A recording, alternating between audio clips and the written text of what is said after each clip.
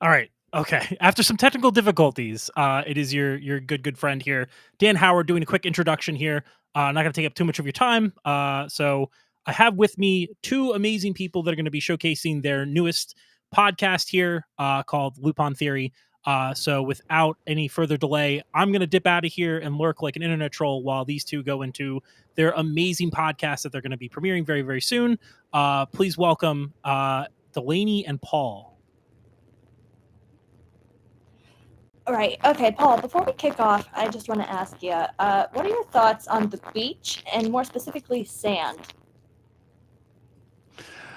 I find the beach to be a somewhat relaxing, if a little gritty place to go, and sand is a really good abrasive substance. Sand is just the sea without the benefit of, any degree of refreshment. It's just the harsh reality of the sea. Do you know how refreshing it is to drink ocean or sea water? That's not a... Folks, No. we here at the Lupin Theory are not biologists or food scientists or people you should take dietary or other advice from, but what we do have is a singular theory that unifies all of media, I think. Laney? All of media, like the ocean, all grains of sand will return to this larger concept, as outlined in the theory, which of course is what our research project intends to posit. The theory states all cinema can, will, and must be observed within the context of 1970s multimedia franchise Lupin III. Now, we understand that this is a slightly controversial opinion. I certainly don't think that the academic community is ready, hence why we've been maybe less than warmly expected some of the time. But we're doing our damnedest to spread the word and create the most comprehensive portfolio that we possibly can. And that starts with work, it starts with and we're here to make this one. Hang on, changing my noise suppressant because everyone's got some. How about now? Y'all hear me okay? Simple yes or no. That seems substantially better. Substantially better. Well, then I will continue on. I'm sorry for the interference, but like I said, academic circles are not ready to hear what we have to say. And they're terrified. People will go to any length to not have what we have to say and what we have to share with you today move across the airwaves. So fortunately, we've recovered. Everything's all right, and we can move on with our work, which is, of course, our pairing for the day. The Part 2 episode, The Island of Dr. Durange. And in honor of our friends here at Maji Media celebrating their 15th anniversary, Baron Amatsuri and the Secret Island. That's the 6th One Piece movie. So we'll get into our Lupin first. A quick plot description. Lupin is just human trafficked, but by lesbian dominatrixes to a mysterious French-adjacent man named Dr. Durange.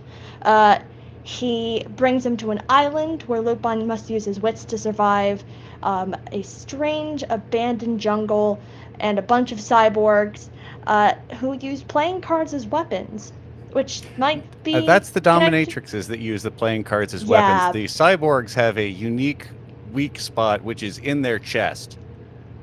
In the tummy. Yeah, it's a convenient place to shoot a guy with a machine gun, so it's a bad design. It's bad cyborg design, but we'll move on. We'll talk about that in a bit.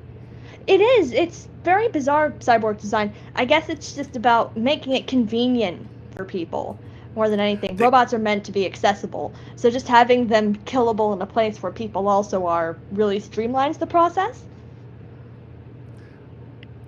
I feel like they just weren't allowed to let them murder guys on TV at this point. Yeah, it's the Samurai Jack rule of you can do unspeakable violence to anything as long as it's not a person. I mean, it worked for G.I. Joe. It's worked for a lot of franchises, so you can really just have someone lay down a lot of fire onto a bunch of people and go, "Yeah, it's fine. No one's an orphan now." No one has to bury their beloved child. As long as it's got bolts and some black blood, it's okay. That's just the rule. because their human adversaries really are not a physical threat to most of the cast bar Zenigata.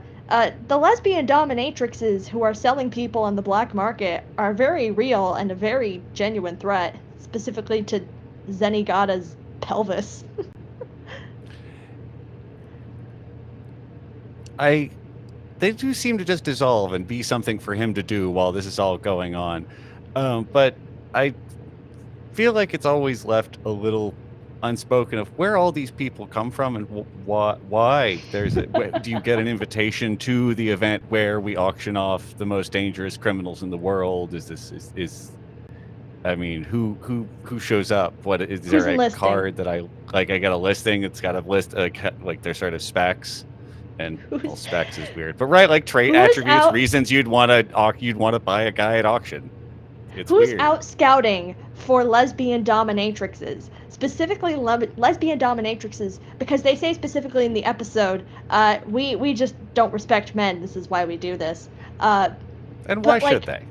And why should they really? But what's the pool of people who want to do stuff in a Flash Gordon extras costume, or want to sell people to the rich, which is kind of a contradiction of morals, me thinking personally. I feel like you had me at the beginning where you were talking about the outfits and then the second part came around and it was less cool all of a sudden. So it really makes you think. Who would fall for this? It's Lupin's best friend Jigen, the one guy with a gun and a beard in all of the world. All the world, the most hairy man. I mean, he's just sort of. So the thing is with Jigen in this episode is that he's there at the top, fighting a similarly lesbian card-armed lady, and then just kind of like peters out. Like I guess he's also on the island. We got to talk about the island, but like it's a robot island. It's a robot island, and not just that there's islands, there's robots on the island, it's also that the island is itself like plated metal, and all the little wildlife there, like the crabs are fog machines, the birds are like surveillance cameras. It's an early instance of birds aren't real, and Lupin responds in kind by gunning down a seagull that has a lot of clockwork in it. Our 1970s robot, so there's a lot of moving parts that aren't circuit boards. Our partners in the field of Gonzo Academia, birds aren't real. It's just like a turret with a camera in it, I guess. I don't really understand what, outside of just making things robots, that's all Dr. Derange seems to want to do, and he doesn't seem to be having fun. Like, his computer room is miserable. Dr. Derange really is not living up the supervillain hype that he could for the outfit and cane and mustache thing he's got going on. It's pretty good. It's good villain stuff, and then like a nice demure non-physical villain. He's like, oh no, he's just classic tie to the tracks, make a robot out of you guy. And he does just want to sell a bunch of Lupins to people. He wants to make robot Lupins, and this seems to be an island of Dr. Moreau, but the island of Dr. Morobot. But that would have been so much better. That's the Futurama parody of, and which is just this plot also. He just doesn't seem to be really enjoying himself. He doesn't go like, oh, I'm attracted to the idea of selling Lupin as a robot because he's the best known. It's just like, yeah, you tested the best. Well done. It's like, where's the fun in it, man? Are you okay? Do you need to talk to someone? Is it just because you're talking clearly he does. He talks to lesbian dominatrixes. That's his person time. He employs them. He just sort of works there. They work for him, or is it? It's like a financing system. Yeah. He gets coffee like every other week, just with like a spreadsheet. It's never actually fun. They're just like hashing it out in a local coffee place next to a Subway. So when do we have the world's greatest thief on sale? Hello, I want to see your catalog. What is your spring collection?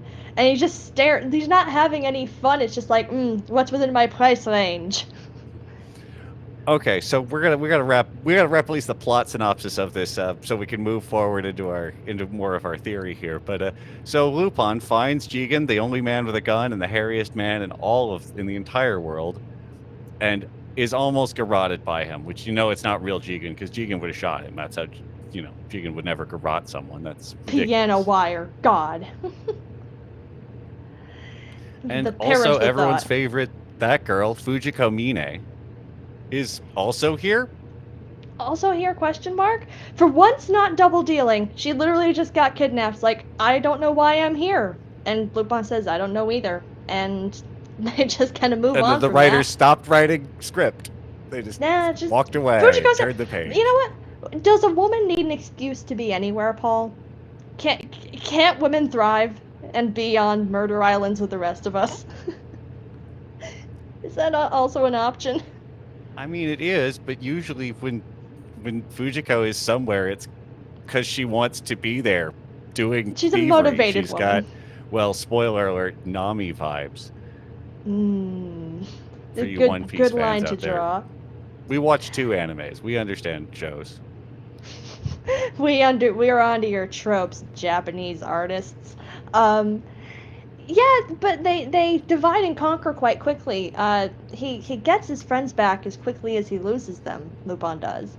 And he just kind of has to resort to a standoff with God, with his strange French robot god. Wow. It's almost as though you foreshadowed the giant brutalist robot god at the end of the One Piece film. I didn't see robot for that. I will tell you the comparison I made once Sorry, no, that's we're jumping ahead. But I see the vision. I like this sort of visual of a titanic figure to confront, albeit in this case, rather than an actual titan, it's a guy in the cave like 5 feet away with like a giant 70s Mac tab. He's not even interfering, he's just watching. He just likes to watch. No comment. Why do you think he hires lesbian dominatrixes, Paul? You know what? Because they get the job done. It just makes sense economically. I've changed my mind about else. Dr. Duraj. I've changed my mind. He's a distinguished elder queer. He's just also boring as shit. As an elder statesman. He just also is extremely bland at his job, and that's okay, that's fine. And the ending did confuse me. Once they break into the so Lupin says, well, I would rather not be a robot man. I would rather kill myself. He throws himself off of the cliff. Or so we're meant to believe. So we're meant to believe. The doctor watches him do it, and then he notices, wait a minute, he's actually just a bundle of sticks. Lupin, Fujiko, and Jigen are behind him in the computer lab. Lupin is naked, which is understandable. He's also wet. He had to swim there, and he threw all his clothes onto the dummy, and he swam there and met up with the other 2 who are just also there. When did he just? Because keep in mind the cliff that he's standing over is like it's over like flat ground, so he's away from the ocean. What a swift movement, unless the guy got so distracted by the dummy that he didn't notice Lupin booking it back in the other direction to leap into the sea, to then get into that guy's basement, which just happened off screen. It's funny the way things can be so expedient when you just want to get to the point. I feel like this episode was substantially longer in its original configuration and is now 22 minutes long and is missing as much as the One Piece as Baron does not, as much as is included in Baron that perhaps need not be. Really? This Lupin up. Oh, I look. We don't have to deal with that part right now. I think it's fine. We'll put it off. We'll put it off till later. It's fine. Well, we haven't finished talking about Lupin, a show I also like, but have some strong criticisms of the narrative structures of. As one should. Stronger actually against Lupin, but that's because it's the true form. But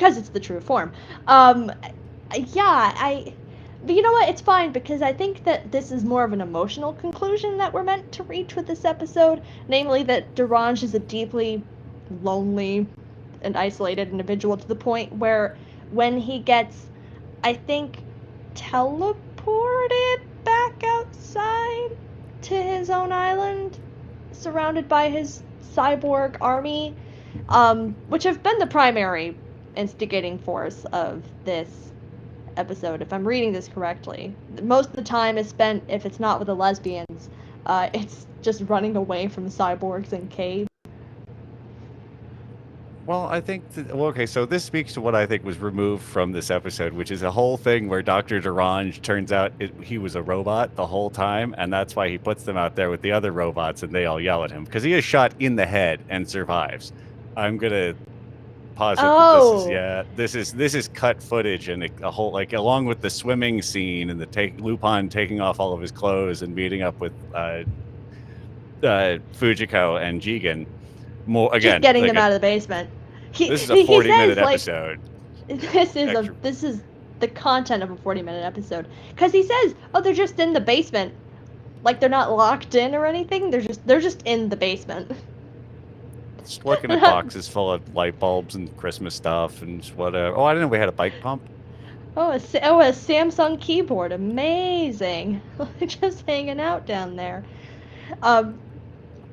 He does just he gets shot in the head and then gunned down by his own murderous cyborgs. Did he not think to put in like a failsafe? Are they just out like in the jungle with a kill instinct in them, and they just throw like a pack of beef jerky at him and they just pop at it? Well, I mean, again, cut scenes. This speaks to me that he was revealed to be a robot that was sending them to their deaths the whole time, and they wanted revenge for that. It's in the faces of the cyborgs. You can see it. I relate heavily to robots. Well, they don't even address. They just. Well, actually, the button on this episode, which I find funny, is Zenigata booking the lesbian dominatrix trafficking crew.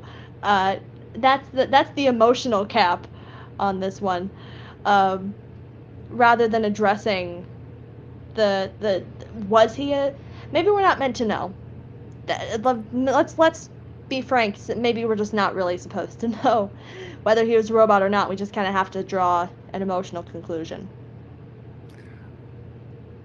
Well, again, like all great art, the audience brings as much to it as it brings to us. So it speaks to the depth of the subject matter.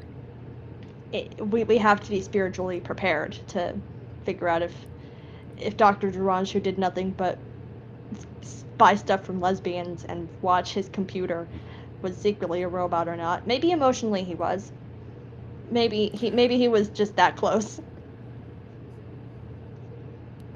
We said on the internet out loud in front of everyone. It's a parable we should all consider. It's a parable I should consider. But really, I think it's just important. There's a lot of valuable stuff to be thought of there. That idea that people are toys to be replicated and used. Periodically I like to try and stab a guess as to why you chose the pairings that you have, knowing that all of media is up for grabs and all of it truly does connect to Lupin. I have found at least a major thread to me, which is the toothbrush mustache, which makes an appearance early on in Zenigata's disguise, and then, well, reasonably disappears, with the times and all. Not so as much of our next piece, which is a strange use of it. The disguise he uses, before we segue, I should point out, he uses not to bust the trafficking circle, but to break in and try and buy him legally, and then get upset when he can't. If he just tried to bust in and arrest him, the French robot man would probably have murdered them all, making for a much cooler cartoon. Oh yeah, no, that guy's like secretly a Terminator, and someone thought that was the less interesting thing to do. But, missed opportunities, schmissed opportunities. Not everyone's gonna be a winner. Let's move on to our feature of the day. As you mentioned, Baron Amatsuri and the Secret Island, colloquially known as One Piece Movie 6, by people who were counting, which I do at a certain point, but I'm maybe not on the ball as I should be. How many are there? 15 One Piece movies? I have a big list of numbers behind me. Hold on, I will start pawing through it and see if I can find one. Thank you. I'll synopsize first. So the Straw Hat crew is lured to an island with promises of festivals only meant for the greatest of pirates. Once they arrive there, they find that Baron Amatsuri and his pirate crew will actually be engaging them in a series of trials known as the Course of Hell, which are simply distractions from a island-wide conspiracy.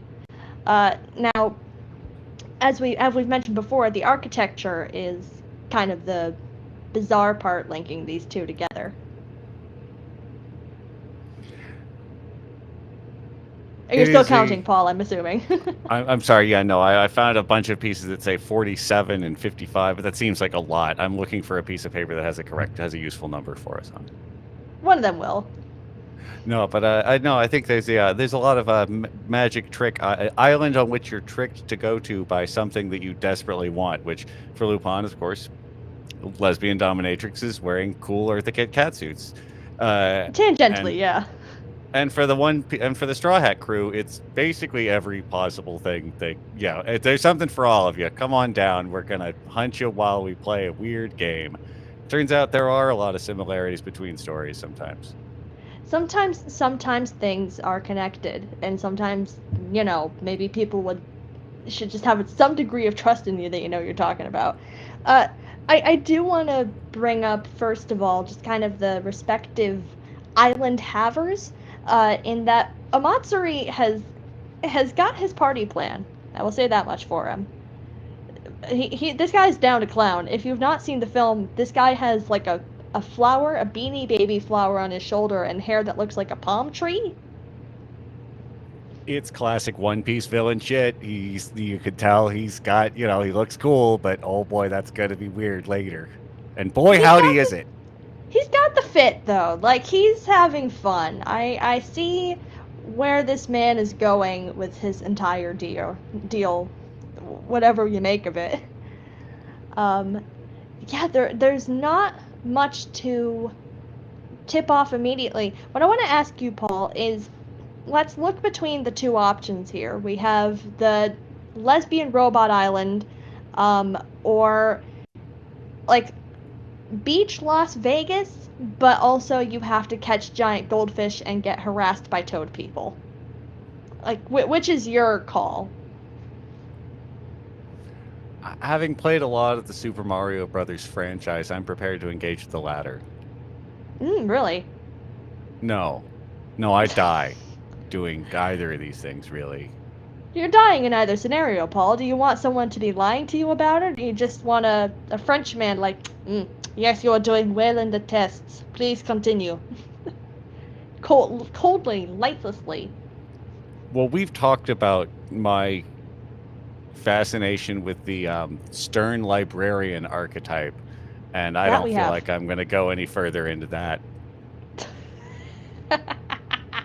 No elaboration necessary. If you like an upfront approach, you like upfront. I think I would go for the same, but just because Amatsuri is an extremely, he's clearly just annoyed at having to do it, even though he's the one making them do it anyways. You're harassing teenagers. We find that he does have something sinister happening around second act. Something sinister happening. So what Paul was alluding to in terms of titans of the island is that there's a giant flower stem that sits at the peak of the island, which Amatsuri has been feeding gormless pirates to revive his friends who died in a ship crash. Took me a second to remember the word boat. But he's been feeding them, and now, having divided the Straw Hat crew, he is systematically feeding them to his cute plant to perform some sort of plant-based necromancy with his old crewmates. Yeah, he dissolves your love of your friends into some kind of spore that lets him make clone slugs or, plant guys of all of his friends who are dead because possibly of his ineptitude. It's difficult to say. They're not just like dead. I kind of forgot how disgusting they make the very dead people who are like occupying the like multiple times characters are talking to them in mid-sentence they turn into corpses. It is a wonderfully, like, I do appreciate the sort of dripping in the tragedy of this. Like, oh, I keep having bad oh no, I remembered, and then just dissolving in sort of a paste, which is a great, or just degrading heavily, which is a great. I don't know. I liked the hinting of that and the way that toyed a little better than, well, the age of subtlety. Lupin left all that to the imagination. It's very The Thing, isn't it? The way they just sort of like goop out of existence. Will I dream, Dave? That's like multiple actual conversations in this One Piece film, where, like you said, the Baron's like, no, all you gotta do is, Zoro attempts to stab a child, and then when the child asks why swords didn't kill him, he was like, no, it's just because you're so brave, and the kid's like, yeah, I guess it is. I guess so. That's why multiple swords didn't hurt me. Look, I would also just let that go. Like, why does it never hurt if anyone cuts or shoots me? I don't care. I really don't. It's fine. I can work with this, Well, if you're brave enough, you can just avoid multiple fatal stab wounds. That's the beautiful lie Amasuri is constructing for his one child crew member. Well, I want to tell you about there is also a character who uses the power of cowardice to avoid multiple stab wounds, which is more common than bravery to get you out of that. I just want to, there is some anti-coward slander in this film, and I don't think that's appropriate. No. Words hurt, Paul. Are we talking about the pirate dad, the teacup dad, or are we talking about the best character in this film, the captain of the mustache pirates? Oh, wow, because we could also be talking about Usopp of the Straw Hats, who immediately called this when he showed up with, "It's a trap." It's one of the first lines in the movie. It's like, oh yeah, Usopp's got it. This is a trap. Yeah, Usopp's bullshit meter is too good. That's why they had to cap him, like, right off the bat. Well, it's why you make Luffy dumb. Like, no, I want this because we're pirates and we're doing it. I don't care about any of that shit. Like, great, we're all gonna die because our captain really has got a thing for this. What I find funny is that that's the bullshit that Lupin usually pulls. It's very uncharacteristically no nonsense from it. It's like, nope, this is not a place I need to be with cyborg men and French God. Nope, I think I will recuse myself. Whereas Luffy is just like, yeah, let's catch goldfish. Although, in fairness, if a man walks up to you and says, I'll give you free drinks if you catch a goldfish, that doesn't seem like the worst bet to me. Wow, it's like you've never been to a carnival. I've never had to catch a goldfish at a carnival. I've only seen this in One Piece, but I do appreciate it. It looks like a very cool carnival and or like festival game of trying to pick up a goldfish with a little paper net. But it also seems like a carnival game, a thing that's known for being rigged and a scam. I mean that must have been like a thing. Maybe it still is in Japan, but I think I remember it being something in the States where it's like, I want a goldfish. Obviously that has long since passed, at least in the New England part of the world. But yeah, I don't know. It's somewhat upfront. It's enough of a distraction for the Straw Hats because not all of them have some level of attention issue. The neurodivergent cast of the Straw Hat Pirates, crew of the Straw Hat Pirates, and Lupin's gang. The intersection is there and it's real. Yeah, there is a lot of talk about cowardice, isn't there? But I don't see if that's connected to the Lupin episode anyway. It's just very uncharacteristic that Lupin without his friend, or it's uncharacteristic of Lupin when he's with his friends to be sort of the big stand-up guy, and he's really kind of taking control in this one, which is weird. Luffy actually can't. Luffy has to have a pep talk once all of his friends get sent into the plant. It is. Well, it shows you the emotional resilience of Lupin. He doesn't need to be the hero. He'll let you come up with a plan.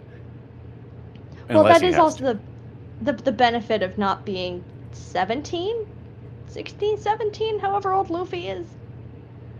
Oh, I always gave Luffy a vague mid-20s.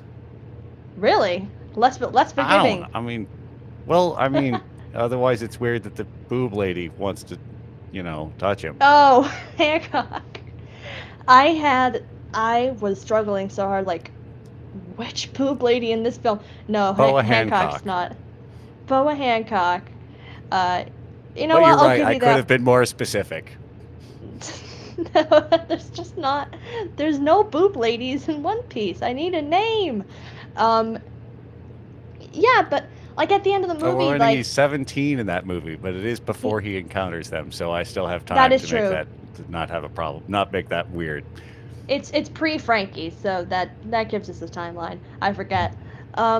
Frankie would have been a real asset in this movie, I noticed. Frankie, anyone over the age of 25 would have really helped us out, which is why I think it's important that the two people who kind of have to save Luffy's ass are like clearly, I want to put Toothbrush Guy like at minimum 35. Oh yeah.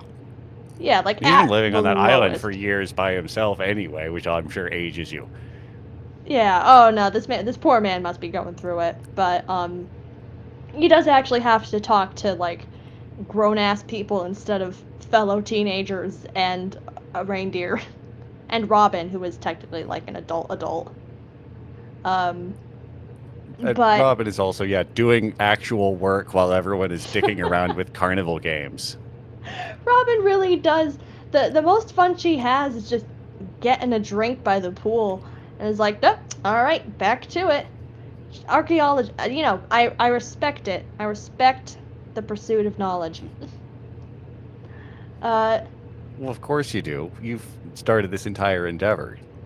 Yeah, well, I mean, obviously, but that's it's an icon we can all look up to, Nico Robin.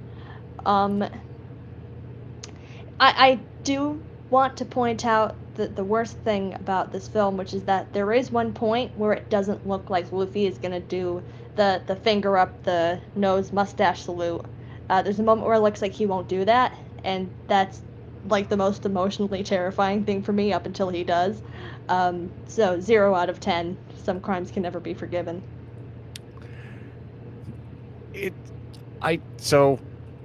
There was there were Hanes commercials in the early aughts where Michael Jordan also, for some reason, sought to rehabilitate the toothbrush mustache.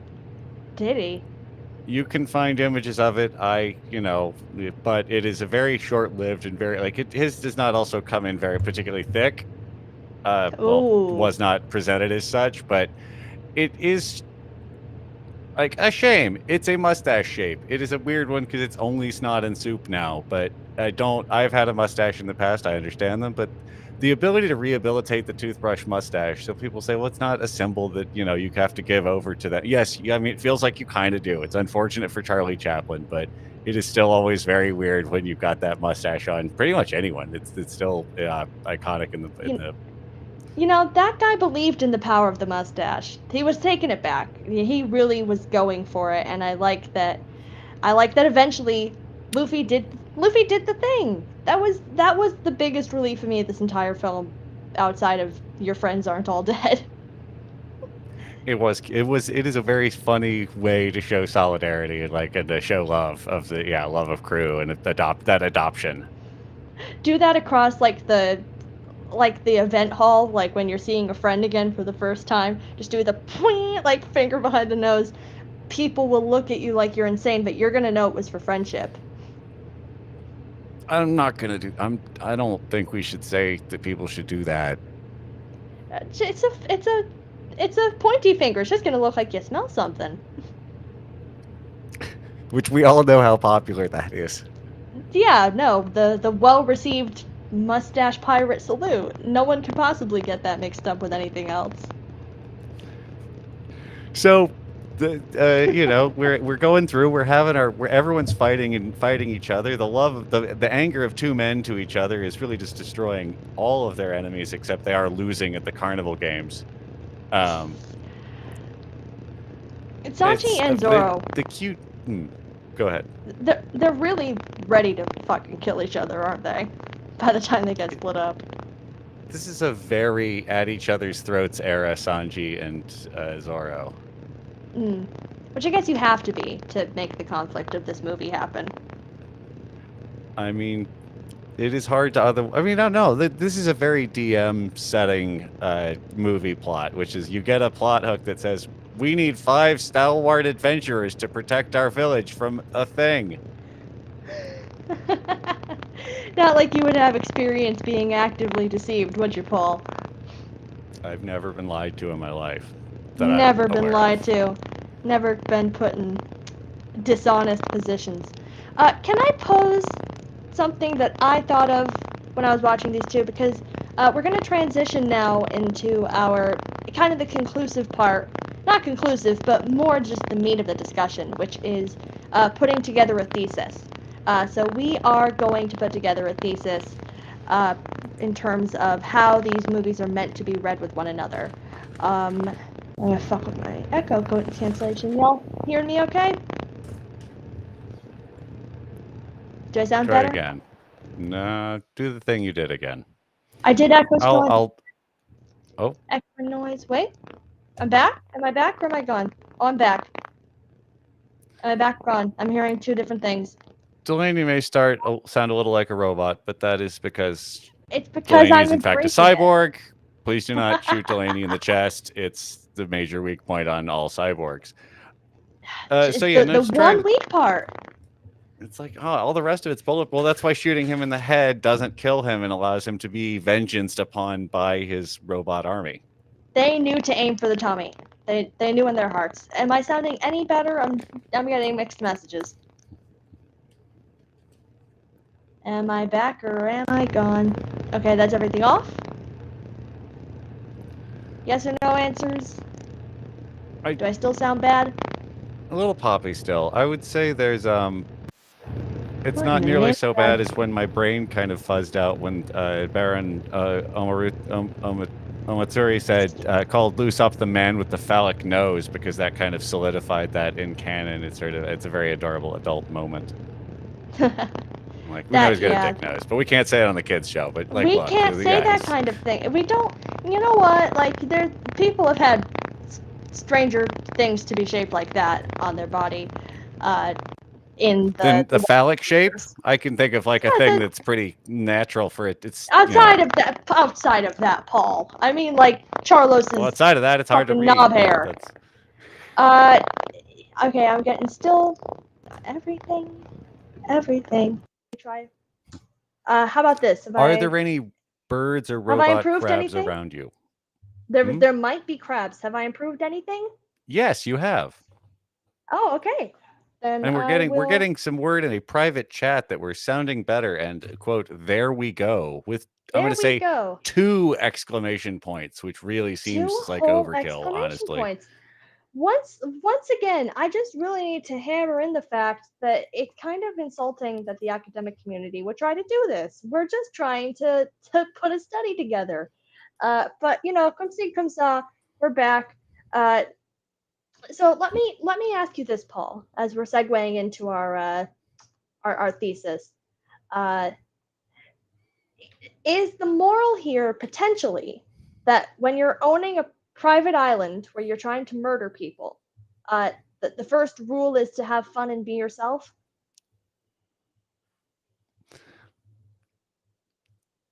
I mean, being Jigen for the robot that was not Jigen did not work out for that robot, so certainly that didn't play out. And then the mustache man in the head of the Toothbrush Pirates also the true weakness of this is not to truly believe that your crew needs you and can be saved, and that there is hope for redemption, and that even having failed, you can be taken into a crew and loved. Right, right. It's yeah, it's about rehabilitating under people who own private islands because I don't think that either uh, author of these films or works are particularly fans of people who have enough money to own private islands. I feel like that's a reasonable stance to have, at least. I'm gonna say, yeah, that certainly it's full. I think it's 100%, but I will say it's at least 75% between the 100% on One Piece and the probably on Lupin. Why are you, as a man, owning a private island? Oh, Uh, to house my giant spider army. well, yes, naturally, of course. Uh, the Sephora Wolf Spider Serum, we're developing it. Uh, but like that's kind of the tragic thing with Dr. Derange is that he's kind of just going through the motions. Like he knows to kidnap friends and bring them to an island where you're trying to manipulate someone. He just doesn't seem to know what to do with them after the fact. Like he uses the Jigen bot, who, as you mentioned, things don't really work out all that well for pretty immediately, by the way. He doesn't get any time to enjoy being a human being. He just gets garroted immediately. But yeah, he just kind of like does it because he read in a guidebook somewhere. That's what you do.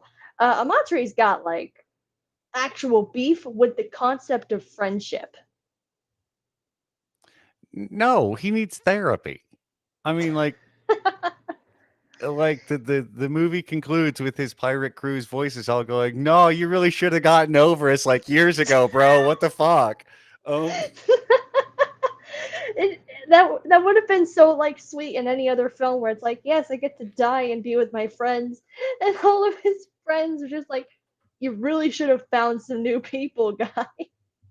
You spent 30 years torturing and murdering people and then making plant versions of us. You see how that sounds weird, right? Now that we're all in heaven or wherever together looking at you.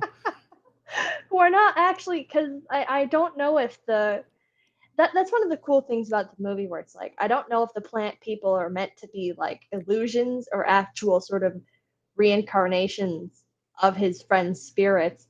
But like in either direction, once you finally all are on the same place, it's like fucked up to have to talk about. Like, hey, so the plant puppets. It is, Are we yeah. getting into that? Like, I didn't know y'all could see that. Yeah, we assumed you couldn't, you didn't. Yeah, we figured you would No, have had some shame if you. I was over here. I didn't think you were watching that. We're from heaven. We're in One Piece heaven, which is further up than Skypiea. And also in the water, apparently? It's Potentially? Davy Jones's locker or something. They don't. It's Davy not Davy Jones, Jones, but it's a Davy Jones adjacent sort of entity. D.A.V. Jones locker. Oh, Oh, you think we're ever I gonna know find out what what the D network. thing's about, or is that just gonna keep teasing for the rest of the entire rest of the thing? Uh, I think I. Oh God, who's to say? Unfortunately, there's no D character in Amatsuri outside of Luffy, um, because I have to imagine that would explain what what the fuck is that flower? Which, by the way, I think it just looks like a sandworm from Dune to me. If it had like a big chlorophyll face. I can see that. It's got that weird whatever the fear of tiny holes, which I think is entirely reasonable because what comes out of those that's good. All over the Yeah. front surface of it. And it's yeah, it's kind of a big I mean that, I call it a brutalist tube, but yeah, it's got a it's like, oh, that's a I like how freaked out that Nico Robin is about him calling it a flower Yeah. because it's She like that's she not took that really the personally. scary part of the like you call this a flower? It's like, well, I mean, kind of. It's a weird big curly Q coming out of the mountain. I don't really know what to tell you. Let's revisit the flower thing. You have like a Discworld abomination in like the volcanic crater on top of the mountain, and it eats people through photosynthesis. It just looked like regular eating. It didn't seem like photosynthesis. Well, Just it was like slurped him breaking in. it down and like the sap or something, whatever it looked like sap. And then making them into a very strange all your friends pseudopod, which Yeah. it got real Like a grotesque right at the end there. That was a lot more body horror than than you usually get in a episode of One Piece, which has plenty, right? Still, that's stretchy body's kind of weird. Had you seen this movie before, Paul? I had not. Ooh, I was wondering how you would take the extremely gruesome final act of the film where all of Luffy's friends are fused into plant form by the lily on Amatsuri's shoulder, which is like a horrible Coraline monster. It's not good to look at. I love it because I'm a freak, but it's not good to look at. No, it's very well done, but I've played more than my fair share of JRPGs and or watched anime, so I'm familiar with like, oh hey, what are you? I'm the big bad guy that's beautiful but also grotesque, and I've got a lot of faces and pseudopods. And I So hate friendship. they usually do hate friendship. They tend to hate friendship. It's a spectrum of friendship hating. Amatsuri hates friendship on like a personal level. No, like a professional level, I should say. I got it switched up. Amatsuri hates it professionally. His job is fucking with people's friendships. On the other opposite end, Dr. Derange is the more technical version of that, where it's like, I just don't have time. It's not really a priority. I'm busy testing. I would hate to counterpoint both of these, but hear me out. Both of these men love friendship so dearly. Dr. Derange wants to work with 100 Lupins. He wants to work with an army of robot Lupins because that would be fucking fun. That would be extremely fun. That would be a great time to get to just tell them to go steal stuff for you and then come back and hang out with them after the fact. Because robot Lupin still knows how to have a good time. And meanwhile, the Baron is recreating his friends just so he can like kind of mull them over and have it is a nostalgia issue. I think in both senses, right? It is a love and fascination with friendship, but an inability to let it go or to allow it to grow and change. With the platonic ideal of friendship. Okay, no, I see that. It's an interesting thing because he does really love his friends, doesn't he, Amatsuri? He just hates everyone else having outside friendships. Well, he doesn't truly Versus, have it. He just has a weird plant. He has weird plants that he brings back to life with their suffering, which is it. Again, we noticed from heaven that you were having. we noticed from heaven you were having some trouble, brah. No, but on the opposite end of that, even though Amatsuri's plant people are all just facsimiles of his friends, I will also point out, in line with your point, that Derange was very polite and brought all of Lupin's friends to like chill and hang out on the island. There's some mutual benefit, like some mutual benefit to this arrangement. In well, one case, the other one's more about plant feeding. Well, he still wants to feed. He wants to feed his simulacra army and make a teams of Jigans, Lupins, and Fujikomines that would then serve as sort of a cool crew that he gets to hang out with, but also go do all of his thieving for him. Yeah, free friend But they get group. to be happy. A They get to be with their duty-free friend friends. group. Yes, exactly. It's just everyone gets to have an outside life, and sometimes your outside life ends in being a robot, and sometimes it's about feeding your other fake friends who need plant food to survive. Now, hear me out. Each of these films do teach us a lesson about friendship. With Dr. Derange, we have, well, and I think this speaks again. Remember earlier when I was speaking about how much of this was cut out and how I believe the robot plot is a real function and was just missed. That Dr. Derange is an android.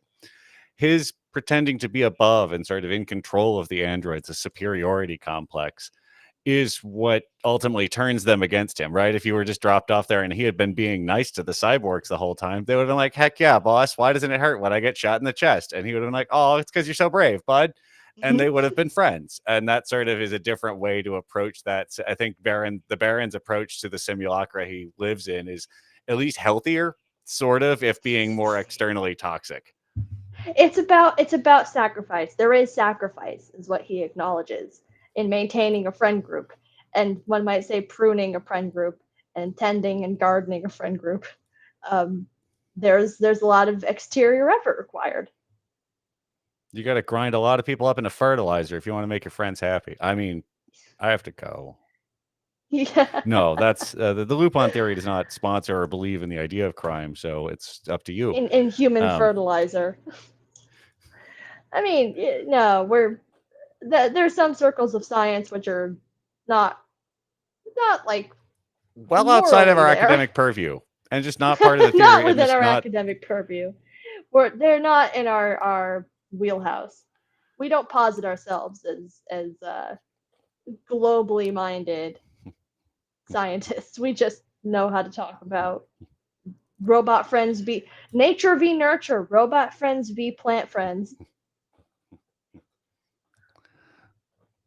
You know what? I'm actually going to land on that as my thesis. I think I'm going to sit with that one. That we that the idea of false friendship can be a nature v nurture situation, if that makes sense. Plant friendship versus robot friendship, and how they are seemingly easy solutions to an extremely bloody problem that is, what if you were lonely? A problem that I'm sure many of us have. I don't have to agree. I don't have to agree with the thesis. I just gotta see what I gotta say what I'm seeing, and I'm seeing a lot of. It takes a lot of meat for the best friend sandwich grinder.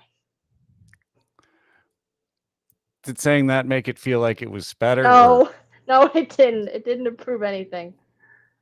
I just thought I would. It's good to check in with your friends. Again, this is a baseline sort of communication. We're not. It's not like plant guy and weird mushroom minion. It takes work. We're partners in this academic project. I think that it's really a question of cowards getting a bad rap. I think is a part of this theory to me, and I'm not sure. It's difficult to say what. No, I like this one. I like this idea of do you think that in terms of Lupin, do you think that Jigen is the coward in that situation because he said he wouldn't kill women and kids, or do you think it's Lupin? I'm not prepared to make a comment and generally believe I should be out at being against the murder of women and children, but I feel like he turns away from a fight. He turns away. No, from he a did fight get stabbed in the back with the Ace of Hearts over it. It's with true. The Ace of Hearts. But he lived. He did live. He lived. And that's how you know he's not a cyborg, because it's not in the tummy. But there you go. It's the test. Throw things at your friends' torsos. It'll be pretty conclusive at that point. But I see what you mean vis-a-vis Omatsuri, where it's very much about personal bravery. And I wonder. I don't know how you interpreted that. I guess it was. I mean, it's nice that Jigen doesn't kill women and kids. I would ideally have no one killing anybody, but it did just feel like a very strange reason to detach from a fight that was very still actively happening at him, whether he liked it or not. It is. It does speak to, I guess. I think I actually have it. It's something I've been mulling around. But if life gives you a plot hook, wrap your mouth around it and just jam that sucker through your cheek and go on the ride. I mean, right? So, like, how did Lupin get into this adventure? He went to go to a cool thing where he ended up handcuffed to a wall and in his underpants, and he was pretty sure that was going to be a good time until it wasn't, and then it was very weird. But he got to go on an adventure in self-discovery and growth and fight the French guy. The Straw Hats receive a letter saying all of your dreams and more, anything you could possibly want is here. Come, do this. And they have to go through a whole ordeal and find the true power of friendship and come back to unify, and having thought they were all dead and lost each other, truly find one another again. So again, bite down on the plot hook, jam it through your cheek, get out there in the world. Do you think that's why the other pirates on the Amatsuri Island suffered? Because they approached the plot hook with impure thoughts or whatever, like an impure soul, whatever that quote is? I'm not really sure. You They thought to struggled because you themselves, approached it with an impure I'm soul. smarter than this plot hook. I'm better than it. You're not. Just get it in there. You can't be. That's where Lupin's strength is. Lupin seems as nonplussed by the plot hook as Derange is executing it. It's like, oh, Robot Island. Yes, that's exactly what this is. Thank you for catching on. Well, let's Normal proceed. thing. Bet on them before. It's totally reasonable. Yeah, just business as usual. That's where the Straw Hat crew falters. They stumble a little bit in the face of second plot hook about carnivorous plant thing. It's bait, that's not what they don't. Luffy doesn't want the bait. He wants the hook. He said, "'Cause you're a pirate, come to the thing." And he was like, "Well, that's it. We gotta go." Luffy wants the hook. Okay, I see where you're driving Lupin this one, Mr. Byron. Lupin sees, oh, hey, lesbian dominatrix party. I should go to that. The Both lesbian of these dominatrix characters party. are right. Go to a lesbian dominatrix event. I think that's the big one that we want to take away. You see those ladies dressed up like 70s space women? Go hang out. Go see what's up. Ask where they're going. See if it's cool. Ask where they're going. Figure out what that's about. You only live once in this life. Any other parting thoughts on either of our picks today? I do often like to consider what alternate universe versions of us might have discussed, and thoughts that came to mind were to get to sort of these themes and theory that we've run into here. So far, what I've come together with is Little Shop of Horrors. And there is an episode of Batman the Animated Series where Poison Ivy makes an entire family. Oh yeah, yes, I remember that. Yes. So I don't know. That's sort of an alternate history version of this event. Could have been focused around either of those films or any Batman other, really, theory? because that is the beauty of the theory. That is the beauty of the theory. That we could be talking about anything, but ultimately, as we all know, it's all going to come back to Lupin. I don't think I had any other final thoughts. I'm checking my notes real quick because I am something of a scholar. Nope, my only please note donate, was and thank you for donating to Trevor Project. This is the fundraiser. Please, we're doing it now. Yes, we're very, very glad to be participating in this, especially with the Trevor Project being our charity of choice. But, well, I think that's the end of our discussion. It's been another beautiful day of proving the theory.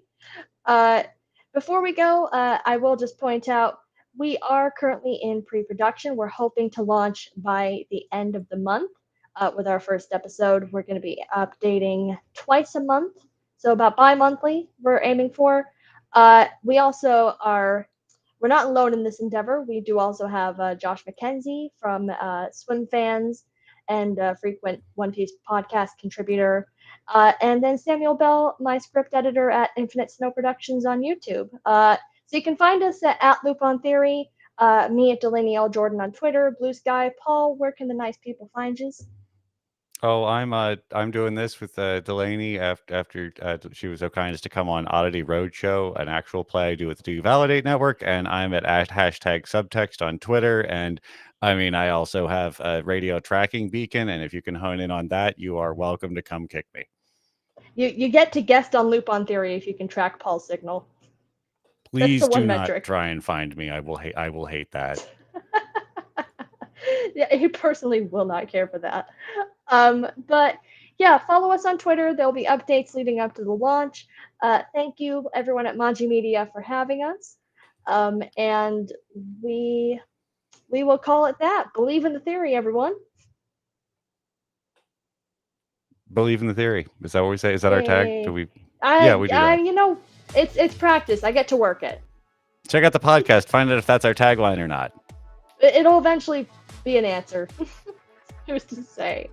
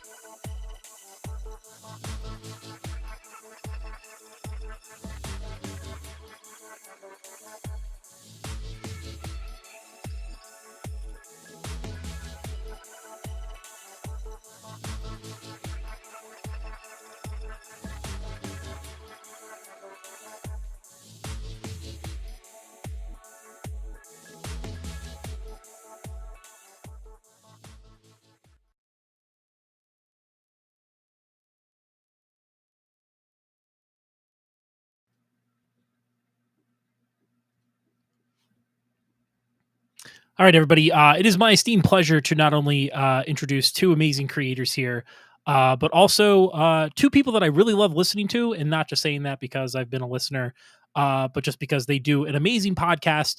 And also, I just started editing for them. So I'm a little bit biased, but don't take my word for it.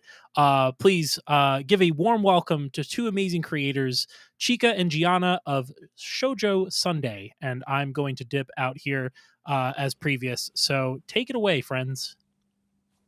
Hello. Hi. Hi. This is so fun. Hey, Shoujo fans. Hello, Welcome Shoujo fans. welcome to an ice cream social January free. version. Yeah. January. So, yeah, we're just going to do a little get to know you kind of thing for those of you in the chat who do not know us already. We are the hosts of Shoujo Sundae, so we're going to be talking about shoujo, a little bit about ourselves, do a little live Q&A situation. So, anything you want to know, ask us, you know? But yeah. But I guess we should introduce ourselves, say a little bit about ourselves. Chika, do you want to go first? Yeah, sure. So, hi everybody. If you don't know us or you don't know me, I'm Chika Supreme. I'm one of the co-hosts of Shoujo Sundae, and I am an old taku. So I feel like I've been watching anime since the late 90s and low-key never really stopped. I'm also, I guess, because I know today is in honor of the One Piece podcast having their 800th episode, I'm also the One Piece fan of the crew. Yeah. And stuff, and I love One Piece, so it's like, I guess if you also want to ask me questions in relation to what I've seen, what I think about One Piece, you can throw that in as well. But yeah, so that is me. Glad to be here. Yes. As far as One Piece goes, I feel like I need to address that up front. It's not that I'm not a fan of One Piece, it's that I haven't been indoctrinated yet. So I just need to get into it. I just haven't like dipped my toes into the waters, pun intended. So yeah, one day, I swear I will give it a true go. But I'm Giana Luna, and I watched, you know, the typical anime that was on TV as a kid, you know, and then didn't really watch anything. And then I got to college and I was like really intrigued by it. I was like, I want to see what this anime thing's all about. So I started with, you know, what was my first one? Death Note. So we go from like Death Note and then we transfer into Fruits Basket and stuff like that. And I'm like, oh, this is more me. Not that I don't love, Death Note is one of my faves.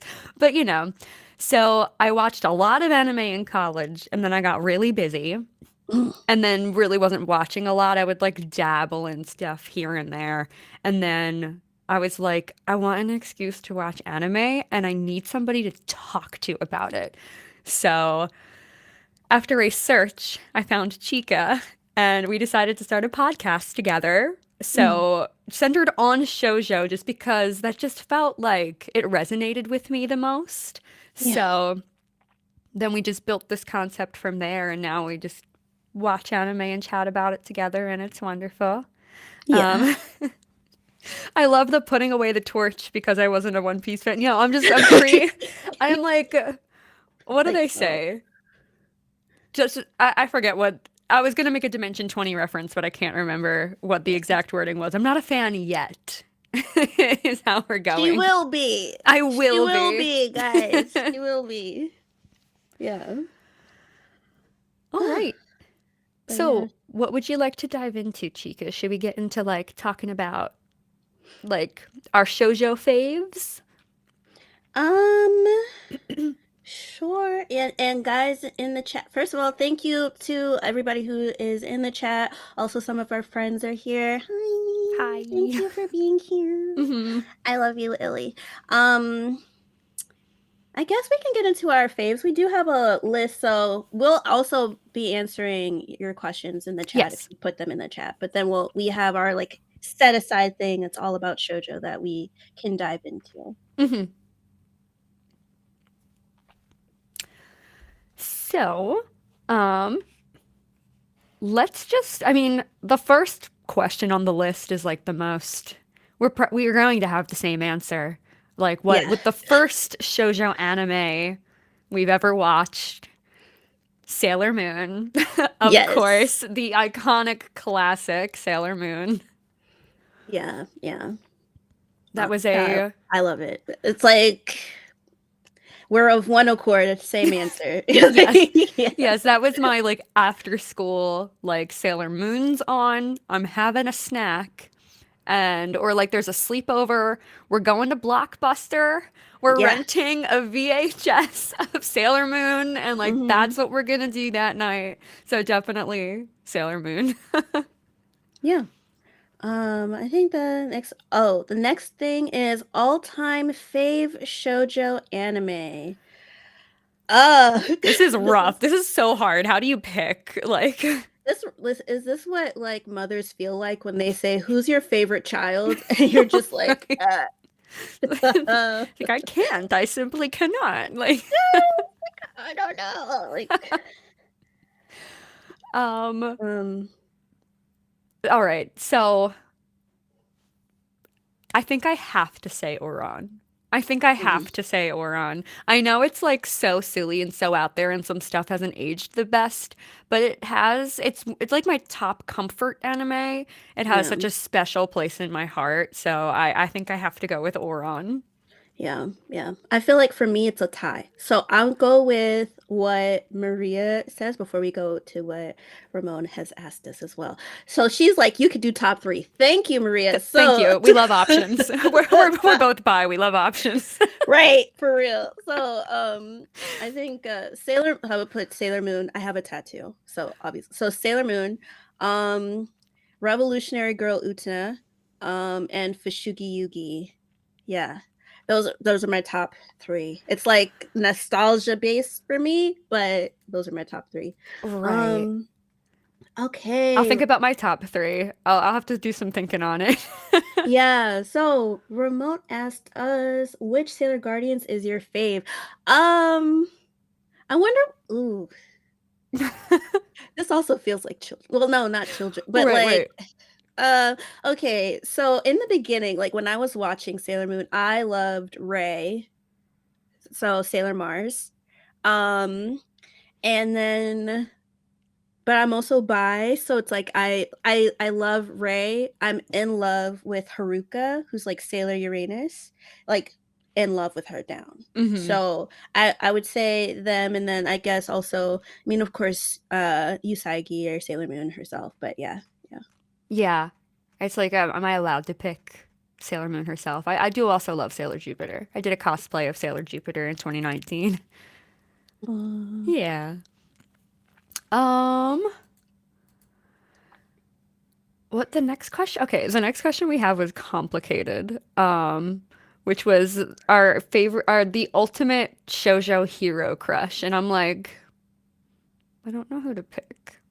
Oddly enough, my first anime crushes that came to mind were not shoujo, so I had to like really think on it.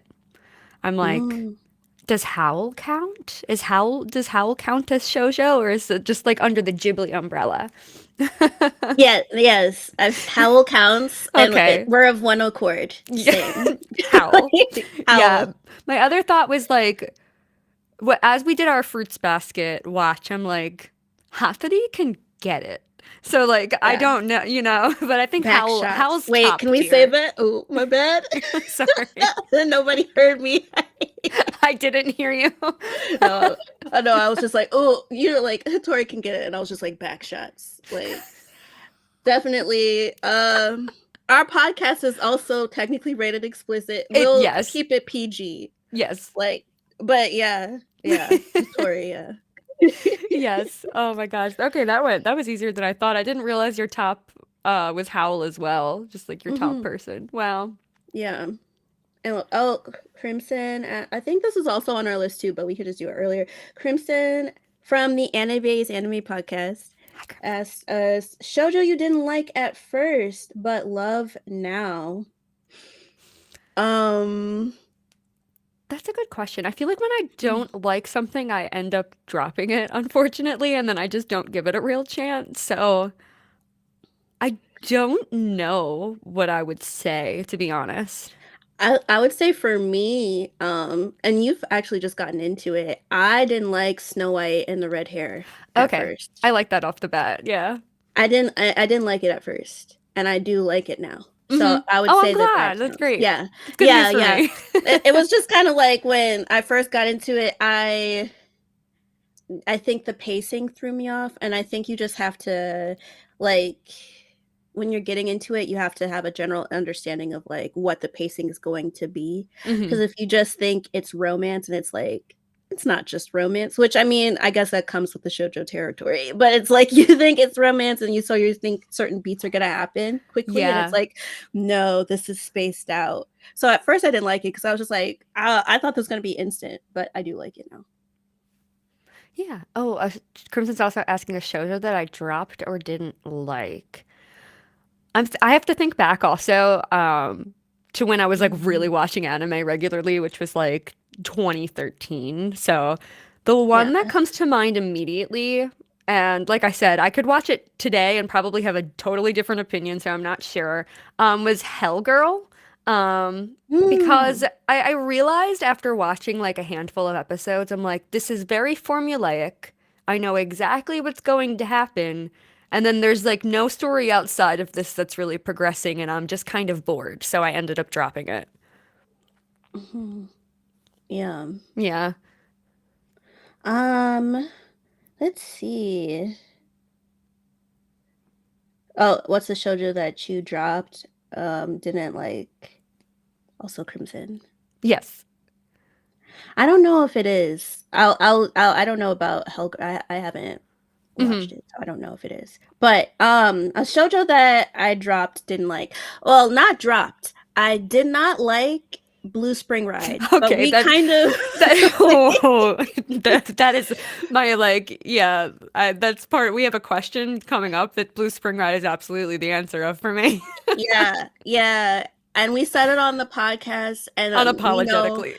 Yes, we know that so many people love Blue Spring Ride. So all of the audiograms we put out at the time were positive on purpose because of the fact that people like it. But I like legit hate. Like, yeah, no, not a faith. Yes, Snow White is definitely a slow burn. And Dishwasher's asking if you wanted to get somebody into shoujo, what would you tell them to watch? Ooh. I love this question. So I always think about it, and it's like I want to say something different every time. Yeah. Well, an introductory shoujo. I really like, um, oh my gosh. It's like I want to say Kimi ni Todoke, but there is some complicated elements where I don't know if it's the most perfect impression. Right. It's so fluffy and cute though. And then Fruits Basket's just like trauma. So it's like, do Yeah. I want to put you into that? Yeah. Yeah. Honestly, like I'm not done Snow White yet. I'm this close. But I actually really think that that would be a nice introductory shoujo, based on what I've seen so far, you know, like with the pacing and stuff. Because like there is romance, but it's not like this is just it. You know, she has other aspirations as well, but it also Wait, has what did that you fun say? princely character and stuff like that. Sorry, what did you say? A Snow White with the red hair. Oh, okay, yeah. Yeah. I feel like for me, when it comes to making recommendations, I really try to cater it specifically to the person I'm talking to. Yeah. So, like, people, like, I don't know in general what people really like, you know? So, like, if I have an idea of the genres, then I can make a recommendation. Mhm. So it's like if you like more action related stuff, I would say Yona of the Dawn. If you were into your feelings and assessing your feelings, I would say Fruits Basket. If you want comedic elements, which a lot of this is kind of dated, but still I would say Oron. So I Yeah. think it just really depends. For me, it would highly depend on the person that's asking me. Yeah. Okay. No, your name is not weird. It's fine. It's fine. How do you feel about Nana? Worth the hype? I have not. Sorry. Like I said, I'm like getting back in. This is why I started the podcast, so I could actually enjoy and dive into all of this media. So, Right. I'll be able to answer that question eventually, Dan. Eventually we're gonna get Yeah. to it. I think for me personally, with Nana, like, it is good. There are some things that I don't like, but I'm Black, so it kind of makes sense. Like, boy. there's just like, so there's just certain things that's just kind of like, oh, why are you doing your hair this way? Why are you like? So there's certain like elements, but outside of that, like, because that's kind of more of the initial start of that show or whatever. If you get out of that, I do think that it's a good story, and I hope that Aizawa, I hope that she comes back and gives us like a final chapter where there's a particular person in Nana that I want to watch die, like in a very painful way. I wish death on this character. Like, I'm praying on his downfall. And if you've seen Nana, you know who I'm talking about. Dan's agreeing. Yeah, you know who I'm talking about, yeah. I love when like the hot fudge comes in so unexpectedly. It's great. Like yeah. I would definitely if you like me just going off into a rant of I hate this character, please listen to our podcast. I like cuss people out. I like question them as a person. It's great.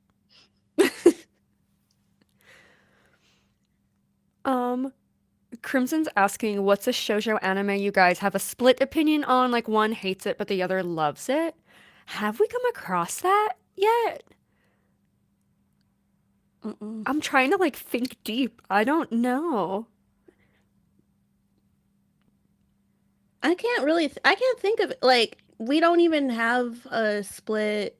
I think the only one we could say, and we haven't reviewed it, is Snow White and the Red Hair. Yeah, But because I it's not remember I like messaged you. I was like, "Wow, I'm really enjoying this," and you're like, "I thought it was boring." I'm like, "Okay, that's very yeah. valid." Because it's a slow burn, and I like when I first watched it, it's a slow burn, and it takes a while or whatever. Mhm. Then I was just like, oh, it was boring. So Yeah. like that would be our split opinion. But I still like I do like it now, but I was just kind of like reserved on it. So that Mhm. one, yeah.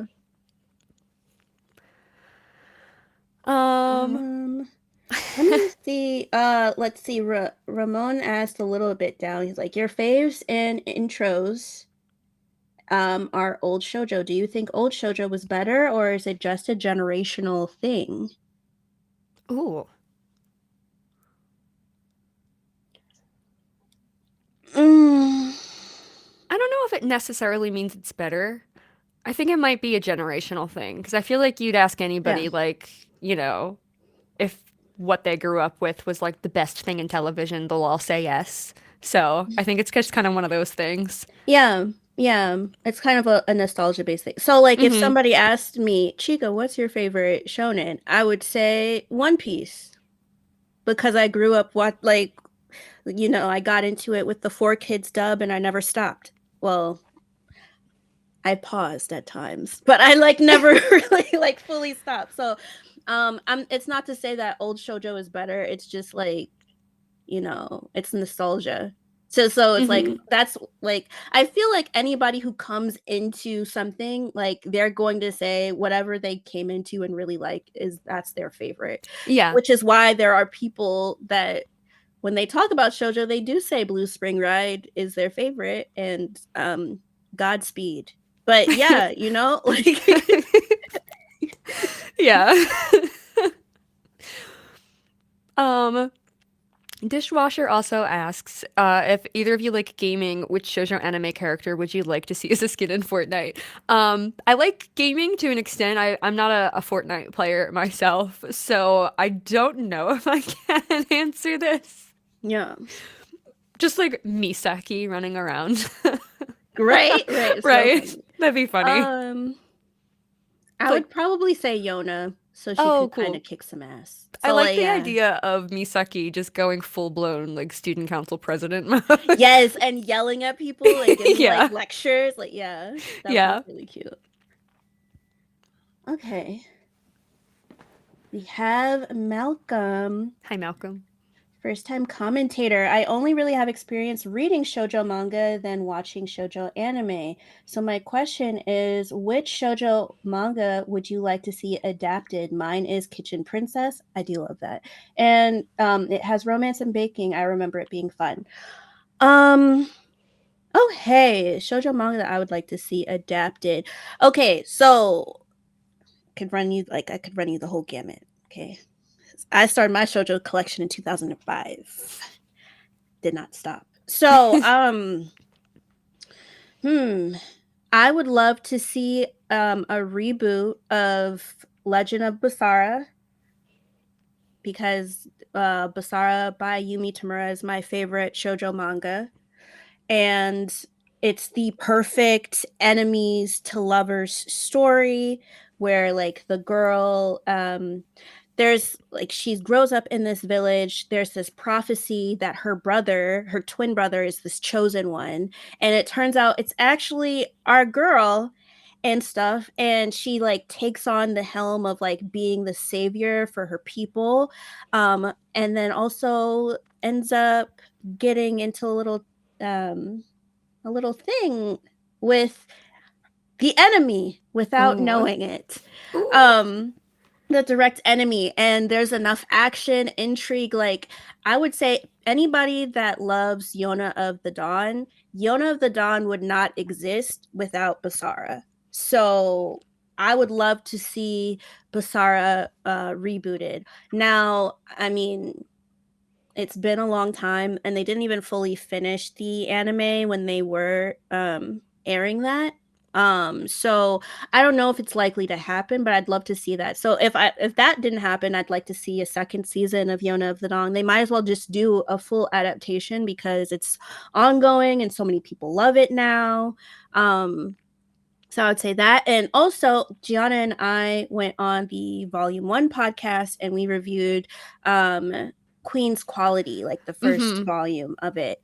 I think that would be an amazing shoujo adaptation to see. Yeah, I definitely agree on Queen's Quality. Just that first volume is so intriguing. You just want to see where the story goes because it's already getting so deep just one volume in. So I would love to see that adapted.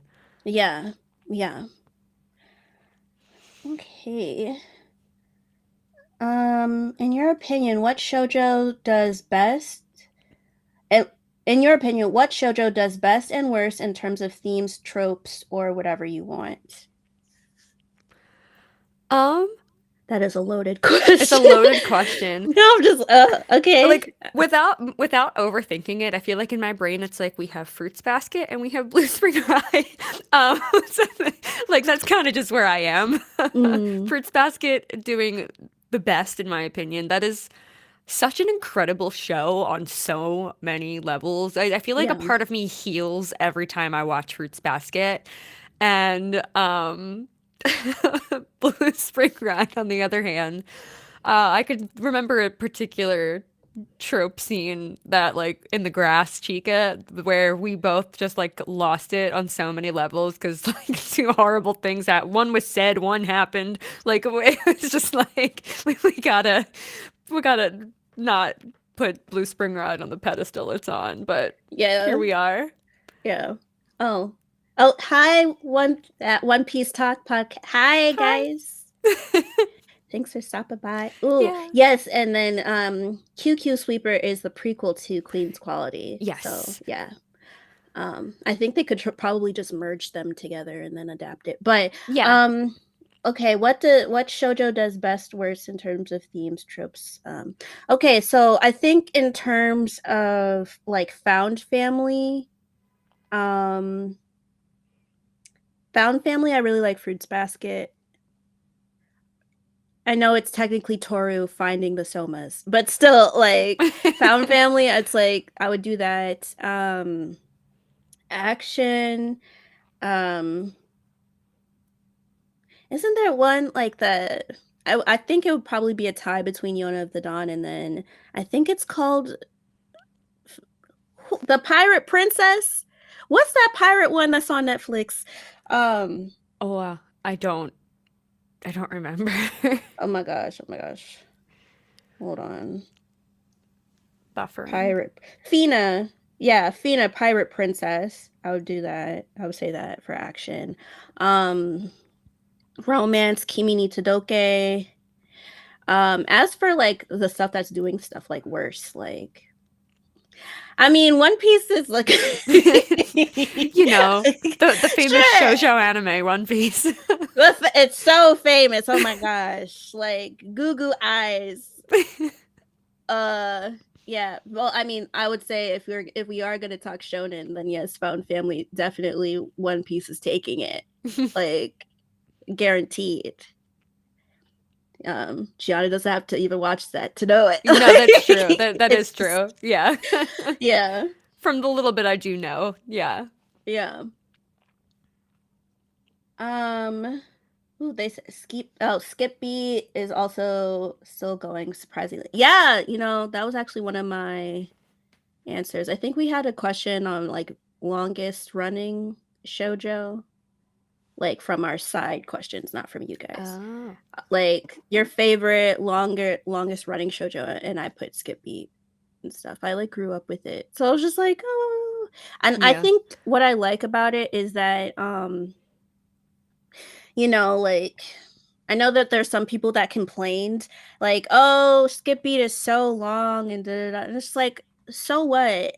Like, and so what? There's more to the story, and I'm here for the story. Mm-hmm. Yeah. But she does have a shorter series that's like kind of before. I think it's like Tsubasa. Child, I did not be remembering it. Nothing. What is it like? Those with Wings. Yeah, Tsubasa, Those with Wings. Wait, I lied. Is that my bad? Ooh, don't eat me up. That was from Takaya Sensei who did Fruits Basket. My bad. No, but what I think the mangaka for Skip Beach, she has Tokyo Crazy Paradise. It's never been brought over to the US though, but I read it and it's amazing. Oh. If you like to hear about like gangsters and cops getting together. But yeah. Oh, interesting. Right, Crimson Right. Skip Beat is the girls' One Piece. Yeah. Manga version, yeah.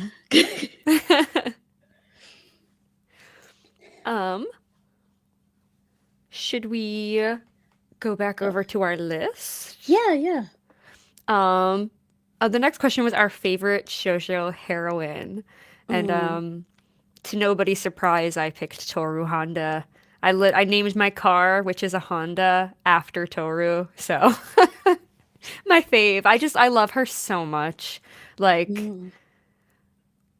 I was like kind of rebuilding myself a lot through my 20s, and I would rewatch Fruits Basket a lot, even like the 2001 version before we had the 2019 version, and like I would just try to like ground myself through Toru and her optimism and her positivity and like what she sees in the world and in other people, and I love her so much. Yeah. She's one of my I had 3 heroines, because of course, like Yeah, it's I'm a hard to mother pick one. to fictional characters only. Like so I can't choose. Yes. I had Toru Honda, I had Sarasa from Basara. A Legend of Basara, the anime, if we're going with the anime, because there was one, and then Utena Tenjo from Revolutionary Girl Utena. So, yeah, I love all 3 of them. Yeah.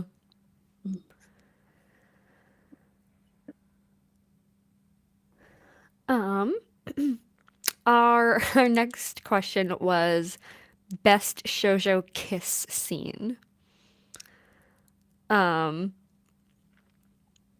And I had to like think on this because I really wasn't sure like what to put, because I'm like, how do I pick? Also, we don't get as many kiss scenes as we should in shoujo, but I digress. Right? I was like, I'm talking a lot of Fruits Basket, so like besides Kyoru, I almost just like for the podcast purposes, I want to say Maid Sama, episode 6, right before Usui jumps off the roof of the school, because I mean it does kind of take your breath away, the whole like moment there, and but then he jumps off the roof of the school and you're like, what are you doing, Usui? So there's just something so wonderful about all of that. Yes. We'll take the time to plug our episode, The Whole Building. The whole because building. That's what, like, we couldn't get over. He jumped off the whole building. The entire building. It's like a running joke on the podcast now. Yeah, the whole building to get a photograph. Yes. That was falling into because she was in a maid outfit, and it's just like right. He's like, and then nobody he can kissed see her that beforehand. picture. And I'm like, oh, you're gonna kiss her before you die, because who jumps off of the whole building The entire building. for a photograph? I would have just said, oh, this was Halloween last year, girl. Right. Right. There's so many ways you could talk it out. Or like it was, I bet he could somehow convince them it was photoshopped, even though it's like a Polaroid. He could do that, I'm sure. Right. Yeah. I think, what did I put? Oh, you know what? I put Sailor Moon R. So the movie Sailor Moon R, and it's Sailor Moon and Tuxedo Mask, and they're kissing as like this comet is coming to Earth, or like they're sort of trying to stop it and shit and stuff. And it was the kiss of life. And so I was just like, oh yes, she came back. Like anybody that's on par with like Jesus, like it's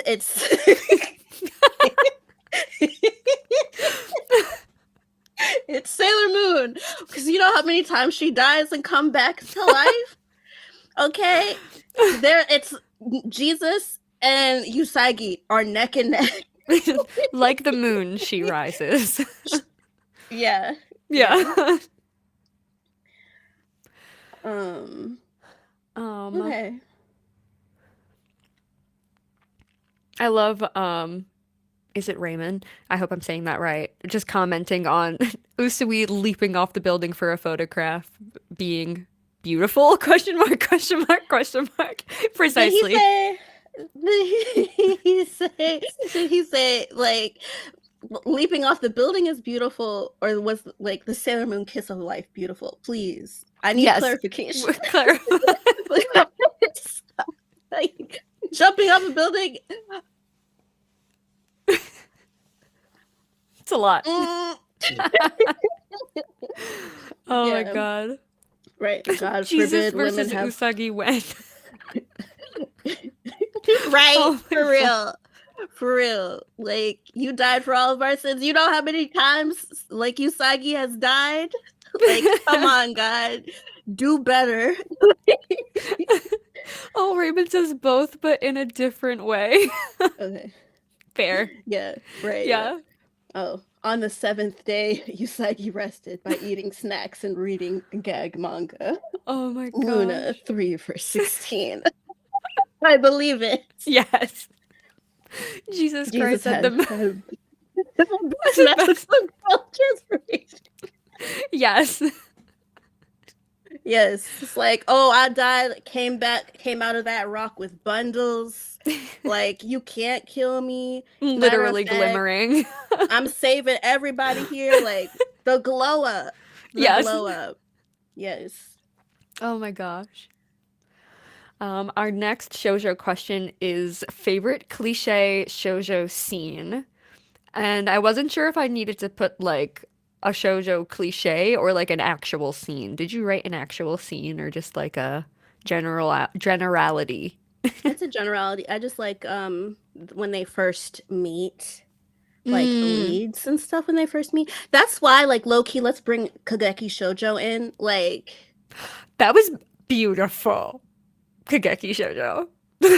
Are they sure it's not Yuri? It feels a little Yuri. I am like 99% sure that it must be Yuri. Like, yeah. The more you watch of Kageki Shoujo, the more it's so clear that they're simply in love. Yes. Ai and Sarasa. Simply. Simply in love. Yes. And, you know, ooh, look at me bringing pops. They're in love, and they should scissor. Not the props. Yeah, no, I think oh my God. when they first see each other, it's like beautiful. They have like this cherry blossoms falling down in the air, and it's just like destiny. And then you find out that they're just supposed to be friends, and it's like, are you sure? Right. And I wish I remember exactly what the voiceover was, but Ai's like, and I saw her standing under the cherry blossom tree with the petals flutter. I'm like, okay. Come on. Yeah. So they were roommates, exactly, yes. And they are roommates. They're roommates. Wait, hopefully they're not cousins. They're just oh roommates. My God, yeah. Oh my gosh, we're absolutely not a PG podcast. We are explicit. We are marked explicit. God, you should see, when our first episode talking about Fruits Basket, I asked Giana about bestiality. Like, we're an explicit podcast. Wasn't our first episode? I'm allowed to say things, right? We're allowed to say things. Our first episode of Oron, you asked your theme for an episode was to get into a relationship with a cuck. Yes, with a cuck. Yes, so ideal. Okay, ideal. Yeah, it was like one of the side stories, and it was just like the guy wasn't doing anything while his fiance was talking to one of the hosts. She was host hopping. Yeah, she was host hopping with a fiance, and I was just like, wow. It was a lot. Cuckoldry in shoujo. Oh, but my yeah, gosh. You're right. Oh, history will say they were just roommates. Yes, history will say that, but we know the truth. We know the truth. We know the tea. Yeah. Raymond asks, "What's the scene that always makes you cry?" Ooh. With me, I'm very sensitive. I cry at the drop of a hat to media. So I'm like, Yeah. how do I pick? I mean, of course, the season 1 finale of Fruits Basket. When Hi, Toru, I'm not Munchie. going to spoil anything in case people haven't seen or read. When Toru is trying to convince Kyo, and reassure him, Yes, it's all free. of that. Oh yeah, everything's free. It's free. Hello, welcome in. Hello.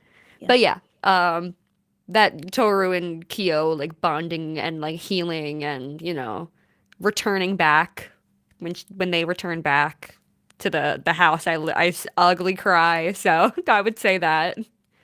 Yeah, you know what? I'll go with our most recent episode talking about only yesterday.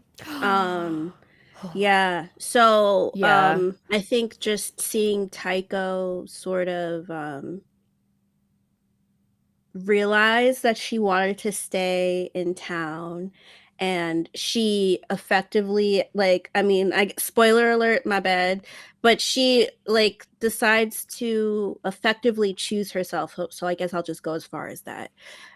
Towards the end of the movie, that made me cry a lot. So yeah. Yeah.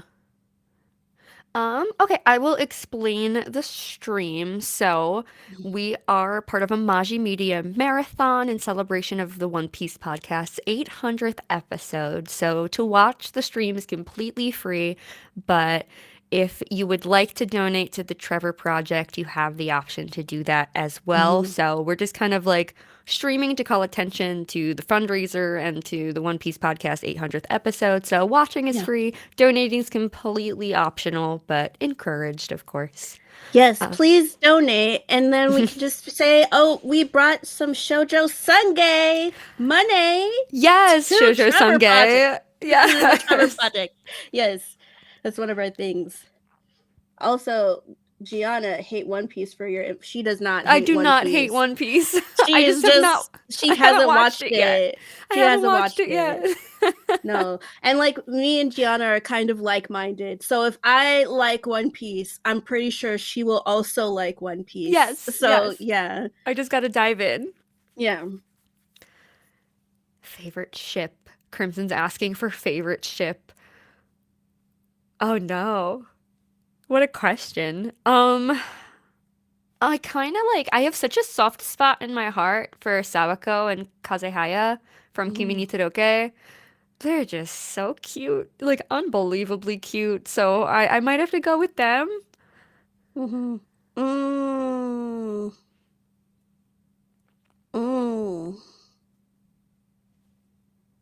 I know. I'm trying to think about it, but it's like I don't want to give a spoiler for what we're doing in February. Yeah. Oh, that's it's a okay, great Ramona. choice, though. Great choice. I Right, love but- it. Yeah. Yeah. But guys, like, if you haven't followed our podcast, follow our podcast, and we'll announce we're gonna be I guess this is stream specialty. If y'all didn't, we're gonna be weekly the month of February. Yes. Every Sunday there's gonna be a new episode, so check that out. I guess what's a ship that I like? Crimson says it doesn't have to be canon if you don't want. Okay. Non-canon, Mori and Haruhi. I was gonna say that'd probably be your choice. I love me some Mori. And Yeah. Haruhi. Canon, Toru and Kyo. Mm. And then if I had to do manga, if I had to do shoujo manga, I would say Yuri and Kale from Red River, the Oh, manga. Okay. Yeah. Okay. Any underrated shoujo series you recommend that's not usually talked about?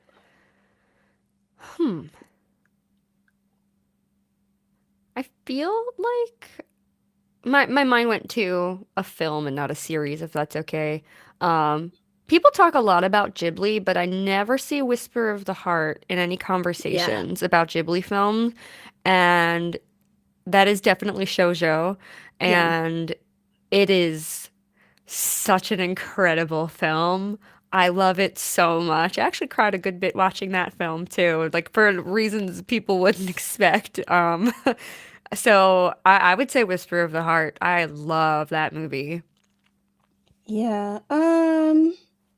Yeah, I would agree. I would say Whisper of the Heart for a movie. I think for a series, something that I like to talk about a lot is School Babysitters. One day we'll get to it. Yeah. It is like if you need to just turn your mind off and watch 12 episodes, it's great.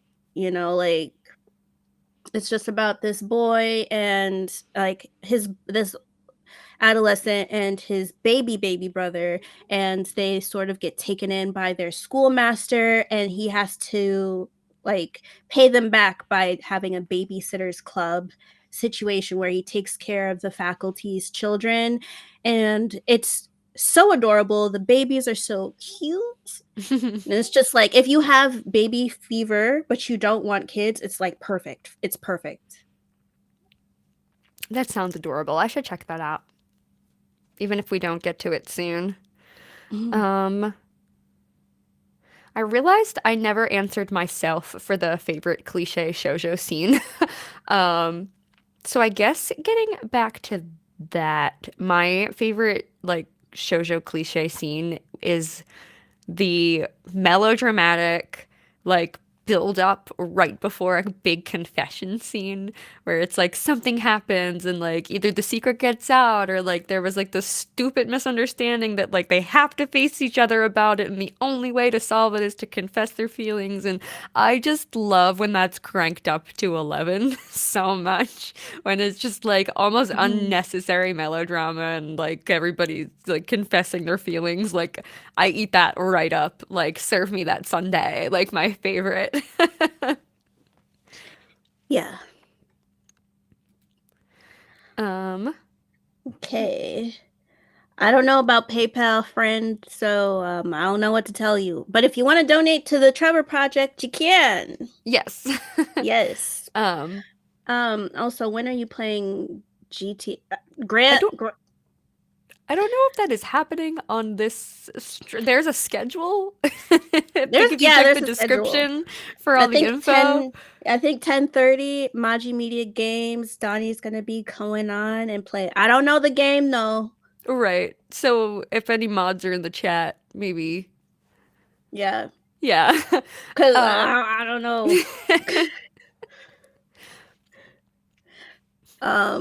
Let's see. What's another question from our list?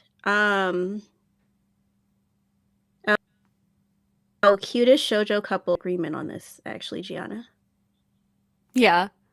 I put Sawako and Kazehaya, of course. Same. Yeah. Little fluffy beans. I love them. Okay, shoujo anime with the prettiest art. That's difficult. You know, I might actually say Kageki Shoujo. I really like the color choices in that. I also don't want to spoil what we're doing in February. Right, yeah. Guys, the show we're doing in February is a lot of fun. So I hope y'all tune in. Yeah. All 4 Sunday, like weekly? Weekly. Come on. That's exciting. We haven't been weekly since July of last year. So yeah. Oh, will you guys be watching A Sign of Affection? It just started yesterday. A lot of people have been in our Discord talking about it. It's one of the options we gave to our patrons last month of like a show that we are going to possibly review in the summer. We gave them the option of Tokyo Mew Mew, A Sign of Affection, and My Love Story with Yamada-kun at level 999. And so they chose. So you will find out if we're covering it. Yes, this summer. perhaps. Yeah. Maybe we will, but I was going to say that A Sign of Affection, I was still going to say that A Sign of Affection has very gorgeous art. It looked like they went directly into the manga and was just like, it's very beautiful. I was going to say that. And then also like Revolutionary Girl Utena, but I love Chiho Saito, so of course I'm going to say that. But yeah. And then I also like older shoujo as well. So like Aim for Ace, like that style of art and everything. Dear Brother, like y'all get where I'm coming from. Like, yeah. Yeah. Oh, while we were talking about ships earlier, the next one we have is an unpopular ship that you support. I guess yours would be Mori and Haruhi. Yeah, I had Mori and Haruhi. I also had Futaba from Blue Spring Ride and Self-Worth.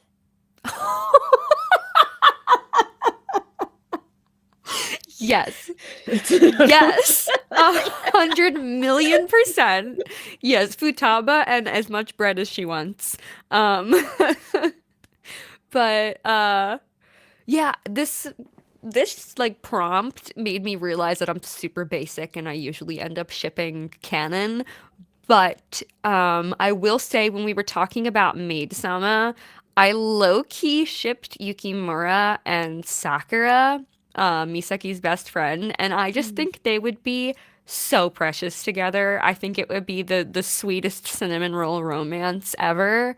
So I'm gonna go with Yukimura and Sakura as my answer for this. Yeah. Okay, we got some more. Aim for Ace, didn't know Sakazuki had his own shoujo manga. Well, I mean, it's based off of the Aim for Ace is based off of a shoujo manga. So, is there a shoujo series that hasn't gotten an anime that you want to have an anime? I think we said it earlier, but Queen's Quality. Yeah. We're both in agreement. Queen's Quality, I think. So many people love it, I think, yeah. And then also, I mean, if we're going to go into the idea of reboots or just getting random new seasons like Kimi ni Todoke is getting, then I can't wait. I can't wait. Right? Oh my God. Season 3 is coming out this year, but I think Oron and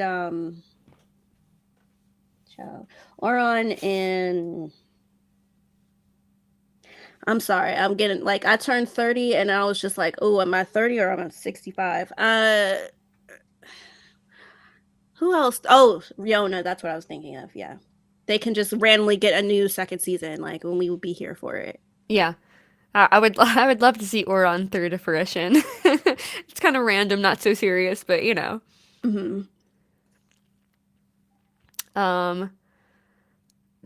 The next question is, I mean, we've already kind of beaten this horse, but the worst shoujo series we've watched. Blue Spring Ride. Blue Spring Ride. Yeah. I think the main reason why Giana and I just don't like it is because of the fact that Ko treats Futaba a little too harshly, in our opinion. And it's kind of hard to reconcile, like, oh, like, something traumatic happened to him, and that's why he's acting that way, versus, like, just common decency. Yeah. Yeah. I understand that Ko's been through a lot. I think there's a difference between understanding why a character or a person is acting a certain way and excusing why a person or a character is acting a certain way. And like, just because there is a deeper reason to understand doesn't make it acceptable for them to treat other people the way they are if it's like so harsh is the way, like, I just can't justify his behavior.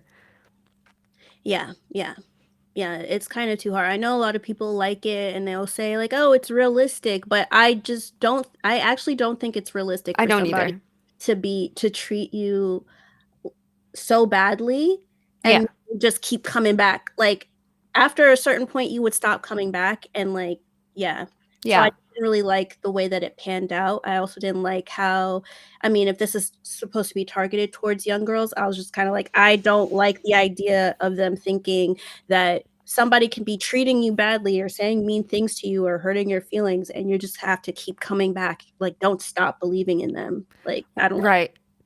Yeah, I definitely agree. I'm glad I didn't like see that show when I was younger. So again, we say Right, Godspeed yeah. to the people who grew up with Blue Springer High. And love it, yeah. Yeah. Fave shoujo movie. That is difficult. I think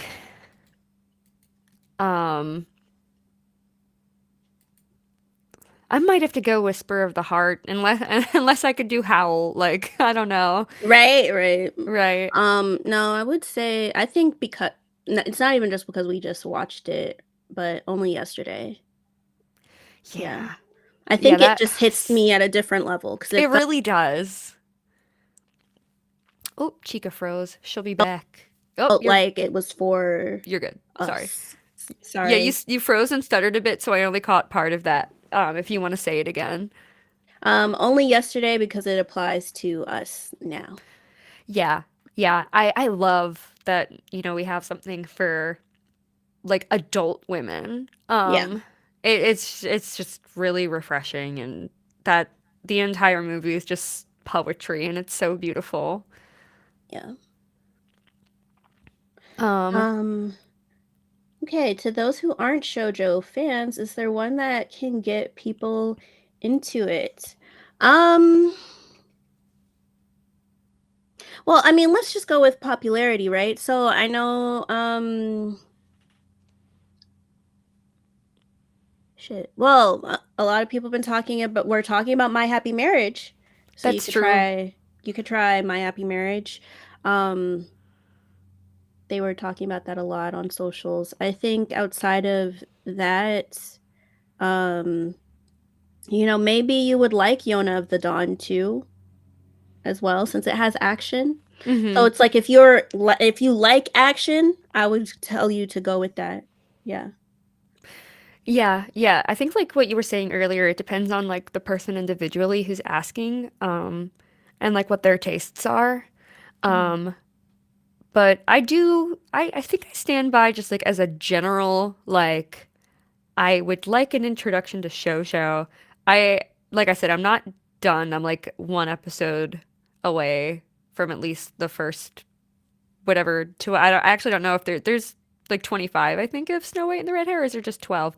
Either way, I'm at like 11 right now, but I think that would be a really nice introduction because it has a lot of like the like shoujo elements, and it's not like pigeonholed into one thing, and there's a lot going on, and there's this really rich universe that they're creating. So I think that that's a nice introduction.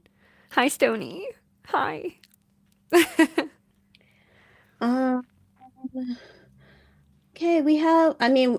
I guess we technically only have 2 minutes left, so. Yeah, that's true. Like, it went by fast. Wow.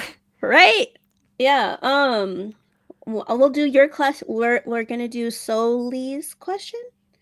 Yeah. Okay, so which anime / manga would you want to rewatch for the first time again with no spoilers? Oh, wow. Wow. That's hard. I think if I could experience it again, it's another Tamura work. I would love to experience Seven Seeds again. Hopefully they bring that to the US sometime, but very good. It's a very good manga. And anime, Fruits Basket. I think I would love to do that over again. Yeah. Yeah, I want to say Fruits Basket too. I'm like, have I said too much about Fruits Basket? Has that been my answer too much tonight? But it's just so true. Like, that show is just so incredible. Yeah. Oh, thanks, Raymond. That's so nice. Thank you. Thank you. Please I'll do Gabe's thing and then we could do outro. Gabe asked me which One Piece character would make a good protagonist in a shoujo series. Vivi. Vivi, hands down. Vivi would be perfect. Like, she would be perfect for, like, yeah, like, I think she would be perfect in a shoujo series. I think if they made a shoujo series, it would be kind of akin to Yona of the Dawn a little bit. But yeah, Vivi. Okay, so I guess thank you guys so much for watching us and getting into like our questions and talking to us today. It's been so much fun doing this ice cream social live stream, especially for the One Piece podcast and their 800 podcast episode, where you're giving heartfelt congratulations. And yeah, you know, if you want to hear more from us, just please go and find Shoujo Sundae on wherever podcast platform that you're into. And you know, we'll be there. We're doing our best. We're going to be back in February, weekly only in February. Yes. So definitely tune in. It's a show that a lot of people like, and we hope that you enjoy our coverage of it. But yeah, thank you for watching us and being here today. Yeah, guys, thank you so much for hanging out. I guess we should we do our little plugs? Well, first and foremost, Yeah. donate to the Trevor Project if you Yes! have the means to. It's an amazing foundation, you know. Yeah. We're both in the community, so just love supporting the Trevor Project and the One Piece Project, One Piece Podcast. There's so many P words. Congratulations on 800 episodes. So happy to be a part of this. And I guess if you want to follow us, we're at Shoujo Sundae across all socials. If you're interested in us individually, I'm Giana Luna. I have a single out called Twilight Champagne. You can stream everywhere. You can also follow me at Giana_Luna_ across socials, and that's Giana with one N. How about you, Chika? Yeah. And you guys can find me Twitter, Instagram, Blue Sky, Threads, wherever, at Chika Supreme, and that's Chika with a K and not two C's. All right. Cool. I think that does our time. Yeah. So we will see y'all around. Yeah. Bye. Bye.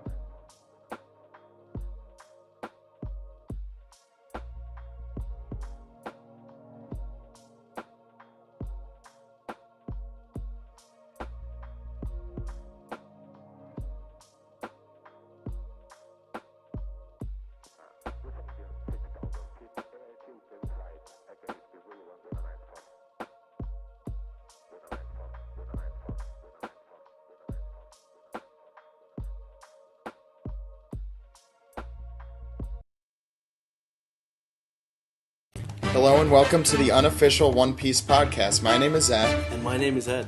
Hello everyone and welcome to episode 100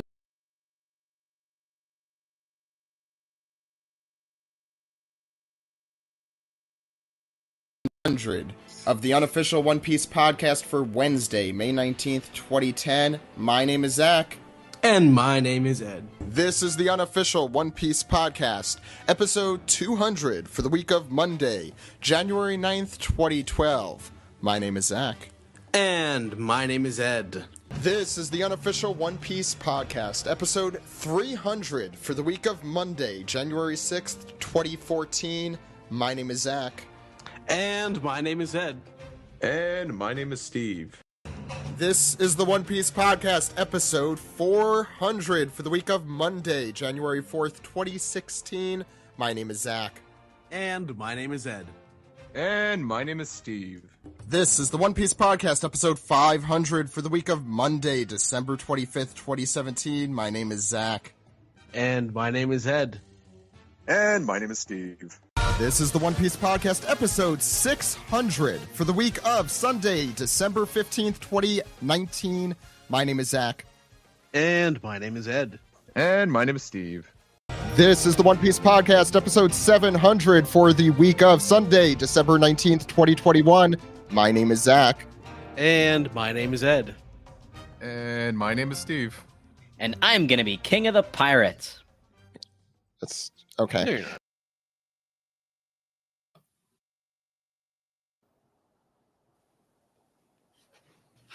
Hey, everyone. Slowly Hello. coming in. That was very cute of the ending. I'm going to be king of the pirates. Yeah, I think we could probably get started if everyone's here. Steven and Ed, I think cameras are booting up. Oh, there we go. Now I'm gigantic. Alex, we got you? Okay, I thought you were going to talk. Okay. No, your mic still isn't on.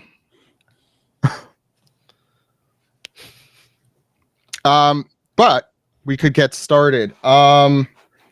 Thank you all for being here. But before we get even into the main show, one of the big things, let me get rid of this ticker because you know where the wealth, fame, and power goes. We have one thing that we wanted to announce, and that's that we're going, not only do we have an amazing new logo thanks to Yuin, whose name I'm definitely mispronouncing like I do for every name. Why change today? Please check them out on all social media. We'll post that link. But we also have some amazing new music on the podcast starting this week to celebrate our 15th year podcasting and to celebrate our 800th episode of the podcast somehow. I don't know how we've done this every week for that long. But I want to first just to also give Alex a chance just in case that's still having issues. I'm going to be king of the pirates. There he is.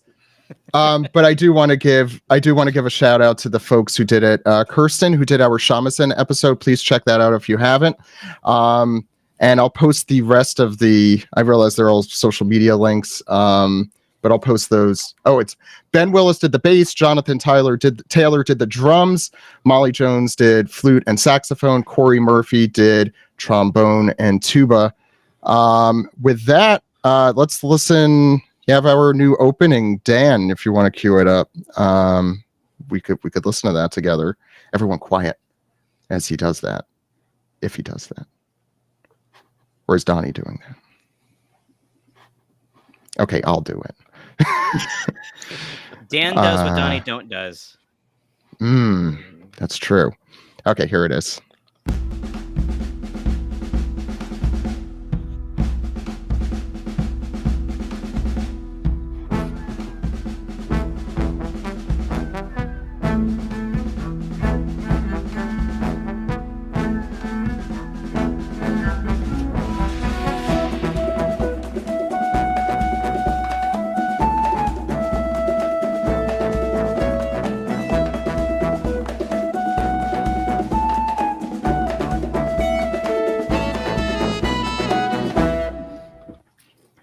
This is the One Piece podcast, episode 800 for January 7th, 2020. 2024. My name is Zach. And my name is Ed. And Alex, you're next. Did Alex leave? I think He disappeared. Okay. Steve will be joining us a little bit later. He's doing another YouTube channel right now that you'll hear about in 2025, probably. Thank you all for coming on the show for this live episode. This is really exciting. We have so much cool stuff to show you. And personally, my favorite of the musical pieces that you're going to hear that are new this week come toward the end of the show. So don't go anywhere. We have a double manga recap, a thing I very rarely, if ever, say. We have a double anime recap, and we have pieced together with all of you here. We're recording this episode live on YouTube. This is also a fundraiser for the Trevor Project, so please donate. The campaign, the fundraiser stays open, so, pitch in. And I want to introduce all our guests here today. First, our anime recap host, Sam Leach, is with us. How's it going, Sam? Guten Tag. Or Guten Nacht, I guess. Don't ask me what the correct answer to that is. Oh, I almost Is forgot our very special guest translator for One Piece and Weekly Shonen Jump and Manga Plus, Stephen Paul. Your black screen right now, but Stephen, welcome. Oh, is Stephen not on? Oh, live podcast, guys. Someone bug him. We also have our financial analyst, Potsky. Hey. Yeah. Someone rescue Stephen. Let's see if he's okay. If Simba was probably getting a little too aggressive, I think, is probably the issue. Brodsky, I'm leaving you in charge of this since you're on the big screen right now. I was like, for the Lord, yeah, there no you one go. wants that. While that and thank you all for coming on for this week's episode. As we said, we're going to do 1102 and 1103 to celebrate. We're going to do the saddest chapters of the year of both 2023 and hopefully 2024, and we'll be bawling our eyes out for that. Is there anything you all want to mention at the top of the show? What you're expecting in 2024 for One Piece? It's the 25th anniversary of the anime, the 27th anniversary of the manga. the anime set a very high bar the first week of the year, but we'll get to that later. Yeah. Oh my God, did they? We'll get to Openings that. and endings are back, baby. Yeah. Well, they've been back, but they're really back now. I would say, like, I don't want to cry again. Especially, like, yeah, maybe less pain, Oda, for 2024. Been through. Yeah. Let's hope. What else did I want to mention? You know what?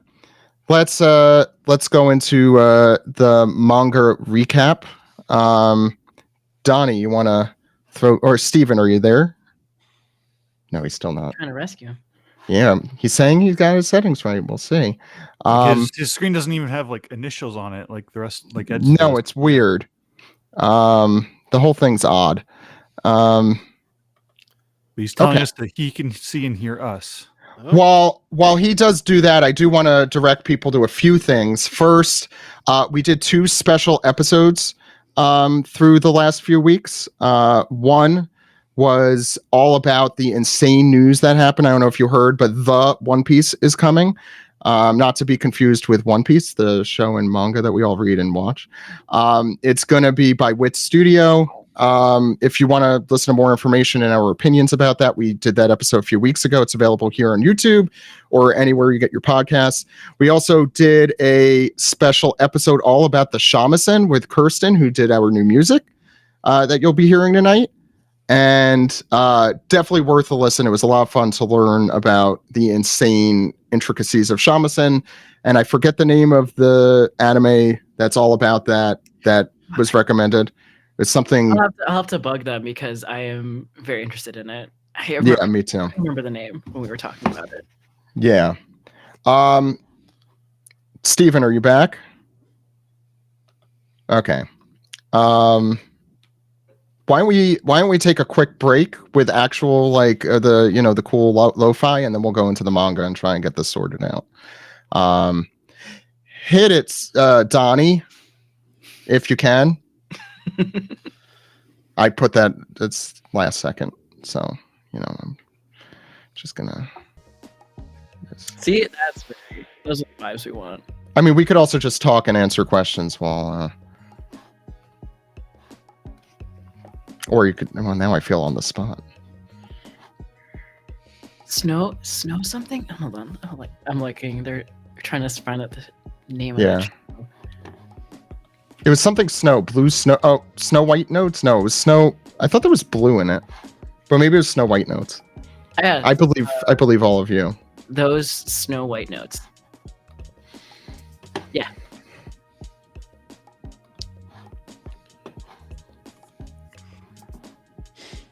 Yeah, Steven's screen, I'm looking on the YouTube. It's just you see straight through it to the background. So that's even more confusing. Oh, he's using Firefox. That honestly could be why. Steven, why? Try Chrome.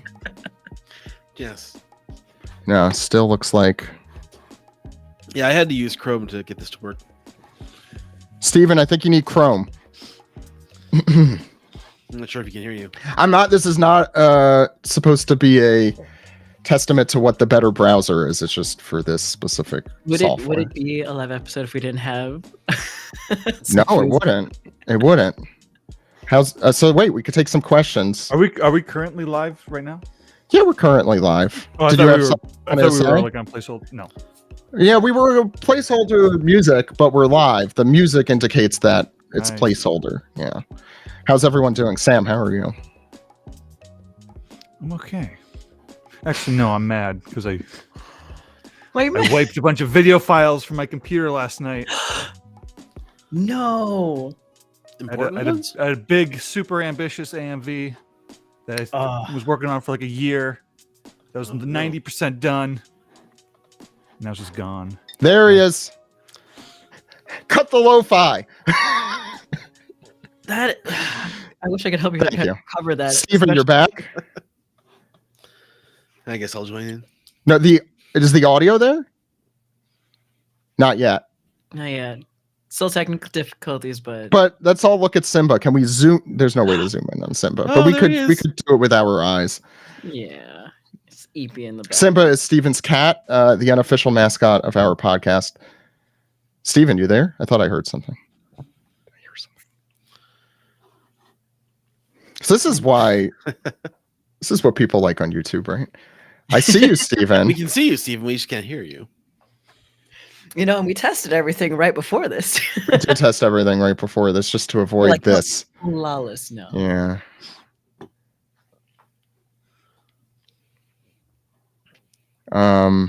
Okay, let's go back to answering questions.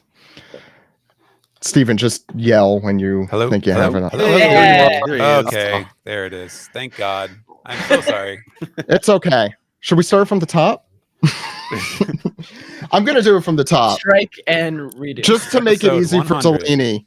Oh no, I'm sorry, that's not correct. It's a live You stream meant to say exclusive. 800. Yeah. So we're gonna start from here. Should I play the music again since people, this is new for people? That seems like I'll do it, Donnie. Do not worry. I know you've had a long night. Don't get to when, before we start recording. All right, so let's listen again.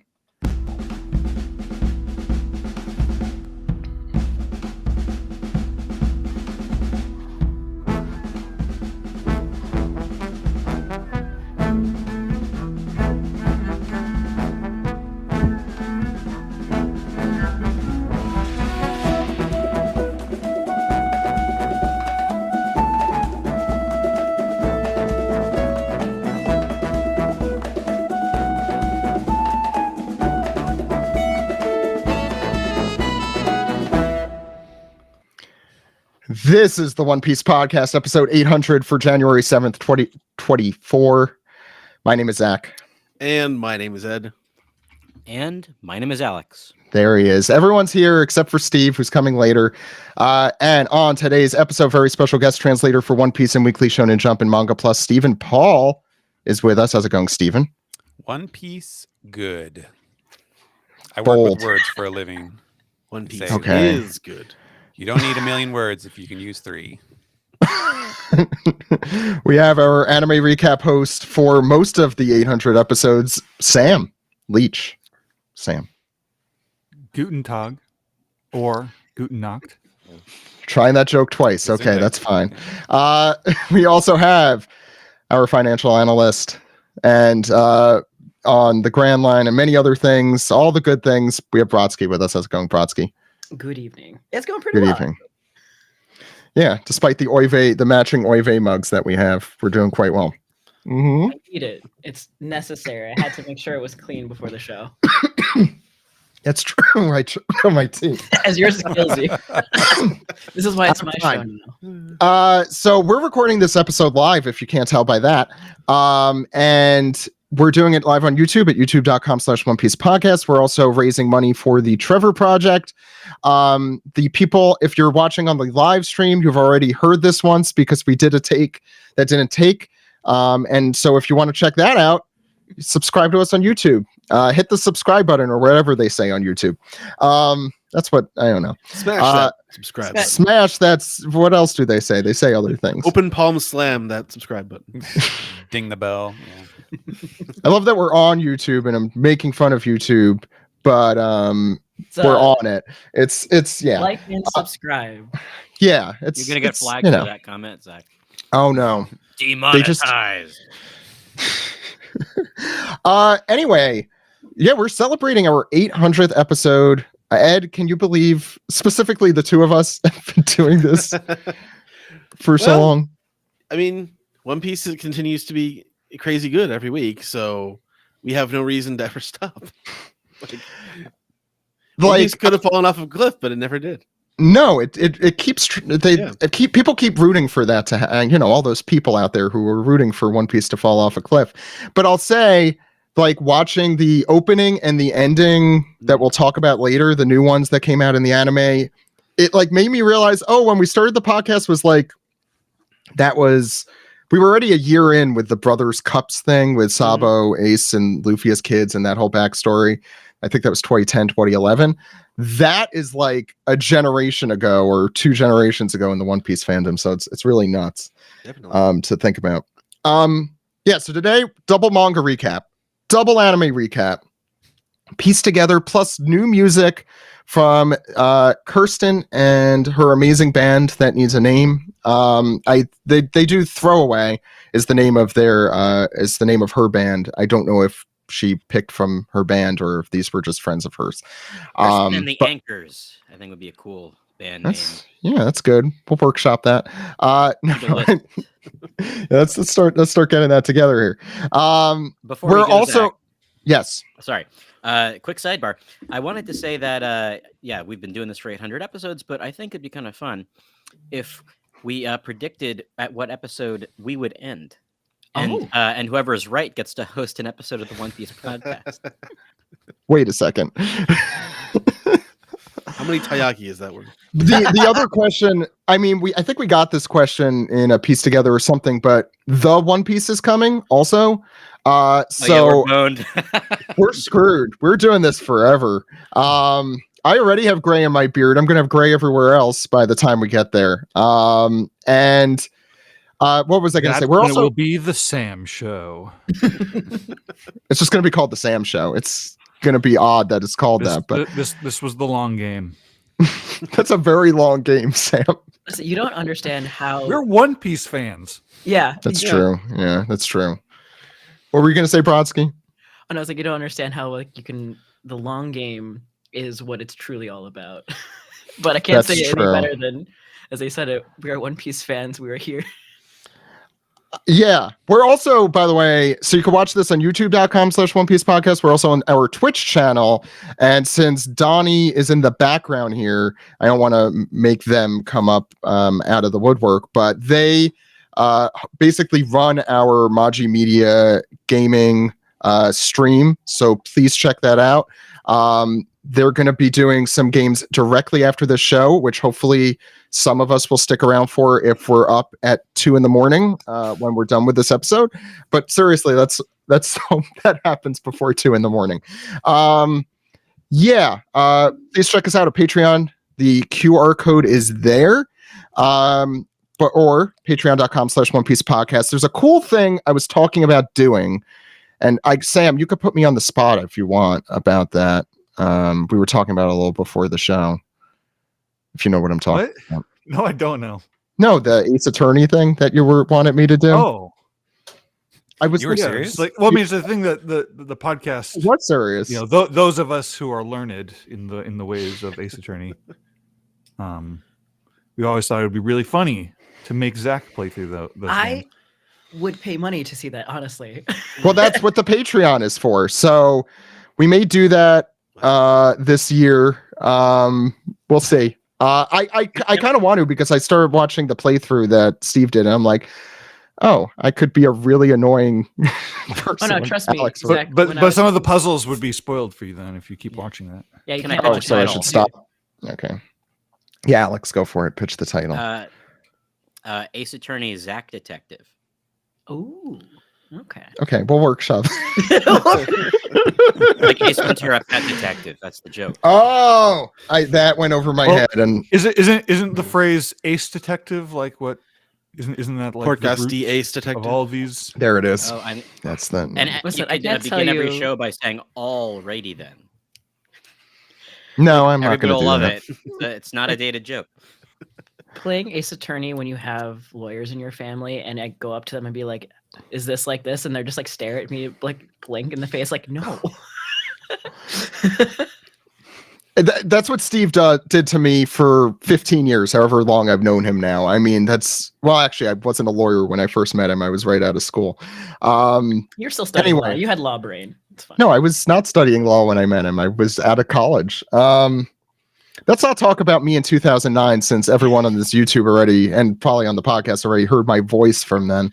Why don't we talk about the manga? We're going to do chapter 1102, and then we're going to do chapter 1103.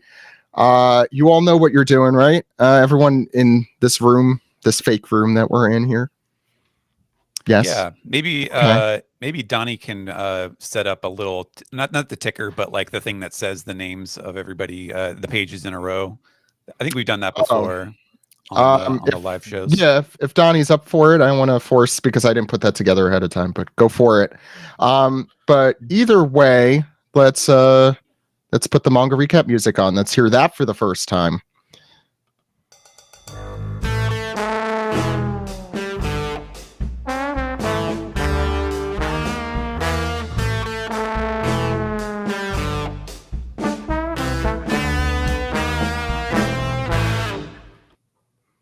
This is the manga recap for chapter 1102 and 1103. We're going to start with 1102. There's the order for 1102. For those wondering, that's the order we're going to go in at the ticker. This is chapter 1102, Kuma's Life. You can read this chapter and all chapters as soon as they come out for free, legally, worldwide, shonenjump.viz.com or mangaplus.shueisha.co.jp. Before we even get into this, I have to send my complaint in to the Shueisha complaint department. Stephen, I hope you could forward that for me. First of all, a chapter on Christmas Day. And I'm sure I know like Roger and some other YouTubers like actually like put in the effort. I'm Jewish. I don't care, but I can't make people do that. I feel like that's a lot. Why? And I know Stephen, you can't answer that. That's more of a general why to the. You'd be a Scrooge. Scrooge McDuck. Yeah, which I usually am. That's a good title for it too. Last Christmas we did something, or this one we did the shamisen thing for Christmas, but that was ahead of time. Everybody in Japan was sitting in front of their monitors with their KFC and their strawberry cake, and they were reading their One Piece. I mean, I'll also add I had no idea 1103 was coming out on Friday, just because I've been like unplugged in a way I guess I haven't been in a while. Yeah, that also completely took me by surprise. So I don't know. What is the Shueisha complaint department getting these days? Because I have some stuff to send in. Anyway, Ed, what's going on the cover page of 1102? Well, Jewelry Bonnie has entered Hell's Department of Ironic Punishments, eating hot dog after hot dog, being painstakingly prepared by ravenous wolves. So, I mean, the wolf foreman here is very offended that she's eating the hot dogs. I guess they were for him. Well, yeah. I mean, they're supposed to be for the wolves, I guess. I mean, do wolves find hot dogs offensive? Well, if they're not eating them. They're called hot wolves, Sam. Yeah, they're not exactly. Wolves are That's Jabra. That's Jabra. The hottest wolf this side of Enius Lobby. Yeah. What's Jabra's devil fruit? The awooga. Dog. It is dog. Fruit. Oh, it is a dog fruit. Why they're eating their own? Except that hot dogs aren't made of dogs. Are they? But honestly, milk with hot dogs? Really? Oh, yuck! It's like how eating gingerbread men is offensive to humans. Is it? God, look, no, I did not see that. My father-in-law drinks milk with every meal, so this would not be any. And he loves hot dogs, so that would not be. That's not foreign to me. It's just not the right lubrication. Is it? Yeah. Is it for like? We're gonna be kicked off of YouTube. Is it for if whatever Bonnie's putting in there spicy because you have the milk? Yeah, the milk is good for spice, but I feel like Bonnie, if anyone, just would probably take it. Although she is 12, so I don't know, but she did eat a lot, so it could go either way. Anything else? I love the bug eyes. I love the bug eyes in that one wolf. He's just pointing like Leonardo DiCaprio in Once Upon a Time in Hollywood. Yeah. That's the one who ate the hot dog. I do love they're called like ravenous wolves, but it's like the most it's the most cleanest assembly line that is happening. By the way, if you're new to our podcast and you want to follow along, again, it's free right now on shonenjump.viz.com or mangaplus.shueisha.co.jp. I know I said that already, but I want to just make sure that people are like, why are we not showing it on screen? I don't know what the etiquette is. That's not our etiquette. Ed, why don't you start the chapter off? Unless you have more wolf commentary here. No, I'm Blitzer commentary. Wolf. Yeah, go ahead. All right. So, the adventures of the Bonnie pirates are continuing. So, if this is it, Bonnie. Kumachi's got to be on this island. And don't call me that. Call me Captain. Fine, Captain. But watch out. The Navy's also on this. Listen up, Swabbies. Disembark. We're the dreaded Bonnie pirates. There's a fleet-wide order for their arrest. They've been leaving a trail of injured seniors and children in their wake. That got me. That was so funny. Yeah. Only scum would do such a thing. What? And then I guess it's Bonnie running away from the Marines there, and meeting the children and old people. A huge man. Sure, he was just on the outskirts of town. When we see Kuma as close as he gets, smiling, sort of looking over his shoulder at the fracas in the square there, and he just thinks to himself, "I'm sorry, Bonnie, I can't meet with you. Why did she have to become a pirate?" And he pops himself away with the pop power. Don't try to track me down. We get back. Read my thoughts, daughter. Back on the ship, Bonnie's like, "Why wasn't he there?" All angry and shit. Look, we're all pirates now, so let's take our time searching, Captain. Hey, in that case, I want to look for Nika too. That way, when we find Daddy, he'll be so excited when I tell him we saw Nika back at that island. Meanwhile, in the East Blue, after defeating Arlong and his crew of fishmen pirates, Monkey Luffy has a bounty of 30 million berries, and Usopp pops out in the background. As he always does. As he does, yeah. I wonder if that's like a specific reference to the wanted poster there that he pops up at the same place. The name Straw Hat Luffy becomes known to the public at large. Woohoo! We're wanted dead or alive! Yeah. Yeah. Well, actually, this and the subsequent scenes that we're going to see are pretty much all taken from earlier scenes of the manga. Although, fun fact, because I was looking these things up. What Luffy says here is not a quote from the old. Actually, I took the quote, but it was like he just said like I've got a bounty or something like that, or like we're wanted. So Oda will kind of bend his rules from time to time, I guess. Well, this is funnier, to be fair. Yeah, yeah. Dead Time to time. or alive, I guess. This is the panel immediately after what we saw in the original scene. Right. Yeah, yeah. And I think it's a different angle from. I think Nami is also somewhere behind him, and Sanji. You could see the cigarette smoke. Yes, you can see Sanji. Yeah. And on the next page, we have Sabo who says, "Rogue Town. Why go there? Stop throwing your tomatoes at me." Rogue Town. I hardly know her. And Dragon asks, Logtown. well, who oversees that area? Captain Smoker. And so this is clearly setting up the little showdown between Dragon and Smoker that we saw in chapter 101. Was that it? Something like that. Speaking of 100 milestones. And then we see Ace talking with Jinbei, and he's flipping the little poster back and forth. He's like, Jinbei, do you know whose little brother this is? And Jinbei's like, he's defeated Arlong's crew, this boy. And completely ignoring Ace's question.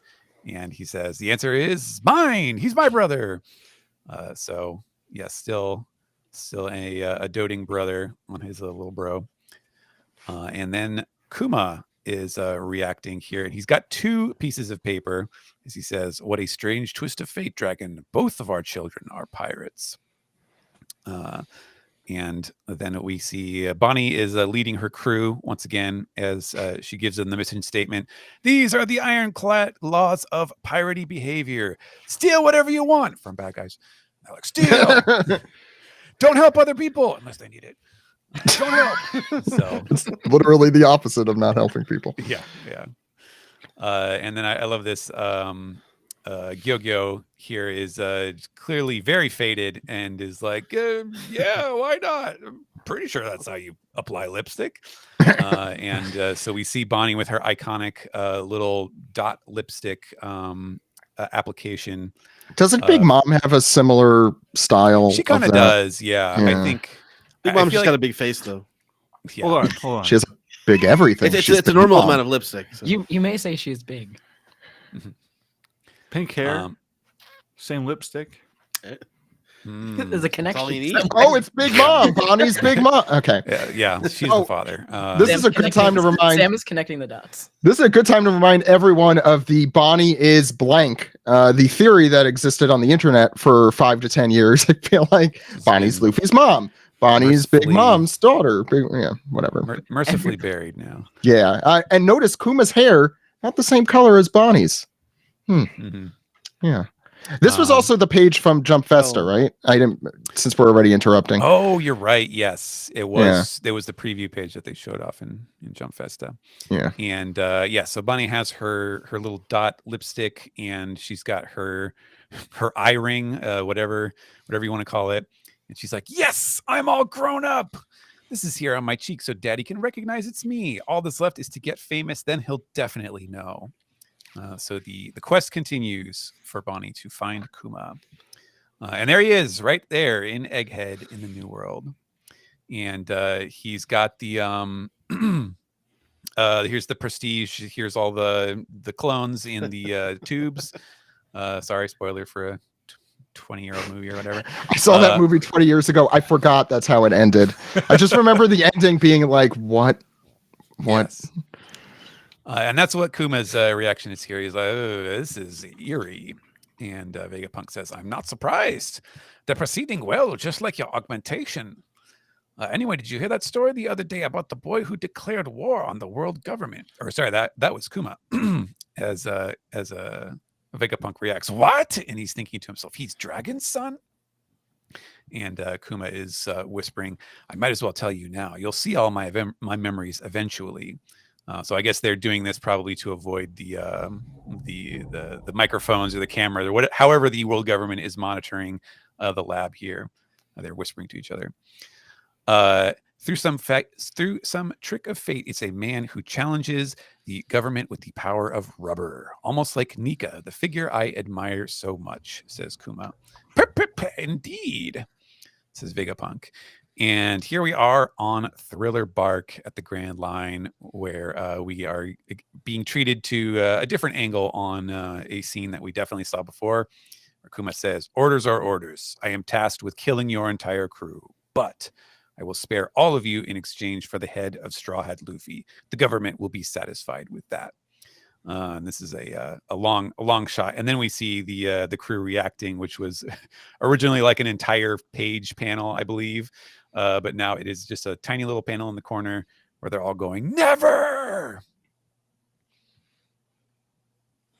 And then we turn the page, and Kuma responds in turn, "What a shame." Ursa shock, and then the big paw balloon blows everybody away. He's having his classic stare down with Roronoa Zoro, who's saying, "Luffy is the man who will become king of the pirates." And then Kuma says, "Well, if you're truly taking his place, then you must accept his agony." And, does what he did previously, poofs out the pain from Luffy's body. But in his head here, we're learning, he's telling himself, yeah, I would probably pass out from this one. Or just like the exerting his Luffy's pain out of his body is not like easy for Kuma. I think he's referring to if he took it the way that Zoro did. Specifically. I see. I see. Yeah, I wasn't sure how to read that. And then you got Zoro's kind of determined face. The scene kind of fades and transitions. We know what happens after this, but it is not relevant to Kuma's story. So we're off to Kuma on the tip of Thriller Bark, kind of talking to himself about Luffy. He's like, "You have exceptional friends. He's your son, after all, Dragon." And then nearby, I think I know that last line at least was in the. Yes, that's all. But that's supposed to be like, why does Kuma know Dragon if he's a warlord? Yeah. Go ahead, sorry, Sam. And then near Sabaody Archipelago, we're hearing some government official talking to Kuma on the phone, like, "It's mandatory summons of the 7 warlords. Refusing will cost you your title." And Kuma's just like, "Don't be dramatic. What's this about?" I imagine the agent's just like at a loss at that point. It's like, there's a public execution of a bannerman of the new era, Porcus Dies, and that means one thing is certain. There will be a war with the Whitebeard pirates. And then Kuma's thinking, a war with Whitebeard? I will be there the day of the execution. He's putting on his serious voice again. Sabaody Archipelago. Aren't my seconds here yet? I'm going to run out of food. And this is, Bonnie's scene in the restaurant, kicking her legs on the table. More pizza. Bigger. Sloppier. The scene continues. We zoom outside the restaurant, and we sort of see Kuma inconspicuously sneaking over to peek inside the window. Huge cloaked figure. That's that Conan gif. Sorry. Yeah. I don't know how to. I was gonna say like Russell Crowe. Yeah. Hi, Steve. Steve Yurko's here. Hey, everybody. I'm here. What episode number is this? 8 752. Yeah.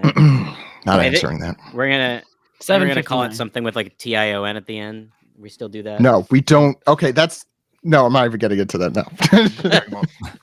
All right. Well, what about steak or salad? Sore spot?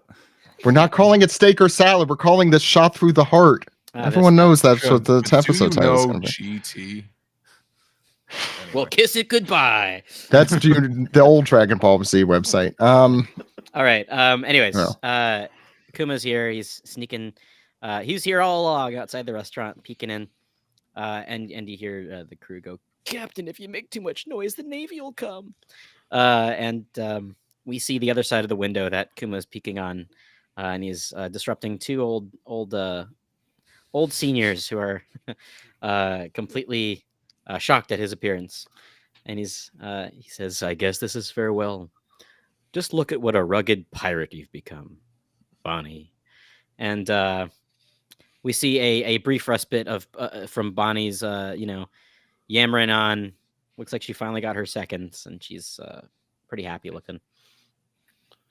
Meanwhile, there's some ruckus happening behind Kuma. It's at the human auction. Remember this? We hear, "The pirates attacked the celestial dragons. A battleship is coming from Navy headquarters." And Kuma notices that it's coming from the human shop. He makes haste and lands on the roof and goes, "Who is it? What did they do to the celestial dragons? It is a taboo of the highest order. We're close to Navy HQ. It's suicide to attack one here." And as he peeks through, he says, "Them again, the Straw Hat Crew." And we see a bird's eye view of the auction house. Kamei's fishbowl is cleaved in half, and we see a commotion, bodies everywhere, and people running around. Saint Charlos has that famous fist imprint in his face. Zoro and Sanji are ready to attack. Hachi's there, and he goes, "Nyur," and we see shot. Luffy's got a he's "I've been shot." And Luffy looks pretty battle ready. Kuma thinks to himself, was he protecting a fishman? Look, Straw Hat, that's an act of high treason, the likes of which no one has accomplished in many centuries. And we see sort of the events of what occurred in that chapter. Usopp falling on what's Saint his name again? Saint Roswald. Griswold? Roswald. Okay. Yeah, Clark Griswold's head. We see Oda here forgetting how to draw a cowboy hat. Yeah, it's really embarrassing, actually. This is why it looks kind of wonky there. This is why Robin doesn't wear cowboy hats anymore. I almost someone sat on it. Yeah, I almost feel like he drew this after the fact. Like he's like, "Oh crap, she's wearing a cowboy hat. I better." You might better use. be wrong. I better use AI to. Oh God. Yeah, to plop one in here. I'll write a song too. Yeah. So we see, Brooke is taking out a few holy knights, and Nami's got, she's got a weird look on her face. Frankie's laughing because it is funny, and Chopper is running around, and we see Shadakuma as we go to the next page. And I'll say before we go to the next page, we often talk about the big moment in Shabadi being when Luffy punches St. Charlos, but the real moment is when Usopp's butt just goes straight into that guy. That's when war were declared on the world government. That's a powerful ass on Usopp there. It's got a really nice strong... Did someone choke? Is that you, Brodsky? Did you know Brodsky didn't choke? Did you choke on a drink or something? I don't know. No, well, yeah, that was earlier, but that was about something else. Saint Roswald is choking on Usopp's ass, is what that was. That's what we're trying to say. Is that the episode title for 800? Assop. Who said that in the Assop? Yeah, there it is. Beautiful backstory, and we're just gonna Usopp. Gonna call it Assop. That feels like it's in our repertoire. I like it. Thank you. Let's workshop that. Now we're heading over to just a few, maybe hours later, where the pacifistas are wreaking havoc on the Straw Hats, for those that remember the Shabadi Archipelago arc, which was going on in the anime when we first started this podcast. And you have an internal monologue going throughout from Kuma, but I'll describe the events first so as not to interrupt things. So what's going on here is we have the real Kuma coming in and telling PX1, the pacifista, to stop, and the Straw Hats are freaked out and poof Zoro away.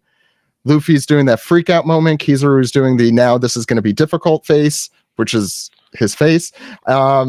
Sentomaru has that resting Sentomaru face, and Rayleigh looks pensive. Yeah, let's go with that.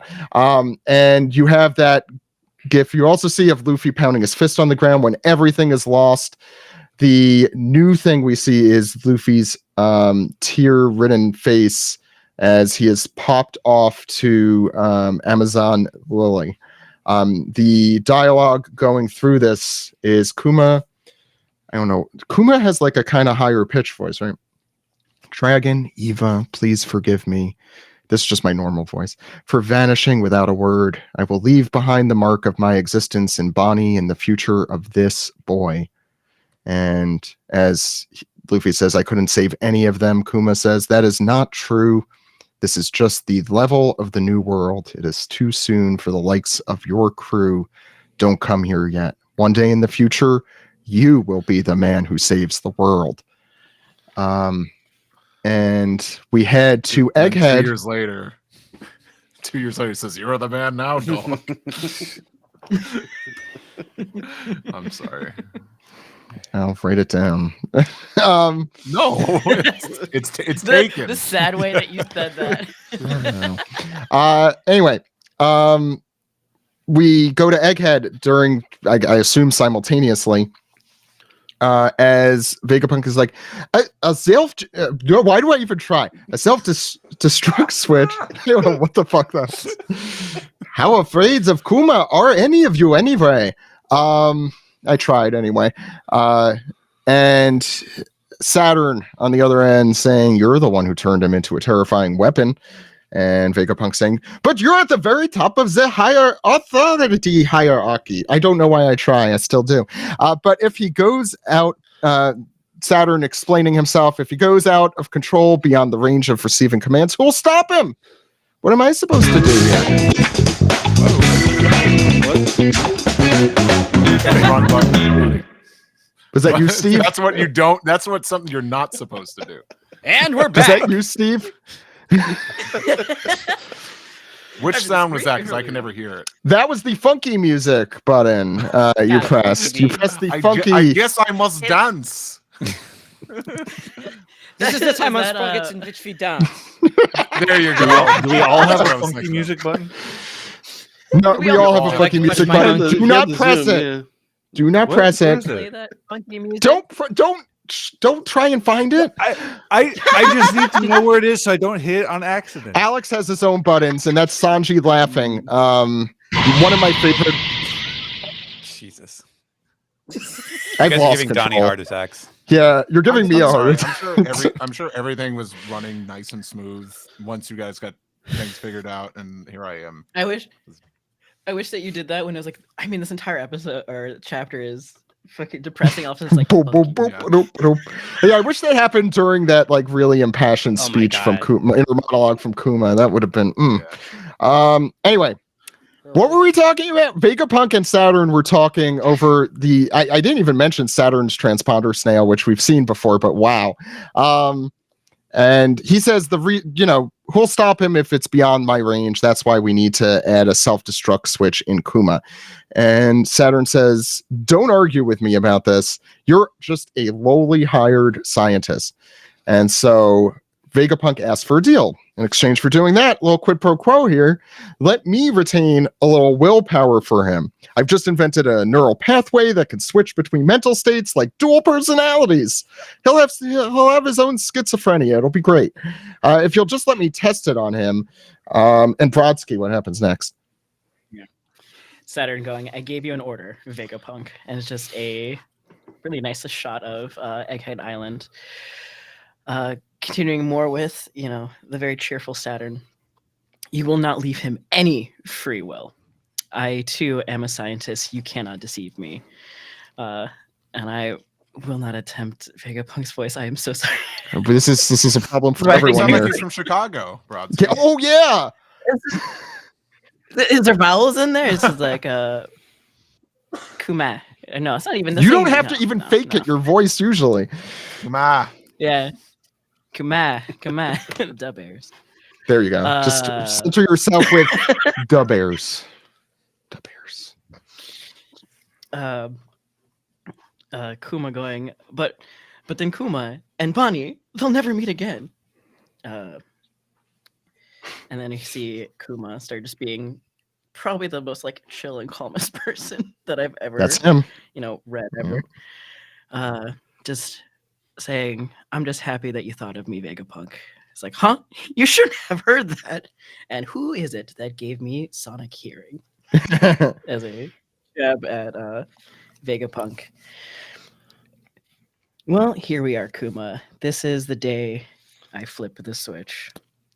It's been a long 2 years, but I've enjoyed. Don't play the funky music, Steve. We need like sad music to go. Steve, put your hands up. There it is. There's the sad music, Alex. I didn't know what button that was. And you have it's a new type, apparently. Yeah. And then you have just Vegapunk just laughing like, haha, me too. All right. And then we still have Vegapunk kind of, slowly doing what he needs to. Is like, your first mission seems like it'll involve fighting against the Whitebeard pirates.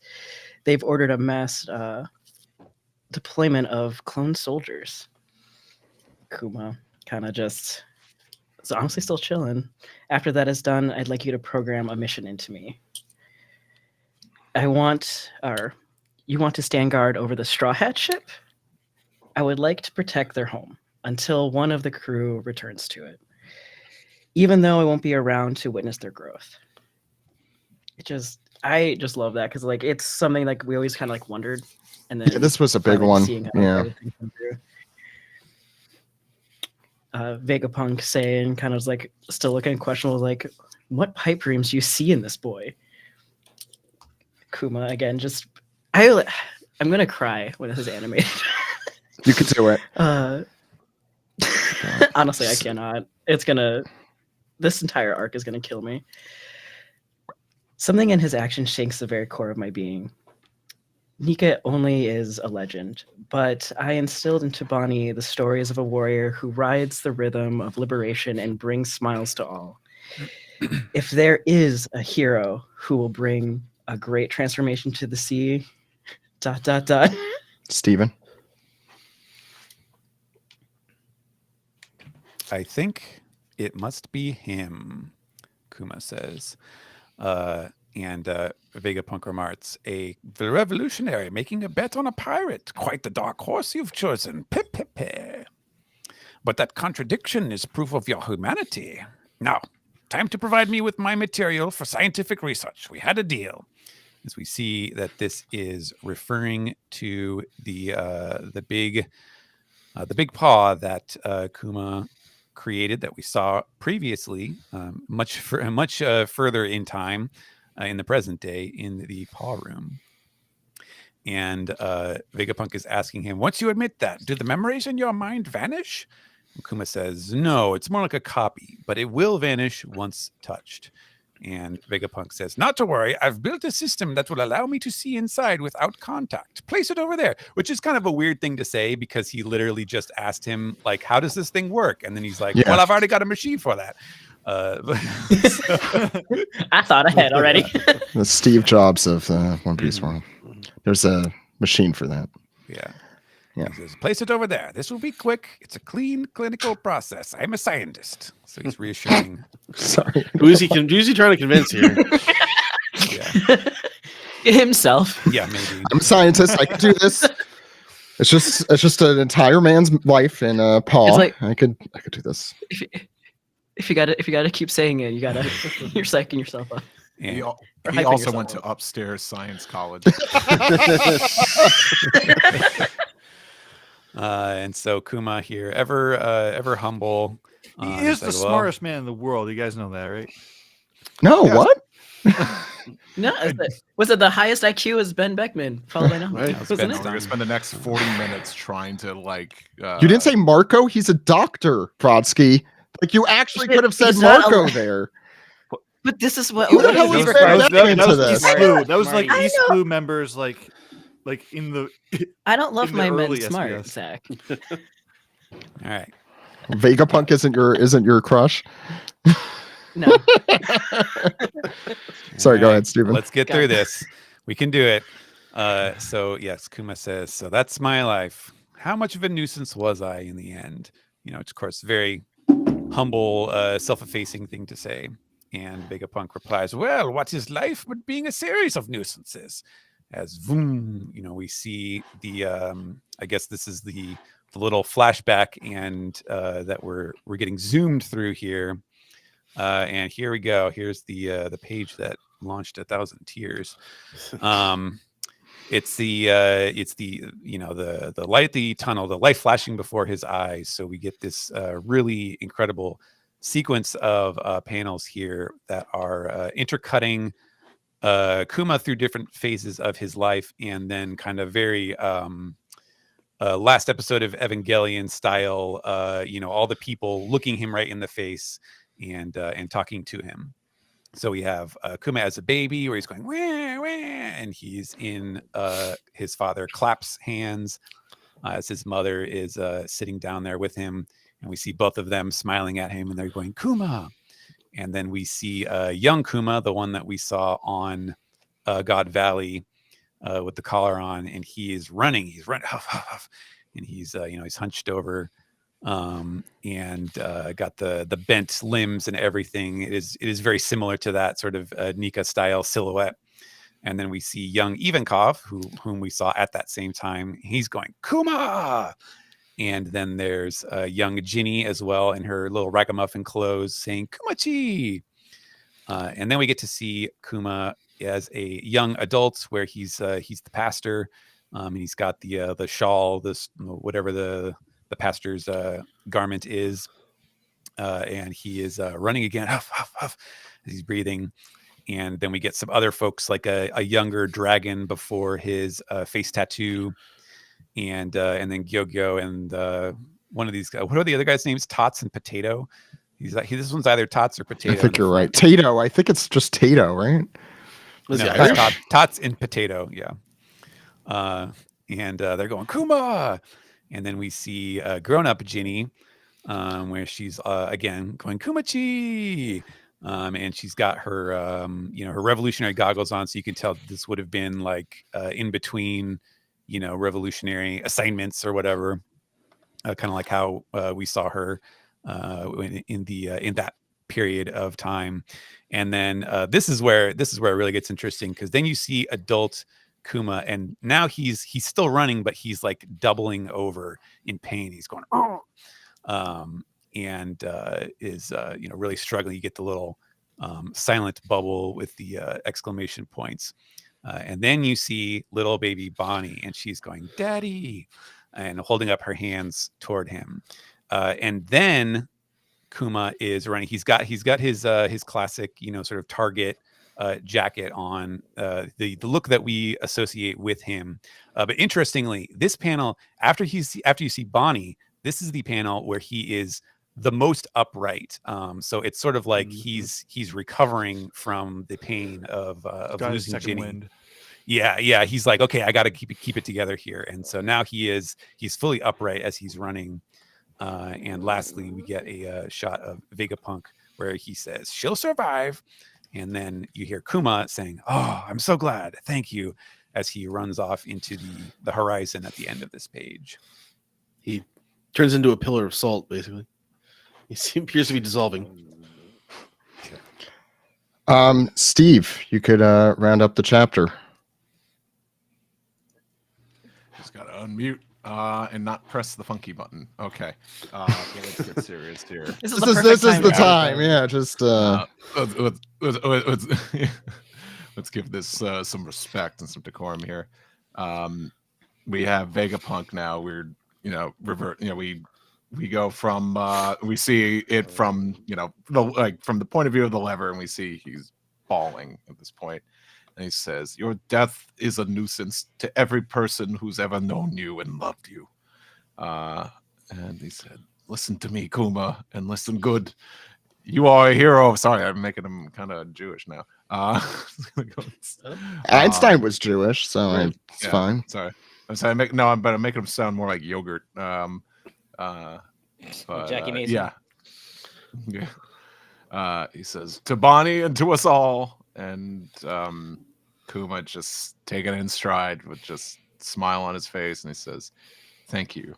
Say Vegapunk." And this is Vegapunk has pulled the lever down. It's the right lever. He says, "Yes, I already know." And we just go around. And this is Egghead. We see this is Egghead. Mhm. You know, because we got some futuristic people here. Goggles. That's always futuristic. They're praying as we see like these strong rays of sunlight beaming down. We have Satomaru. He's like he's doing the fist thing. He's doing the similar thing that Dragon did earlier on in this flashback. Yeah, this is the Iron Man funeral scene for Sentomaru. But the thing is, though, everyone wants to keep watching One Piece, so it's kind of like the reverse. Yeah, I don't know. No one's going to see them. And Vegapunk is bawling, and he falls to his knees, just wailing after pulling this lever. And I'll go back to what this is Kuma's dialogue. Here it says, "Thank you for saving Bonnie." And we have this wide shot of Egghead. The clouds are kind of parting as the sun shines down, but then just this as his eyes light up. Gone is the human, you know, the soul that we knew, and now it's just nothing. It's just an empty shell, and just he's just all robot now. He's more machine now than man, unfortunately. Twisted and evil. But yeah, well, I don't know, just not evil, just, you know, Just not good. You said the thing, so I had to say the thing. I'm contractually obligated by Disney. That's true. Did you know my father? He was a great But pilot I'll and a great friend. He was a great priest, a great friend. But I'll read this all again. He says, "Thank you for saving Bonnie. If you should see Bonnie, would you pass on a message from me?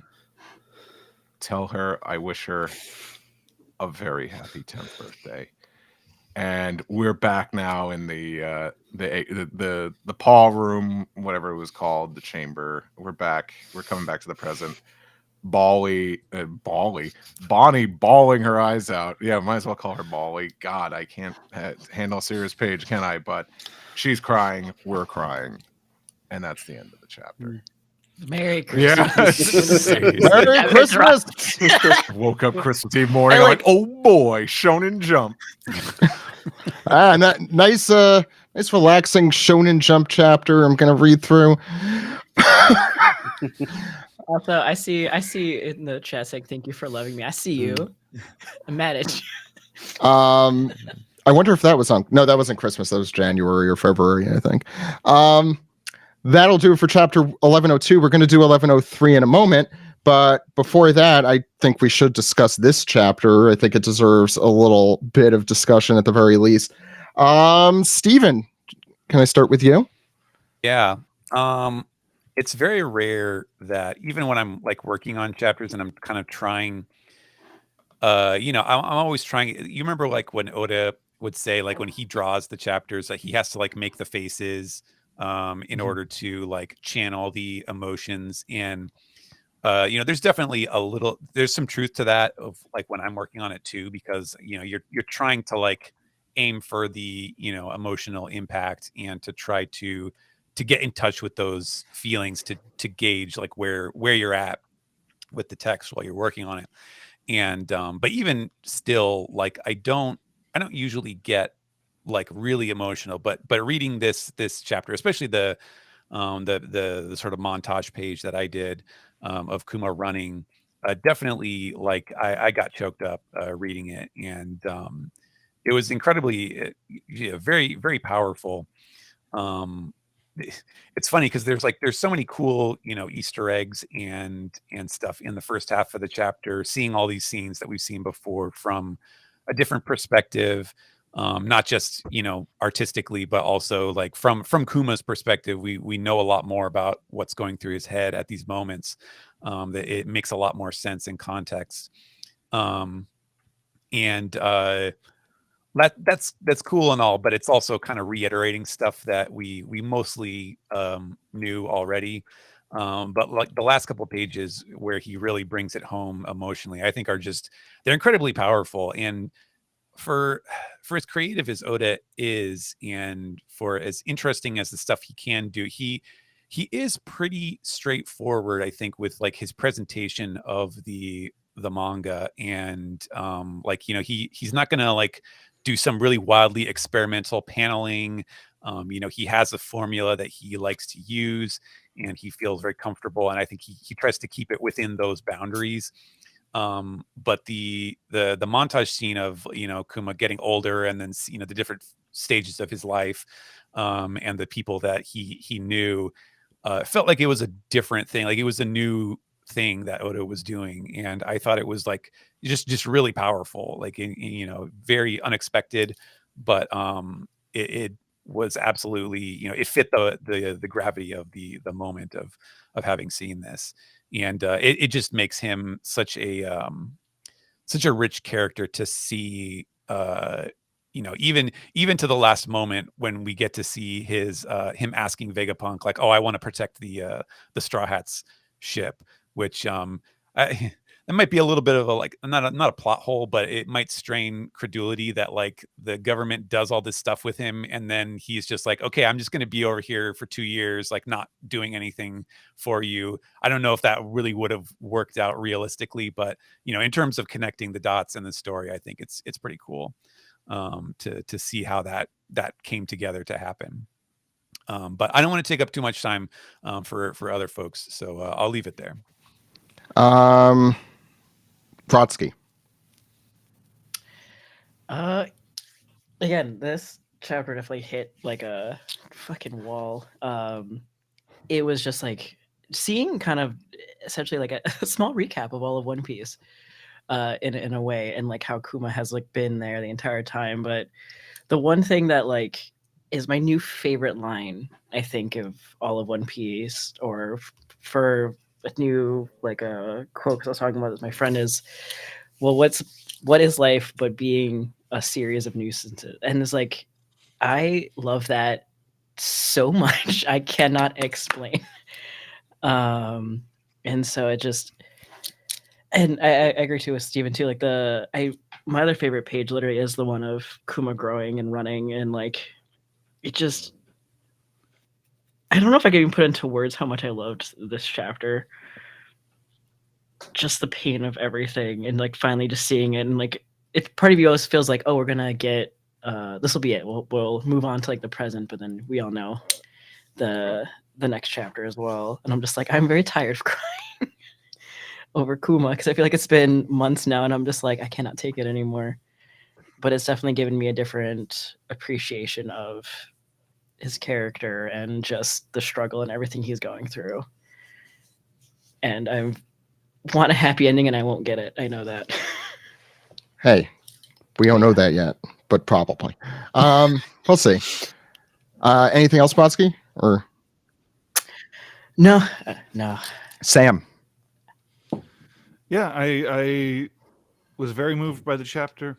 Like, a lot of the Kuma flashback kind of blurs together in my mind. Like it doesn't feel like right, or it's almost like we're blowing past like so many things that it's like hard to feel it as a narrative by itself. But like the ending, like really landed, and Kuma is just like a kind of he's a character archetype that really gets me very easily, which is that kind of person who will let themselves get hurt, you know. And it almost seems like they have like they would have, you would consider them to have like almost a naive selflessness to them if it weren't for the fact that they were so strong and that they were so kind of lucid in their choice to just sort of like give at their own expense like that.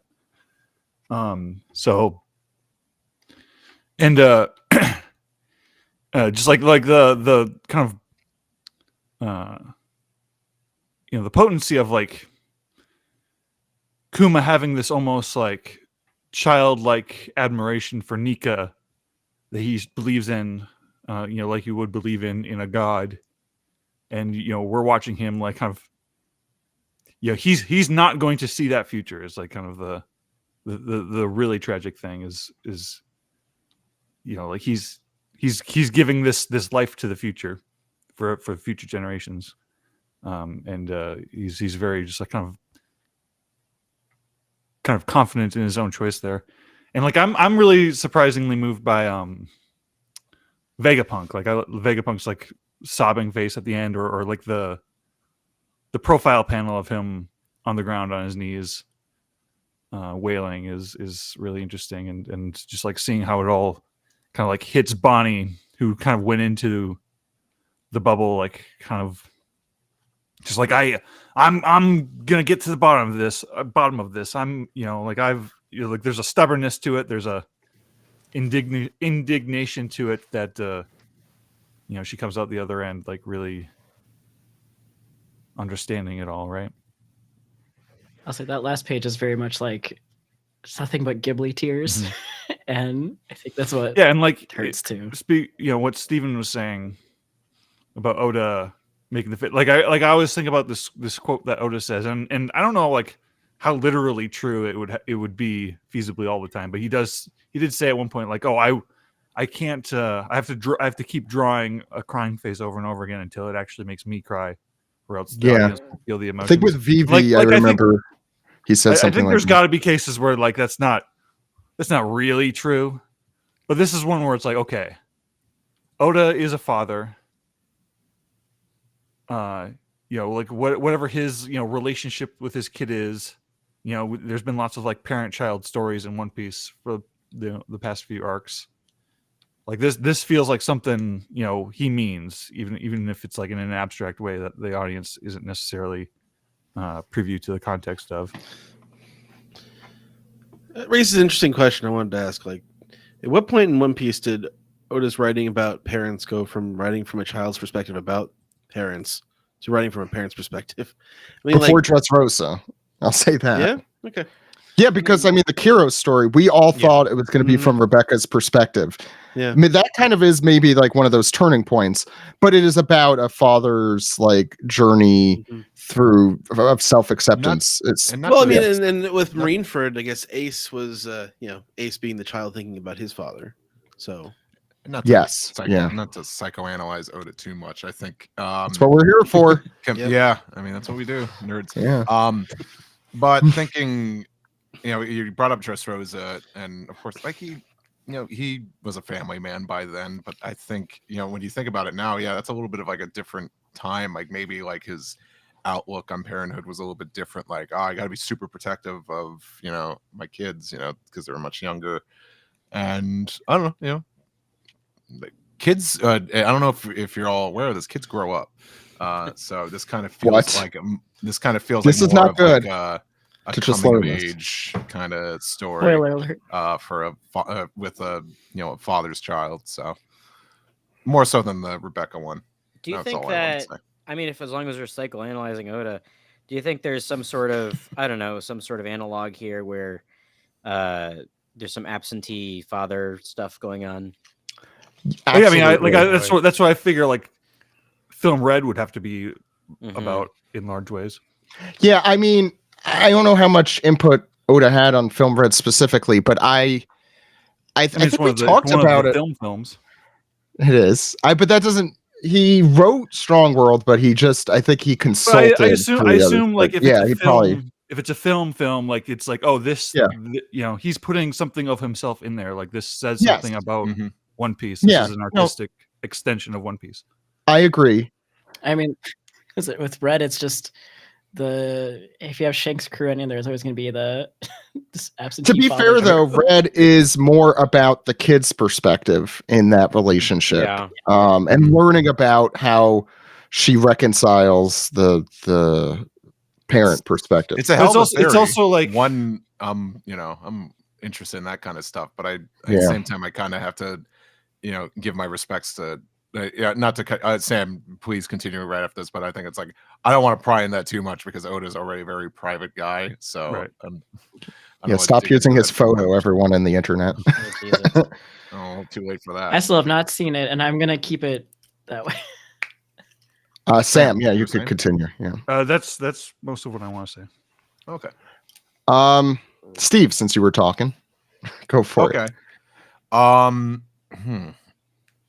Right off the bat, this is the first manga chapter that I can recall in God knows when, that I actually got visibly sad over. Like I got tears. I was really blown away. Merry Christmas. But I'll just start off with like the ending, like that sequence of Kuma through the ages running. That almost feels like an anime trope. I feel like I would see that in an anime more than I would see that in a manga. So for him to find, because we've talked about the pacing of this flashback before, but for him to dedicate one page to that when it was kind of unnecessary. Usually, like it's like you've already read that chapter probably like recently, so you don't need to see all these like scenes again. But the fact that he took the time to put that in there is really what sold this scene. That's when it started hitting, and I'm like, this is, and I could tell this is exactly, I knew what he was going for, and I like kind of like the positioning of Bonnie on this page, because we start with the younger version of her on that right side, and then when you go to the next row of panels, it's the older version of her. This chapter was a triumph. I think this flashback was a triumph. Here or there, like I know sometimes it kind of felt like it almost kind of it's a holiday, so just play a best of compilation of One Piece. But I think if you've been reading the series, been with the series for this long, you kind of like going back and seeing this stuff and seeing it redrawn. But it's kind of cool, like knowing like Kuma was always there, and not in a terrible way. Kind of like, oh, I orchestrated everything. It's not like an Aizen and Bleach thing. We'll get to that in a minute. I just like how kind of he was there to witness some of this stuff. And kind of just because he showed up at the Shimondi and kind of no one really knew why. So I kind of like seeing like what he was there for. It's so sad.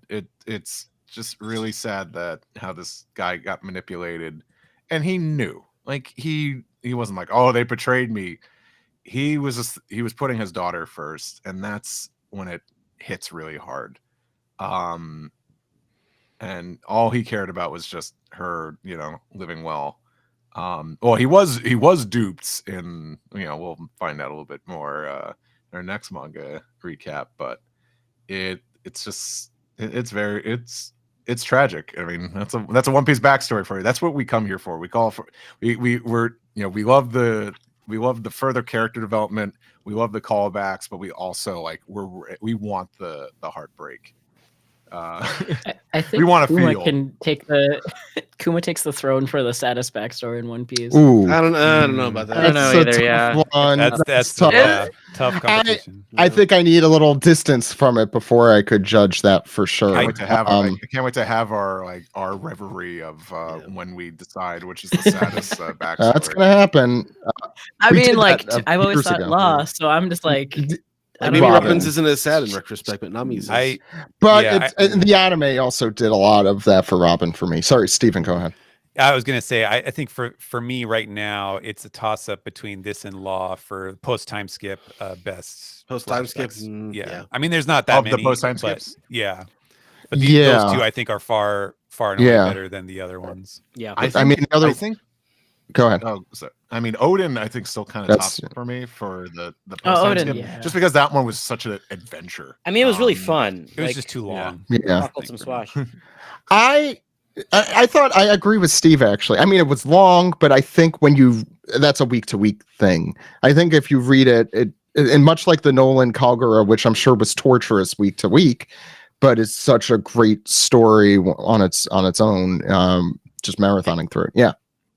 If just like the reason why I think like Kuma is just like it's so tragic. I think it's like what Steve had said. It's like he accepted it from the very beginning. Like it's just this is how it is. Like he's ready to essentially die, give up his humanity, give up everything, and just do it with a smile on his face. And to me, that just hurts. I think just to see.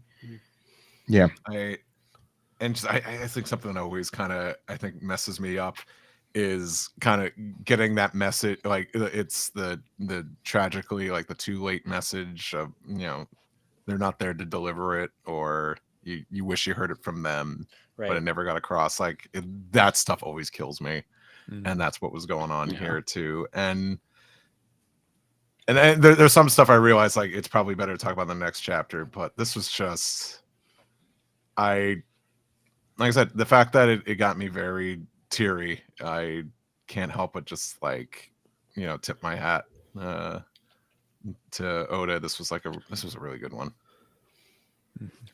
Alex. And like, I guess, And now, someone who didn't cry during this chapter. I sure wanted to. I've cried during this comic before. Okay, so I'll preface it by saying I wish this got me because, it's a killer flashback. It's a killer chapter. It's like he stuck the landing. I think it's a masterpiece. I do think that because we know, and we knew going in what was going to happen to Kuma at the end, it didn't hit me the way I wanted it to hit, if that makes sense. And I mentioned this, okay, so the first time I read this, this chapter hit better for me the second time I read it, and I kind of took my time through it a little bit more. But the end here where Vegapunk is saying, because Vegapunk has said throughout this chapter, throughout the flashback, Kuma, you're a good person. You're the best person in the whole world. And I think that, to me, a character just keeps saying that, just doesn't, I don't know. It's a little corny.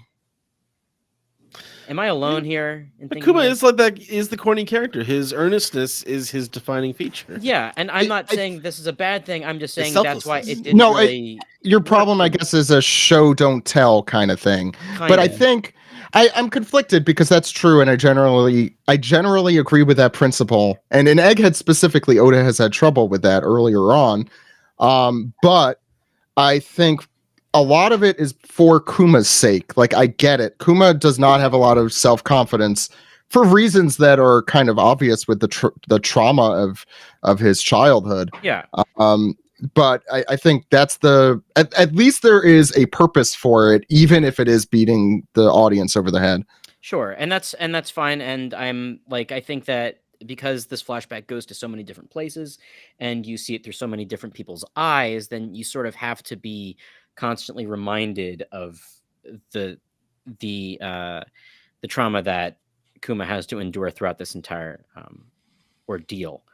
Now, I think that I think what's really cool about Kuma is that this is a character that Oda clearly, I mean, thinking back to Thriller Bark even, that Oda clearly had a plan for, and this was the plan.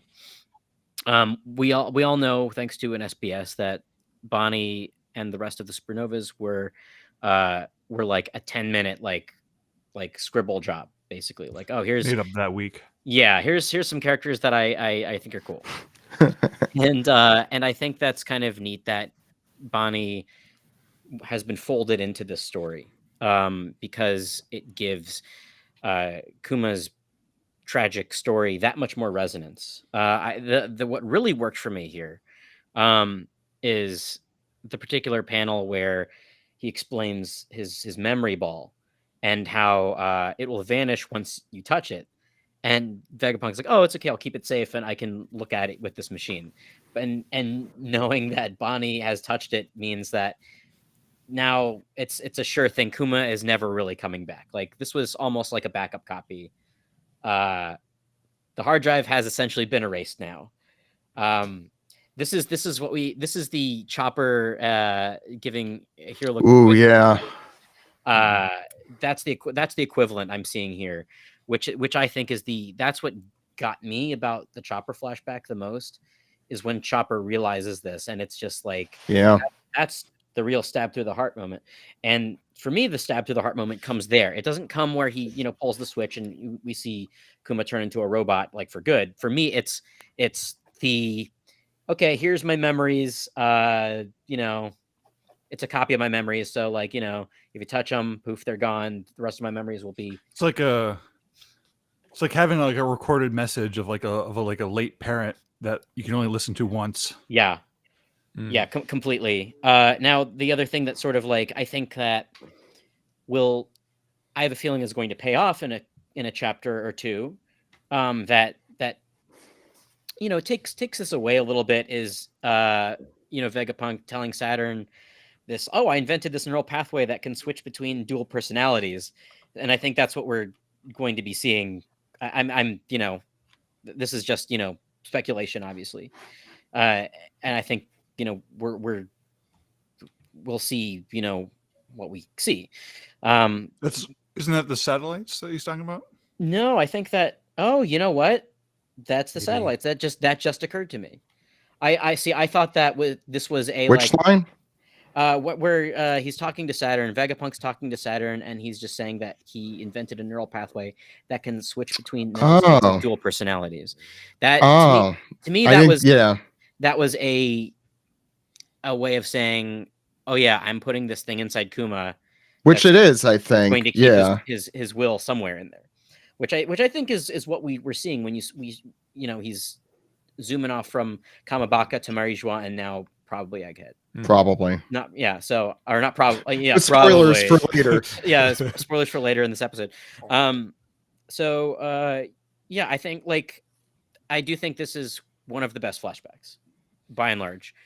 Front to back, it's masterfully done. I think there is emotional resonance. I just also think that I've been in the One Piece game for long enough that this wasn't going to. I think just for some reason it didn't hit me the way I wanted to. That happens. I don't think you don't have to feel bad about that. The bit where Kuma's running is really, really wonderful. The life, but a series of nuisances is a wonderful line. This is the shit you don't get from Scanslations, people. This is seriously, this is that's just great fucking work, Steven. I will leave by saying this. What if there was an assisted living community made up of Bonnie's victims? And a daycare. Yeah. And a daycare, yeah. Do we? Okay, but they would revert at some point. Is there right? Do they have to though? That's a pretty great image. Ed, let's wrap up 1102 at least. Well, I just gotta say the one thing that I haven't really seen people that haven't been mentioned yet, but is just the way Bonnie is. She gets to have this sort of, she's this very sort of pure piratey experience. She's this very sort of free spirit. She's very well protected amongst her crew, and she's just going through this. She's having her adventure, and she gets to have it sort of on her own terms, even if she's I'm gonna find the Nika just so I can say to so I can tell my dad I met the Nika when we see him again. But she's sort of full speed into this adventure that she's having, and Kuma is just sort of content to sort of watch from the sidelines, knowing what's going to happen. It's more painful. It would be more painful if they did see each other. I guess that's the way he sees it. But and then just to her have this all at once realization, and in doing so, destroying these memories, it's really devastating for Bonnie. And I feel she's gonna have to come back from this somehow. And I guess she can appreciate the fact that her father's the greatest man, the most selfless person in the entirety of One Piece, and he gets to, all that he gave up for her. This is the father as a saint, really. He is a holy figure. So I guess she'll be spending the rest of her life living up to that, hopefully. I do think it's interesting that we finally get why he carries around the Bible. He has the priest collar kind of thing. And it's sort of, I having Nika be like a god that he worships, that's such an interesting element for a character in One Piece, because I think this is the first time outside of the Satanists who are summoning Brook, I mean, the One Piece podcast, summoning Brook, that we've seen that kind of thing. I think it's a testament to the series as a whole that there's still a lot of new character archetypes that Oda can put out there. Yeah, but he is a religious figure like Kuma Yeah. is, and you admire his. He's like the Buddha. He's got you admire his steadfastness and his acceptance of finding peace in the face of all this chaos and pain. So I don't know. He's a very idealized character. There isn't much that's wrong with him. He's like kind of a perfect human, except for I guess he could have done more. Maybe he could have done more, but he did what he could. Yeah, Zach, what do you think? Yeah, I mean, obviously, there's a lot of emotional resonance for me. I can't remember if I cried or not. I probably teared up. I think going through it now, there are two things that I didn't really notice that bring up the emotions. Alex mentioned one, and the scene where my heart really sinks is when he boots up as a now robot from after being a. It's like almost like a dementia patient. Like the person looks the same, they're there, but they're gone. And there's something extra depressing and awful around that. And I'm sure most people listening have gone through something like that with a loved one. So it definitely resonates. Yeah, I love the religious element, just to come off of what Ed was saying. Like even the target thing on Kuma's regular outfit kind of looks like that cross with the sun thing around it, which seems to be the religious icon for his church, whatever that is. And I do love how it's kind of, I mean, obviously a lot is taken from Christianity. In this specific flashback, we talked a lot about how he's kind of he was dying he was absorbing the hurt and pain of mankind in order to give them peace. Whatever is in the New Testament. It's Christmas. This is the Christmas chapter. Come on. But I do really love seeing, I am a world building person. This is a very cool and personal way to kind of build what may have been a religious backstory to Nika, and we'll see a little bit more about that. The sun, I would just keep an eye out if you're a reader for anything that looks sun-like, even if it isn't, because it's probably important. Yeah, Zach, you're abandoning the moon for the sun now? No, I think both. There, that's one. But seriously, that's one. Both, I think, are important for different reasons. The other side of the sun, right? Yeah, it's the reflection of the sun. They're all interrelated. No, I mean, like you turn the sun around and it's the moon. No, that's not how astronomy. No, even in the One Piece world, absolutely not. Sometimes they're out at the same time. Sam, I don't know if you've ever seen that before. I think Sam saw my Year 5 merch and just like, oh, that's how it works. Okay, turn it around. One is just the other's after image. The running scene. How fast the Earth is spinning, Zach? Yeah. The running scene gets me. That these are also all people he really admires and looks up to throughout the flashback. I think this one page, was 15, with that running, really cinches the whole thing for me, because this flashback has the unique aspect in that it is about someone's entire life. I don't believe there's anything like that he's attempted in One Piece, and it hasn't been so many chapters. It's felt like a while because we've had a lot of breaks, but I don't think it's been a ton of time since this flashback began. And the amount of ground he's been able to cover, I think at the beginning it felt very rushed, as we mentioned, but in retrospect, I will admit where I'm wrong, and I think it was expertly done to focus on his relationship with Bonnie, which seems to be the core of this. And it's also an interesting flashback because it's not really a flashback. It's Bonnie living through Kuma's life as it existed. It's it's a flashback to her in the Paul room in a way, but it's extra painful because of that. And I think the Amiodake mushroom, Alex, like really hits me hard there. And it really, really hits me hard in the Chopper flashback. God damn it. That is the part that is awful. But the way Hiroluke responds and the way Kuma responds here, you know, I don't think Kuma doesn't care about the memories he has and him living on. He cares about his child living on. He cares about the future. And, you know, if only the people in control in One Piece and the real world thought more about their future and the future generations, I think we'd all be better off. And it's a really great, and inspiring message from Oda. Other than that, it was great seeing Shabati designs again, and Oda did a really good job with that. And Frankie haircut. I don't think there's anything I want to say that hasn't been said. We should probably get into the next chapter. Should we just do this right away? Yeah, do a whole other one of these now. Yeah. All right. Yeah, let's do it. Let's do a little stretch. All right. Okay. This. You got the cover of Jump. Yes. Cover of Jump Ed. Yeah, no, that's fine. You're good. We're going to go straight in.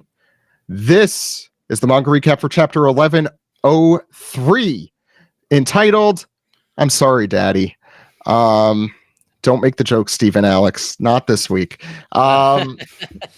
Ed, what's on the cover every week for this flashback? What's on the cover page, Ed? Well, the cover page is Shonen Jump. Yes, the cover of Luffy is Luffy and the rest of the stars of Shonen Jump wearing fuzzy dragon kigurumis because it's the year of the dragon, right? And then and the color spread. I don't know if you want to. Sure. Yeah. I don't know. Does anyone have thoughts on the Shonen Jump cover? Adorable. Yeah, it's cute. Nothing else. Yeah, it's cute. I actually want that kigurumi. I'll say it. Yeah. Kigus are warm. Mm. The warmest things are in existence, I think. I don't know about that. What about the sun? Well, that's hot. That's not warm. Well, no, the sun is just the moon, as we just learned. Yeah. Do Kigus have down feathers in them? No, they're just really like. It's not maybe. I've got an octopus one in my closet. Yeah, I love that one. By I have a an octopus slowpoke one. Oh, I see. Octopus man. Septopus. I have a slowpoke kigu. That is my favorite thing in the winter. So the color spread.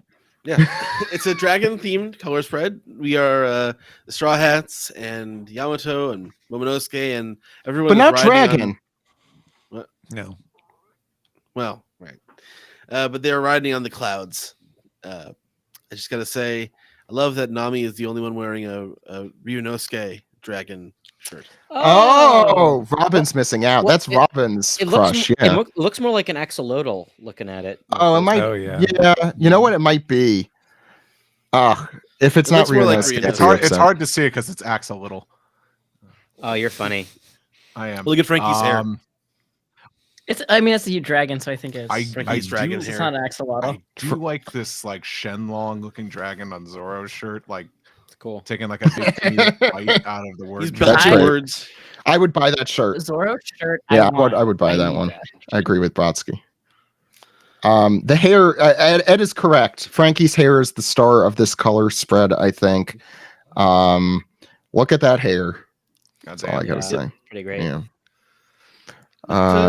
I was gonna make a double dragon joke about Nami's shirt, but Nami is being propped up by Robin right now too. Oh, Yeah, just like girlfriends. Oh, do. yeah. Yeah. Don't get so excited there, Nami. I guess that's what's happening. Yeah. Wonder what's on the Sanji is 24. Nami's not gonna get drunk. She can hold her liquor better than anybody. 2024, the year. I wonder what it's about. Yeah. Okay. Where is that number? By the way, Jinbei's got a Oh, really there it is. sweet, really sweet kimono there. I also often forget what year it is. Yeah, and in case you live in a context-free world, the kanji on Luffy's shirt is dragon. I do. Don't say.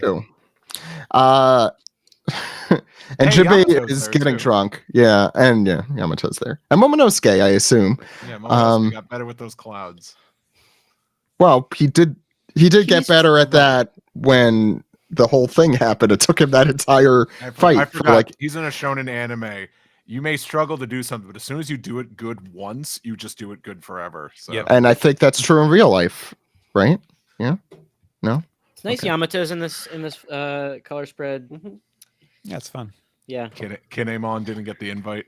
Yeah, I was gonna say that's the one thing missing here because they invite all three of them, kind of. And I just was watching that episode, so yeah, it's a little weird that they didn't all make it in Kinemon. And I love Kinemon. Why isn't?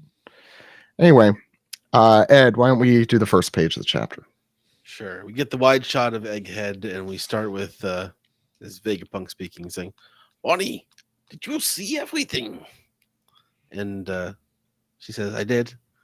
And we see this is the adult Bonnie, and Vegapunk says, "Well, drat, I've broken my promise to Kuma."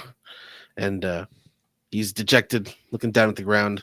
You hear footsteps walking over, and now it's correct age Kid Bonnie, and she's giving him a hug and says, "I'm sorry, Vegapunk." It's just, and with the stark white background as well, it's it's a sad scene. Mhm. Yes, of course. She came here expecting to get revenge for Kuma against Vegapunk, but now Right. she knows. And then we get an outside shot of the lab, and some time has passed. But Bonnie is asking, "What is this?" And he says, "This is a present for your 10th birthday. Kuma left it with me." And she says, "From Daddy, yay!" And then she's holding up this little piece of jewelry. She says, "What a beautiful sapphire. This necklace is shaped like the sun. I'll treasure it forever." And Vegapunk says, "He said it would be a good luck charm for you, but..."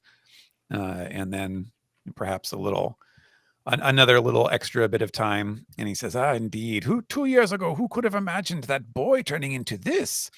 So I guess she was, telling him about Luffy or something. She says, "So Straw Hat is the son of Daddy's friend?" He says, "Yep. I was shocked when I saw the two of you show up together. Fate is such a strange thing sometimes." As Kuma remarked as well in the previous chapter, looking at their bounty posters. And Vegapunk continues, "While you are in this room, a number of dangerous things have happened on Egghead. The Straw Hat crew just saved my life minutes ago, in fact. I'll tell you everything. Let's go back and meet up with them when things have calmed down." We'll never hear about it though. Yeah. And he continues, "I'm sorry, Bonnie. In the end, I'm nothing more than a hired scientist." And she says, No, it's not your fault. It's all him." And we are going back from that transition. Yes, Yeah. a transition from that previous moment to the present day, as we will see turning the page. I also want to add, I really love the hired scientist literally taking from Saturn's words there in the previous chapter. Yeah. Hired scientist. Ed. Hired dragon.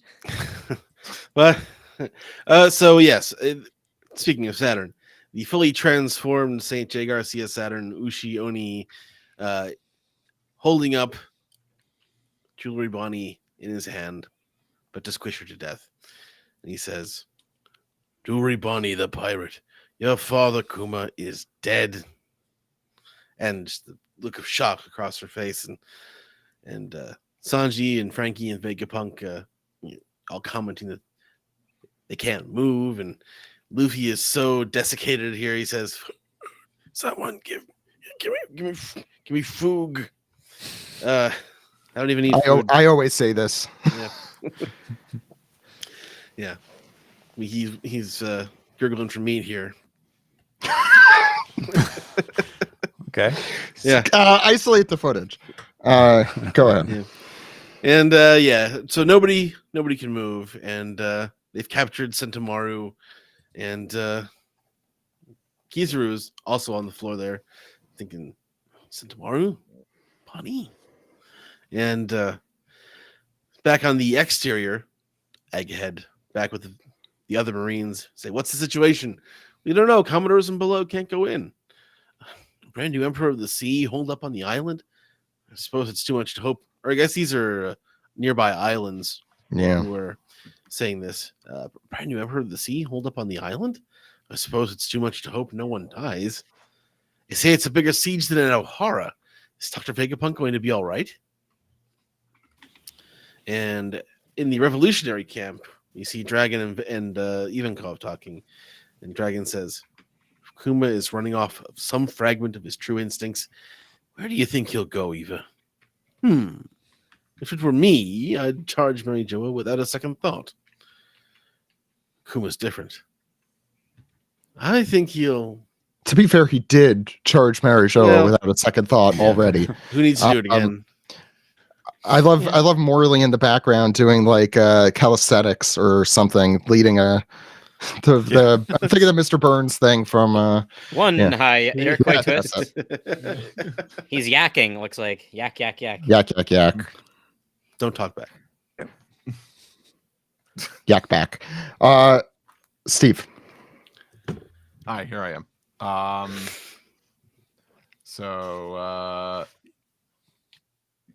Yeah, sorry. I was just remembering because I'm drawing too, so that's why.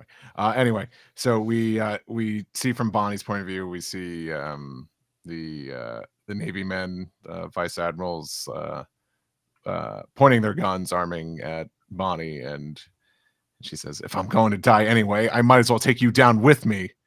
And she says, "Distorted future, Nika-like," and then this is when she gets all big and buff, and her hands will get all big with the punching, and Saturn's like, "Excuse me, Nika?"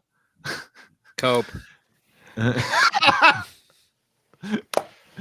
hate that. I hate that. Workshop it.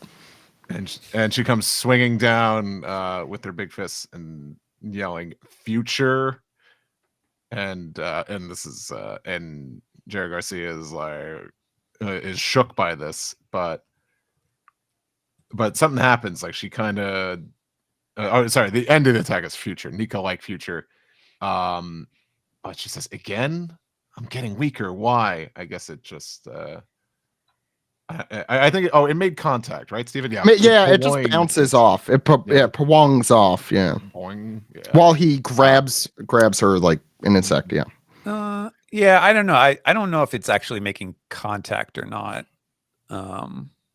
Maybe that little splash thing. Yeah, there's an impact. Yeah, there's a little. I think it did. Or that slipped off. I assume. That But that could be him. That could be his shock. Like ding. Like whoa. Yeah, because I feel like I don't think he's not that shook by it. Yeah, I don't think he's shook by it at all. Yeah. She's getting weaker, and Saturn's grip is only getting tighter as she yells out in pain, and he says, "I see. You're his daughter, eh? And you know that name, but you don't know what it is." And as he like kind of regroups in his head, he's like, doesn't seem to have made the connection between Nika and the Straw Hat's white colored form. Nobody better mention that, because then I'm screwed. He says, "Such a shame." I think he looks over to his right and see Luffy's just like wonderful, going to town on his own personal buffet here, just comically just laying down on his back, just like out his nose, going hum nom nom nom hum nom nom nom.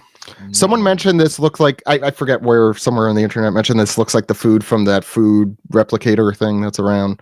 Burgers, pizza. Yeah, for sure. Yeah, for sure. Yeah. Some ramen over there on the left too. Yeah. It's like a don't eat that buffet too fast. It's like a One of buffet those in Vegas. Big gooey pizzas. Oh yeah, Wano style pizza. The Goofy movie pizzas. Yeah. Oh, man, all cheese, no pizza anything from else. Goofy movie here. And he just says, "Hey, who gave him food? Put sea prism stone cuffs on him at once." Can't stop eating. One of the natives like, What a great example of Luffy being, Oda mentions like Luffy being the character who could lighten up any situation, like this extremely dire moment. How can we stop crying? Yeah. Luffy will help. Alex. Yeah. So the Marines are rushing to him. "Seize him now!" Rah! And we see Kizaru's, he's sort of sitting up now with a little word balloon. Interesting.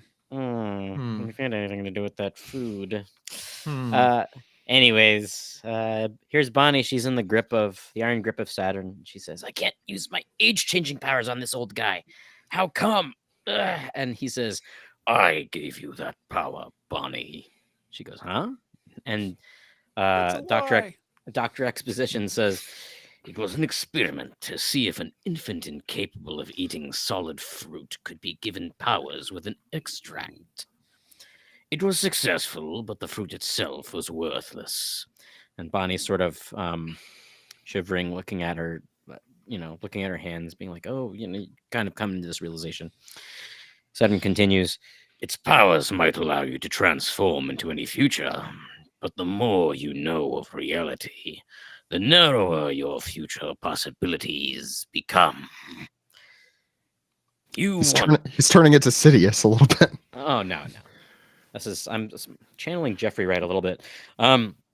So we see Kuma hurtling through the sky as this dialogue continues. He says, Saturn says, you want to believe in Nika, don't you? And Bonnie continues, Nika is real.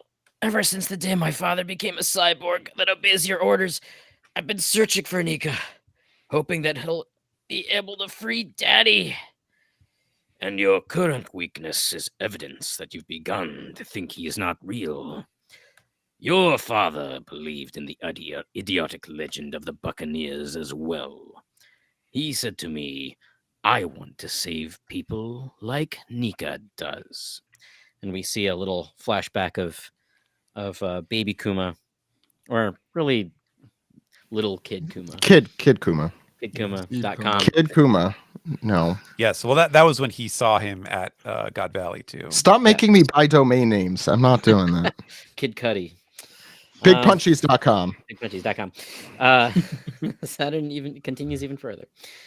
Years later, I performed a chemical experiment on your mother, who is the 8th wife of a fellow in the Holy Land. It was a failure. Those blue blemishes showed up again. But although it didn't have the desired result, I found it quite curious that the same effect was passed down to her daughter. And, this is, Bonnie's like, huh? You're doing that voice right, I gotta say. Thank you. It gets the full I'm evil and I'm explaining my evil plan to you. And it really is. It really is a Star Wars villain monologue. You got to really splash is. a Vader in there. To be fair, we know Oda is a gigantic prequel fan in particular of Star Wars, and this flashback and this reek of it. He liked episode 1. Let's not like the pod race scene was pretty cool. It is pretty cool. Well, a really quick side tangent. I remember a couple years ago, I was having lunch with Ed, and he was like, "Oh yeah, I was watching Phantom Menace the other night, and I fell asleep." And I was like, "How could you fall asleep? The pod race scene's awesome." And then Ed's like, "You should watch Redline. That entire movie is the pod race scene." And then I watched Redline, and it changed my life. So, I forget that movie was that long changing ago. lives. Yeah. All over the world. Redline's a great movie. Everybody should watch Redline. It is. Yep. So Saturn's evil monologue is disrupted a little bit by a massive explosion on Egghead, and one of the Navymen says, "What just crashed onto the island?" God, look at these guys. Yeah. and Bonnie is coming to terms with what Saturn just told her, and she says, "You did all of that." And Vegapunk, of course, didn't know any of this, and Vegapunk's, he's very noticeably pissed off. He says, "You did that as an experiment, Saturn. Those sapphire skills tore Kuma's family apart.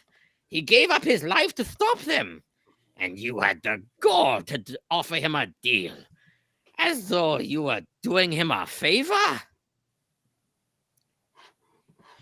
And we turn the page, and Saturn is looking down on us like, put yourself in my shoes. Would you bother yourself with the feelings of insects? It is impossible. And Bonnie's getting choked up by this. And from the ashes, we have Bartholomew Kuma, the man formerly known as Bartholomew Kuma, lurching.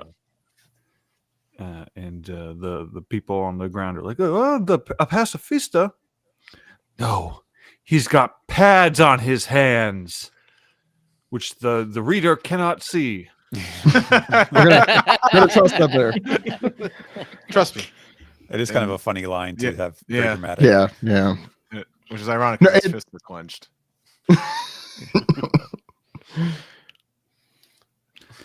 Former warlord of the Trust. sea, Bartholomew Kuma has appeared on the southwest shore of Egghead. He's proceeding toward the center of the island. The authority chip isn't working on him. He just won't stop. What nuisance is this? Kuma couldn't possibly be here. Nonsense, but also nuisance. And Well, I mean, Bonnie- what's life but not A series of a nonsenses. series yes. of nuisances. What's Just One one Piece suck. but a series of nonsense? You know. What's- Sam, I love what's your the meme? I love Sam's line reads because you made these guys sound like they were his hype men. Yeah, I was gonna say, what's the meme? Like his flow too fresh, his bitch too Yeah. bad, all this stuff. They'll kill you, Kuma. Wait, wait, you said flow too? Because I've not heard any of those. Sam. And then Bonnie is shivering in fear. She's frozen. She's like, I can't. I'm too afraid. And Vegapunk's like, Kuma, but why? Stop him, shoot him if you must. Yes, sir. And then this is Bonnie's inner monologue as Kuma's like storming the scene. I can't even speak. Hey, Daddy, I think my spirit is breaking down. But speaking of spirits, Kuma getting blasted by cannons, taking the heat, but he's In the still face. running. His spirit is moving his body post-death, post-brain death. Supposedly. Brodsky. The first panel is just a huge explosion. Like, fire! Give him every shot you have. And then we just see kind of just like a still robotic but determined face. Love this panel. Kuma. It's really. It's good shot. both like emotional and badass. And then we have more of Bonnie's dialogue here. It says maybe it'll be easier if I just die, and there's a panel of her just again absolutely sobbing. And finally, just as everyone is screaming and Kuma is running and everything is happening, her final lines is like, "I'm sorry, Daddy." It's who's that Saturn screaming? Enough of the squalling, you obnoxious brat! And squeezes her harder. It's the Bonnie screaming, saying, "Shoot him!" Or not Bonnie saying. Bonnie would not say this. Sorry. More screaming, saying, "Shoot him through the Who head." is yelling And we this? just Can have I seen the- ask? Okay, so I yeah. had to fess. I think I need to change this because I translated that thinking that they were talking about Kuma, but it Yeah. seems once I read the chapter and it was finally out, and then I was like, wait a second, shouldn't that be talking about Bonnie? So yeah, let's just chuck it up to I can't believe he would do like some William Tell ass shit of like, here, shoot at the thing I'm holding in my hand with your guns. Yeah.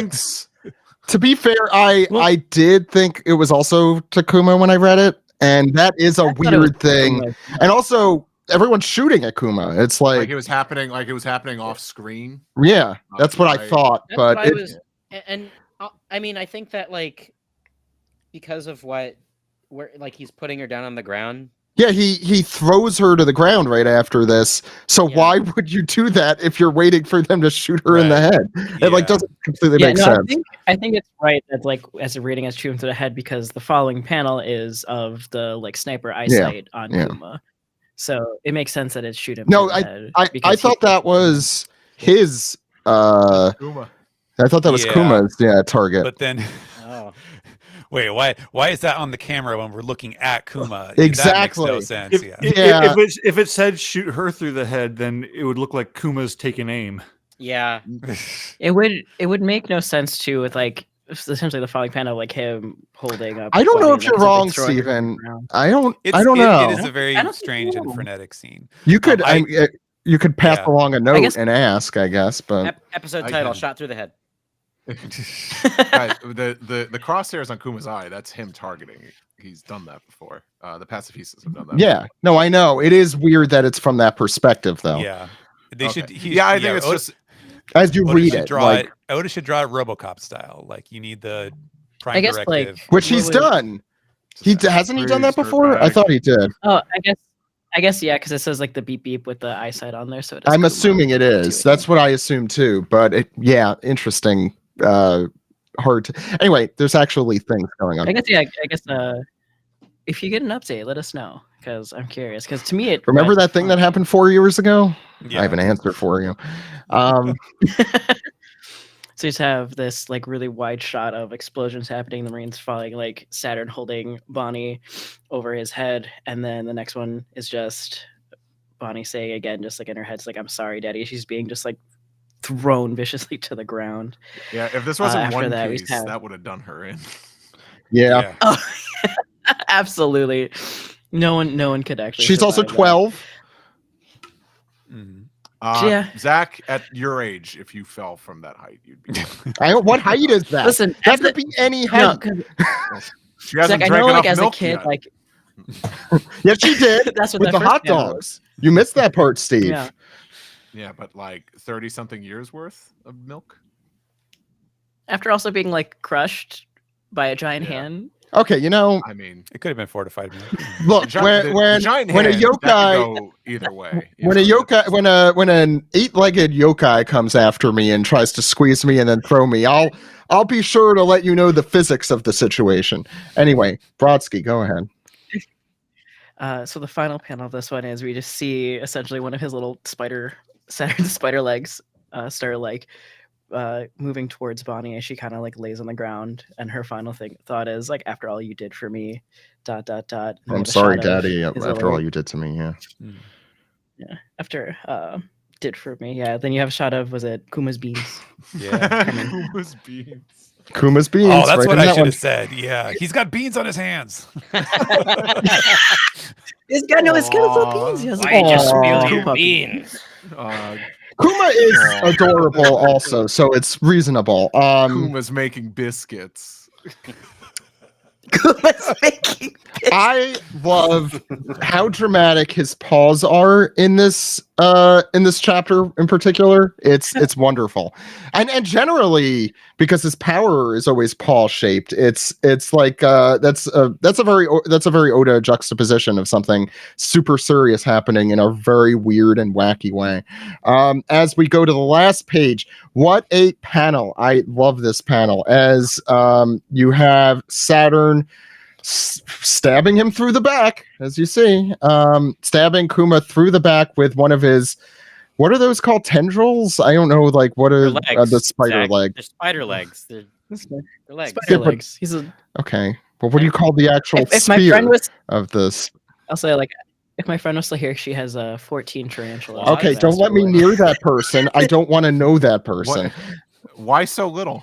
It's only growing every day. She had 13, and this week she's got 14. Well, I mean, I think she saw Home Alone and thought that's the perfect home security. That's all I need.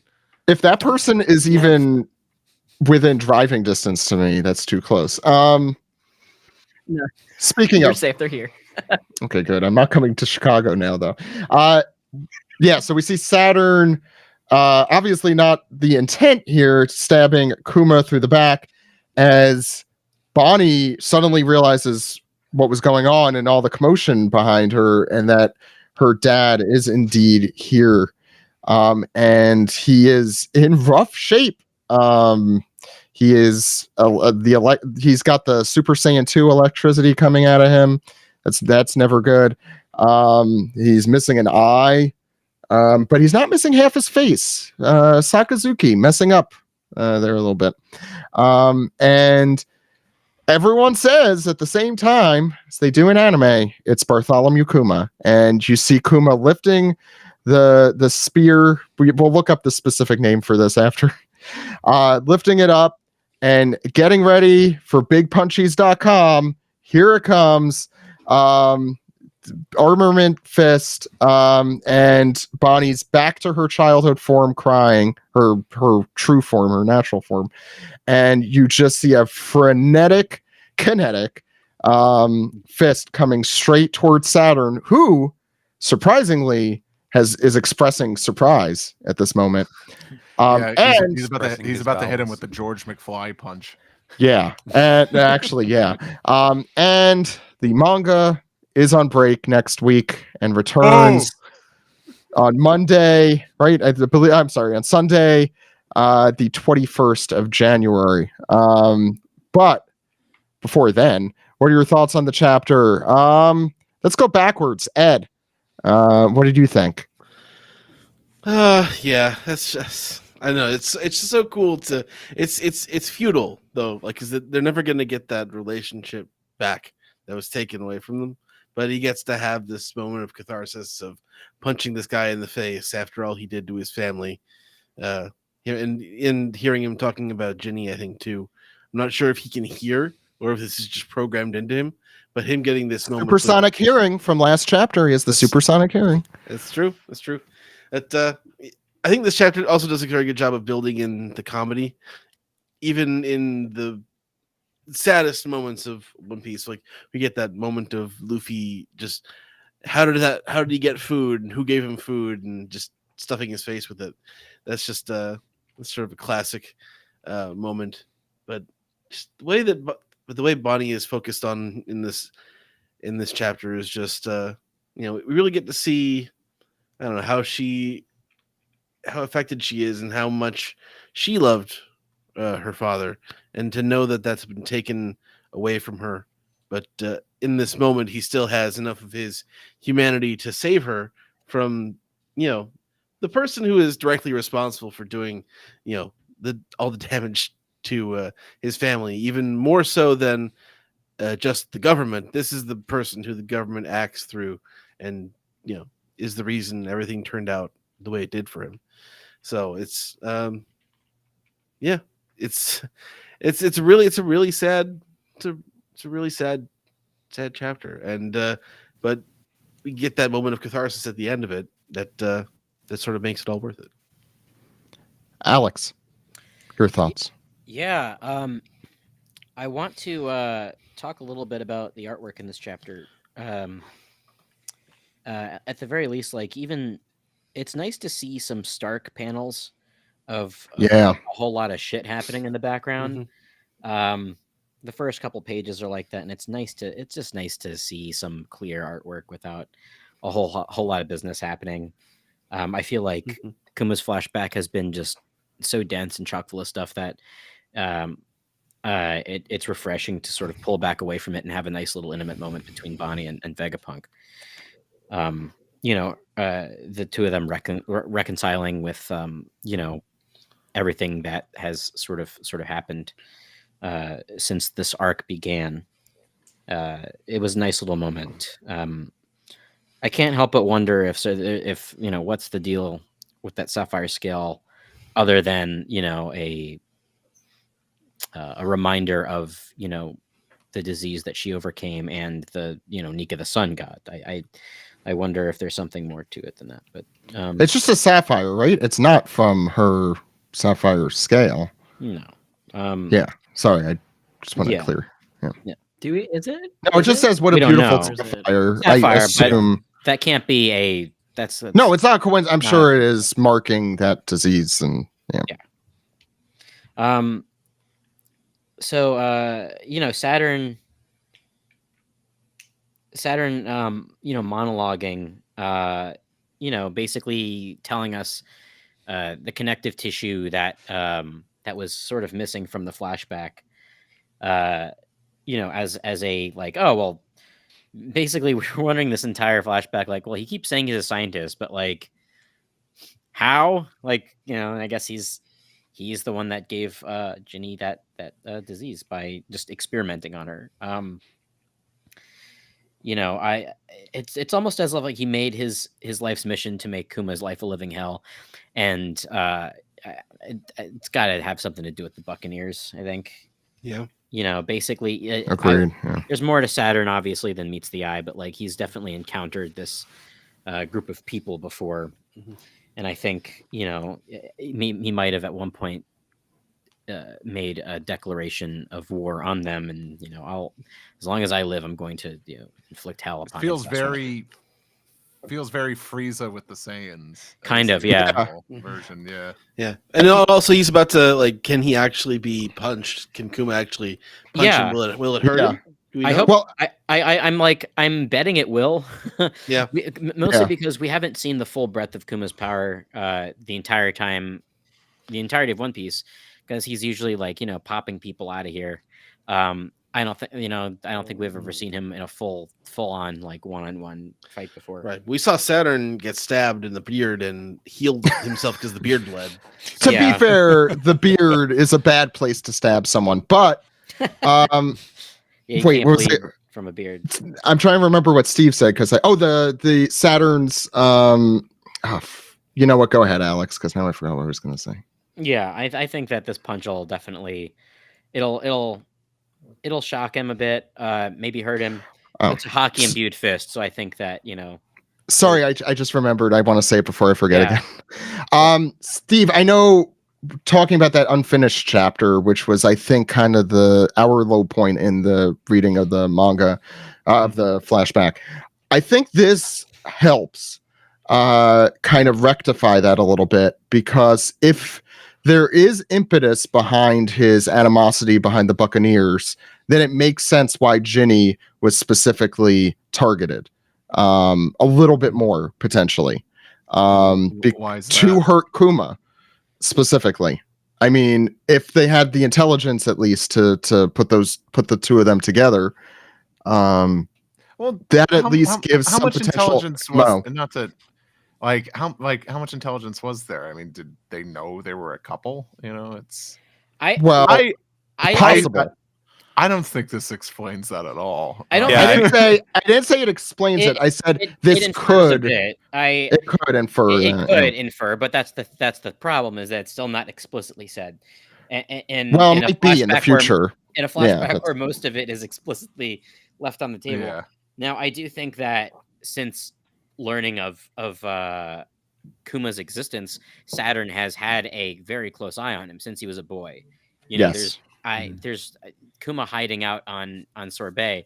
My opinion, bad idea to just go back to where you came from, because that's it's people are gonna know if you're getting targeted, people are gonna know exactly where you are. So I don't know. I think that who knows if we're gonna find out even any more about this relationship between Saturn and Kuma, but based on the data that we have inferred so far, I think that it's logical to say that Saturn has had it out for Kuma and continues to this day. But I guess he got complacent after he became a robot, because he looks legitimately shocked to see him here. And I this was we saw this coming, right? This was a hero moment. We're all waiting for Kuma to come in and save Bonnie here. I don't think Oda was trying to hide that. No, I think it was No, and I think that's what makes this so triumphant. This last spread here at the end. I think that this is just a really great superhero moment after a really tense and grueling tragic backstory. We want to see Kuma get a bit of a win here, and he'll probably meet with a tragic fate here, but Nika is right within his sights, and I think that that very well may be the last thing he sees. And he knows that. Yeah. Yeah. Now, what a fun chapter. Like Ed said, the comedy, cutting through some of the tension here is really great. I think that Kizaru is the one that gave him the food. His position is slightly different physically than in between the two panels. So and he moves at the speed of light, and Saturn's preoccupied. So it's either that, I think we mentioned this on the Discord the other day, or Caribou. Well, I think is it because they took Centauro captive? Where did Caribou come? Well, Caribou's on Egghead somewhere, or at least was, to be fair. But no, they did take Centauro captive, and I think there's the thing that we didn't really mention. I mean, you might have mentioned it in the episodes where you covered it in the manga, but the I think it's nice that and I was thinking about this throughout these past couple chapters. It's nice that One Piece has sort of become an all-encompassing story about more than just the Straw Hats. I was thinking about it in terms of the Garp and Kobe stuff, and this whole Kuma flashback, and even like the little bits with Sentomaru and Kizaru, giving them a little bit of humanity, giving Kizaru humanity, which I think is really, really great. A character that we've only seen up to this arc as a tool and doing whatever he is told. Professing that. Yeah. And seeing that he has this this bit of humanity, I think, is a really great payoff for this character that we've seen be just a weapon for the government. And I think that's sort of the theme of this arc, right? Government weapons gaining humanity, and vice versa. It's right? The Seraphim too, yeah. Yeah, I think that's like when you have all these pieces together, right? You have, like you say, the Seraphim, you have Kuman, you have Sentomaru, it's perfect. It's have, perfect for Kizaru. The AI thing going on in the real world too. I'm sure, not coincidentally. And you also have CP0, weapons of the government, and we're talking also about the Mother Flame, which powers a weapon of the government. So I think like that's the number 23. Everything comes back to this. But I think that everything is really starting to really pay off for this arc in a very satisfying way. And I'm really happy that this chapter ends where it does. It's a great cliffhanger. It's going to be a hard 2 weeks, but I'm definitely very excited for what's to come. Steve. Okay. Yeah, we needed this. This was a win. We'll see what happens with Fallout here. But one of the most earned punches I could remember for a while. No, I won't say that, but I just think like, yeah, this is earned. I'm like, especially with, I think like, wow, it's like really kind of just add a little bit more, and with Jay Garcia just being like, while we were at it, yeah, I gave you that devil fruit power. It was an experiment, also experiment on your mother, and then I was just like, oh yeah. So it was like, and and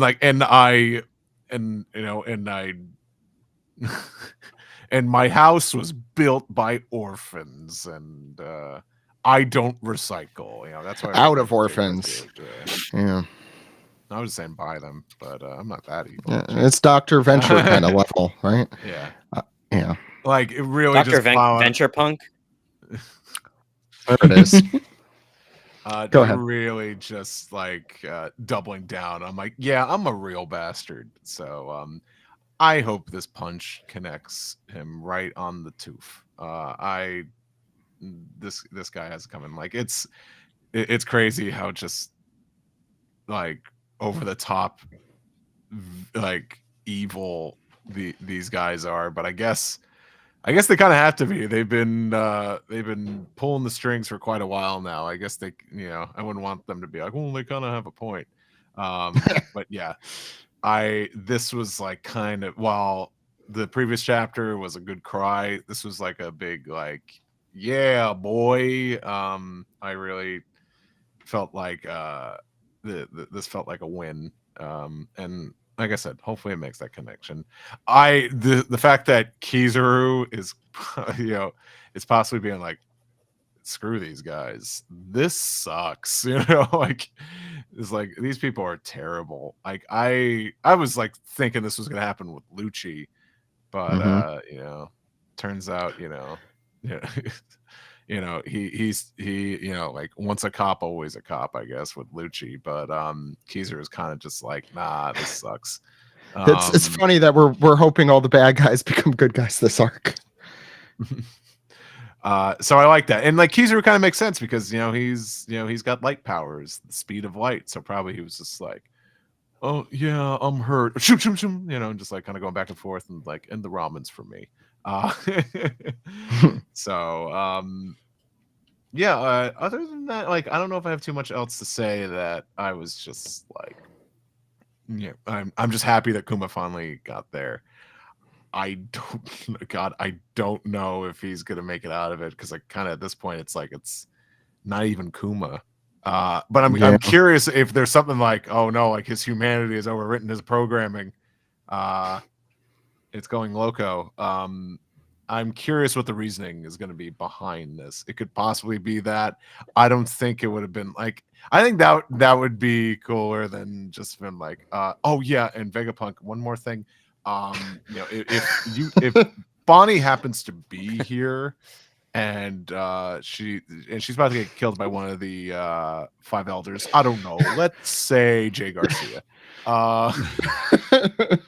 Can you just program an override for me to just drop everything I'm doing and just gun Which it for was there? sitting and just One collapsing. would have been hilarious. One would have been hilarious if Kuma wasn't rescued and he was still you know, Roswald's like slave and just like, want to ride on daddy's big slave, son? And Charles is like, no, father. And then they're riding on it. And then Kuma senses Bonnie's in danger and just like a Takes horse off. just bucks them off. No, it goes with that'd be goes with great. him and dies in mid transit. It's perfect. Or I don't know, like runs through a tunnel and then they're like, oh no, it's too low. Bonk. I don't know. Yeah, perfect. I would that like the thing is though, yeah, that's not as dramatic, of course. That's like that would be funny. And also, you know, screw the celestial dragons. They should die. So Yeah, I think that's something everyone could agree on. but I'm so happy to see. I will say this, like Kuma, I've always really liked Kuma. But now that there's like depth to him, he actually has a story now, like a backstory, I should say. Like he always kind of had like a lot going on for him, but he's really, you know, his stock is on the rise for me. I love this character. I mean, the gentle giant. That's like an easy, you know, that's a That'll a get quick ya. way into my. That's a quick way to my heart. But this has been so good. He is. Oh, this has been such a treat. Like to like, wow. Like I don't know how much of this like Oda had in his mind for a long time, because I feel like it really like hooks up with a lot of the things he dropped, the hints throughout the series. But it's great. It's payoff. Like Kuma, I want to see Kuma. If it's gonna be a blaze of glory, and it's gonna be a gory blaze of glory. I just, you know, I hope it's just gonna be satisfying. Great chapter. Steven. Yeah, I'll be quick since you guys have already covered it real well. Yeah, really a good, you know, I feel like there's a lot that happens, but it is not much. Like you could just describe this chapter as like it's setting up, you know, Kuma punching out Saturn, or at least inflicting, you know, the symbolic blow that that he deserves to get to throw. And so it was, you know, like Oda worked it up well as far as the villainous monologue, and to just make you feel as bad as possible right before the triumphant entering of the scene of Kuma, which had been telegraphed so consistently throughout the chapters preceding it. And so, yeah, I think he did a great job with that. I guess the one thing I will add is it is kind of, I do think it is kind of funny. Speaking of Star Wars, of Kizaru kind of doing the like Vader in the throne room thing, where he looks back and forth like 5 or 6 times between the evil boss, who's a giant monster and is giving a villain monologue, and then his friends that we saw how close he was with them in his flashback, and then finally decided like, maybe I'll do something that's actually good for once. So that was kind of amusing, but yeah, we'll see. I think I do feel like that it was a good call that probably Kuma, you know, this is One Piece, Kuma will probably not be the finishing blow. I do really like the idea of him like sort of temporarily incapacitating Saturn or something, but basically lasting long enough to get to see Luffy in Gear 5 mode, because I feel like that is it's too good. It's been set up too heavily throughout the flashback and stuff of his obsession with Nika for that not to happen And so I do feel like that we need to see that. So it's not going to be as simple as, one hit KO from Kuma to knock out Saturn. I do feel like we need to see Luffy as well. But yeah, it's really exciting. The end of the year stuff is always the schedule is always it's always very weird because they front load the chapter work. So like this chapter I did multiple weeks ago. So it's been a while since I've seen any new material, and I haven't seen the next one yet. So I'm like with everybody else here, where I'm just like, I just want to find out what happens. I just want to see it so bad. You wait as long; it's just staggered in a different way. Yeah, it's a different order. I was muted when I made my really great joke, which wasn't good. It was just that once you share a slice of pizza together, you're true brothers, and that's Kizaru and the rest of them. I'd say that was a stupid joke, but that's how I met Zach. So I know. That's what I was thinking about it. And that's what we did last time we saw each other. So, yeah. Pizza brings us together. Does bring us together. I think that's really the message of one. Wait, the One Piece. The One Piece. It's a slice. One pizza. Now I just want to hear the Kita Donnie version of that. Brodsky, your thoughts? Pretty much mirroring what everyone has said. Like it's good. Again, next chapter, it's going to be so satisfying, no matter even if it's just incapacitating for a second to save Bonnie and to give Luffy a chance to, recover after being a shriveled little mess. And I can't agree honestly more with Steve too. It's just like Kuma has jumped up to one of my favorite characters, or a character I care so much more about, because we've seen him kind of throughout, and I never really liked him, and then you see him protecting the ship, and I was like, oh, all right, I like you. And then now kind of getting just the picture from his perspective, go his entire backstory from start to finish to where we finally have the real Kuma. It's not one of the clones, it's not something else that's shown up there, it is Kuma, that he is there and protecting his daughter. But he's do we know that he knows what he's doing? Find out in 2 weeks. It's just been, this feels very, again, it seems a win. It seems very satisfying. I have the last page pulled up, and I'm I want to see him collide with Saturn's face so badly and just knock him out. But also I'll say Kizaru he's been one of my favorite Marines. I don't know, just because he seems just like an asshole. That's your type, I know. Because he didn't he is a tool of the government, yes, but I feel he still does his own thing, kind of his own vibe. He's just he'll do it, but maybe he won't. Maybe he'll just tap out if he doesn't feel like it. But I also agree. I'm looking through, as you guys were saying, I think he's the one from where he was first to where we see him second, where he's sitting up. I think he's definitely the one that got Luffy the food, because no one else could move that quickly. Caribou to bring Caribou. I never want to hear Caribou. Yeah, I'm sorry. I was going to interrupt because I was about to ask. I don't know, Sam. Caribou watch? Sam will get his chance after this. Yeah.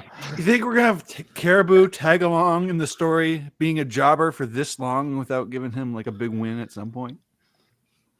This is a big win. Caribou, barrel of Caribou at Raftel. Not this. Kizaru can have this one. I'm just saying. Sam, Caribou apologist. Don't talk about Caribou like he's a non-entity here. I prefer to. No, he doesn't. He's a pile of sludge. I don't really know if he does. And I'm saying that literally. Brodsky, sorry, go ahead. But I also just I liked having a little bit more of the flavor to Kizaru too, where it's again, these are his friends. He was there, to watch for the years, but he bonded, he grew to keep people as friends, even if he doesn't really, say it. I'll believe it's him until Caribou shows up, Sam. I'll keep that in mind. But I also confirmed with my spider friend, they're just called legs. Even the spear part of the no, it's the little like the little two front ones have their own names. Like they're called like. You know, I'm glad I didn't want to something look like this up either. So this worked out very well for him. But like the other 8 ones that he's using to stab with are just legs. So we were correct. What's a tendril? I don't know. I am tendril. That's It's more of a another part tentacle. it. Okay. Tendrils and tentacles are like they're wibbly Okay. wobbly. They don't have joints. Yeah. Okay. I don't think that's Okay. For I'm learning. spider anatomy. Okay. You know what? Let's move on. But yes, after the emotional toll we had last chapter, this one felt kind of like more energy, and like I'm really hoping again for a good ending. And I know that hopefully Kuma has like some sort of a little bit of humanity left, or Vegapunk did something so that he can see the Nika, see Luffy, and I feel like that'd be like a perfect kind of like end for him. Because unfortunately, I don't see him making it out of this, which also just really sad to think about. Especially after this whole flashback. Yeah, we got a very long flashback, which means either they are part of the crew or they are dying. Well, or died a long time ago in the case of Odin. Sam. If Kuma were to join the Straw Hats, would that make him the new father figure of the? Yeah. There's mean argument. daddy? Jinbei's like, Yeah. come on, I Jinbei's an just uncle. joined." Jinbei's an uncle. He's an Jinbei uncle to uncle. us, but No, he's an uncle to everyone. no, I think Frankie's He's the an dad. uncle to them. No, he's like he's a No, good yeah, time. he's an uncle. uncle Not vibes. like- didn't Kuma's the Oda daddy. himself say he's the dad in the I think it's literally just because of their ages. Yeah. But Kuma is most fun. Sam. Thoughts. I don't have too many thoughts. The ending just feels classic, It just feels like a classic. The will lingers on in the body. It just feels like a pre-time skip moment almost. Of just like this sudden self-sacrifice. Yeah, I think it's probably Kizaru. I think seeing Kizaru sort of momentarily although I feel like at this point, if Kizaru were to help the Straw Hats, I feel like he'd be stuck being with one of the good guys for the rest of the series at that point. If word ever got out to the other elders or something. Yeah. What was the one other thing I wanted to? Oh, I guess I'm, and I think I'm genuinely of the opinion. I guess I think it would be sad. I think it would be more poignant if Kuma didn't see Nika. If he really did, just kind of. But that's not a very One Piece kind of story. But I think it's more tragic when characters are dead before they get to see their dreams come true. It's the opposite of One Piece, I think. Generally. But I mean, like when somebody's over 30, they can die and be. To be fair, like the Nolan Kagura thing is a good example of that. Yeah. But nobody dies though until they turn 30. That's when like it could happen to you. Anything else, Sam? 27, right yeah, around the 27 is corner. the magic number. Anything else, Sam? That should do it. I had a couple things. First, I think the what? The 30 thing, Sam. Laughing at Donnie. I think it would be cool to have Kuma take out Saturn, and I say this as a possibility only because the egghead incident is been this thing that Ken, I think, on our Discord was talking about it.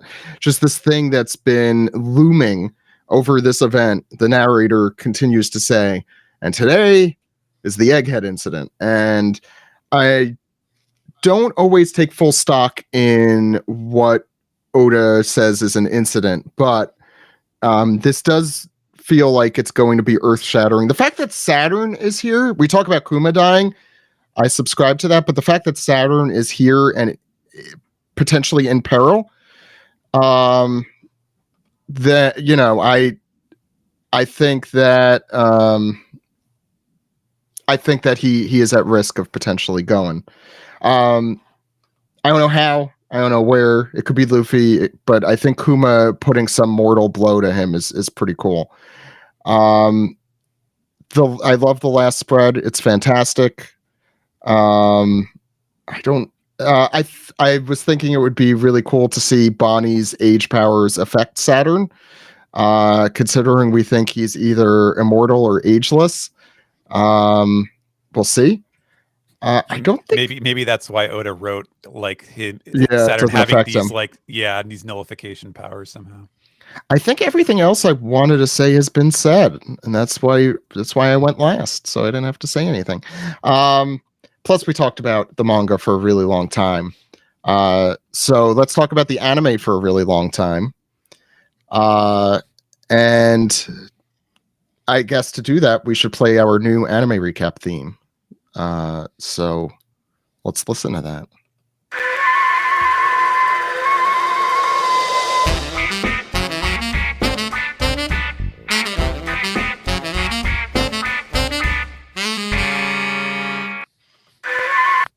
Sorry, I didn't mean to play that twice.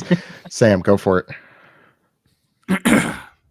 Have to come up with like a whole new cadence to go along with the song. Yeah, now I'm curious. Actually, did we want to start with the new opening first? Yeah, I think we did. I have screen caps ready to go too. If you want to, you tell. Well, we should introduce the Let's get it segment, out of the Sam. way. Let's just do it now. Yeah. This is the anime recap for episodes 1088 and 1089. I'm your host, Sam, and today with me we have none other than Ed. Hello. And joining us today, actually, let's or raise of hands. Who's actually like on for the anime this week? Is I meant to watch the episode, I but watched it. I've seen the opening. I watched the opening. I did. It's the minimum requirement for today. I think. I watched the Joining previous us today, episode we have and- everybody who is here who has been on the podcast this whole time. Yeah, thank you. I was gonna say. Aha. There we go. No need to do the bit. So we're starting with the new opening, which is you could translate it as like just like by Kitadani Hiroshi. The Japanese is like asu. I've seen Asu around, and I'm like, yeah, that's gonna. I prefer Yeah, that's how It's just an exclamation of non-specific. Sue the French champagnes. The castle. He wrote it out. I like reading it in the yell that Tom from Tom and Jerry does whenever he gets like I don't know like Oh my god. hammer on his foot. And this is following up the last opening. This is another directed by Megumi Ishitani opening. Yeah. It good. Mhm. It good. It's very good. It could open. It could open very much. Yeah, they don't. I would say they don't make them like this anymore, but they've never made them like this before. Yeah, and it's short. Ah, man. Yeah, I gotta say, I don't think I got to. I forget if I got to talk about the last opening, but I'm so fucking glad that endings are short again. I mean, I'm sorry that openings are short again, and we have endings again. Mm-hmm. It's like all is right with the world of the One Piece anime.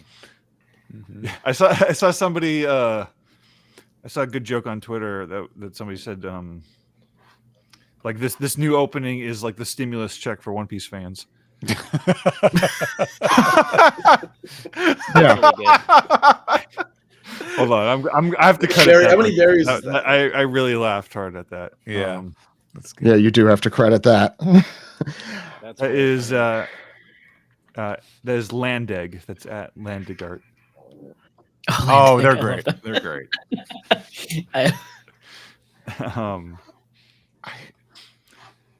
Yes, I mean, where do you even start with this? Yeah, that's a great question. You could start with the after, like- beginning. It's something completely different. Zach, you said you had visuals. Yeah, let me pull those up if it lets me. Oh yeah, cool. My Google Drive. I I think this is my new favorite. It's just so. Yeah, I agree. And let me see if it It's goes my into favorite opening, but it's definitely up there. I think it's like Nope. the visuals Wrong- are just wrong end. the art style and the visuals are so fun, and the callbacks are so fun. Good. There we go. Oh, something just Okay. like really touched my soul about the last one though. Like that one is in a was also special very place in good, my yeah. heart right now. It's a lot more upbeat. Ed, Yeah. you're on the wrong mic again. Good, like Yeah. lust for life kind of opening.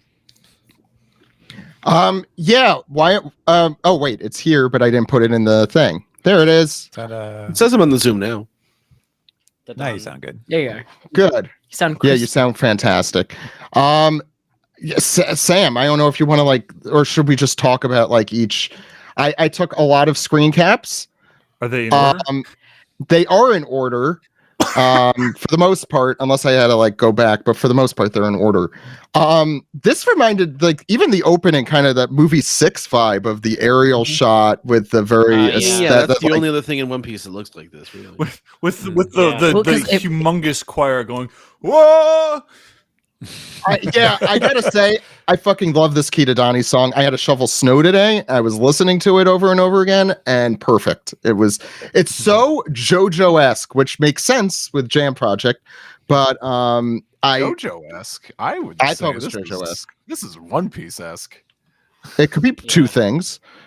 The JoJo themes were a lot more Like, hard rock, and especially initially. At the end, I think that like that choiry thing that felt very like part 5, part 4, which I know is not even Jam Project, but whatever it is. My internet's deciding to go super slow. This is that the same font from the burger color spread? Because that's the first thing that popped into my head. Yeah. With It looked by the like way, when Oda would draw the big bubbly logo. Yeah. by the way, if you want to follow along, and you're not on our YouTube page, following along, you could also just open the opening and just stop every 2 seconds, or not even because there's so much detail. Yeah, there's a lot of cool stuff here. I'll say from like an artist perspective, like I like the colors and just the simple, like the very simple lines, but then like having this like harsh outline. I love it so much. I cannot express words how just like pleasing this is to look at, and it's like a style that I wish I could draw. Yeah, like, it's honestly. like deceptively simple, right? Mm-hmm. Yeah, it's like there are so many artists that I follow that can do this like beautiful simplistic style, but like just nail it when you come to like the shape, the form, and like the feeling, and that's what this entire opening feels like. Agreed. Yeah, as an artist, I love this watched one too. Yeah, go ahead. I watched this and I'm like, is this gonna change the way I do things? Yeah, like I can't tell you, like this has made me like want to revisit some of my like older One Piece drawings and be like, let me see if I could draw this better now. There is not, I will say, there is not one shot in this that I don't like. Actually, one, and then we'll talk about it.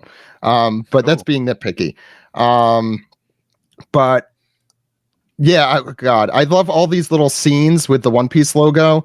Then you this is get great, the like rotating platform. yeah, with the little I like almost the I Matryoshka love dolls. that. Steve, by the way, in your images, that. you called so fucking much of this intro. I feel like of the vibe.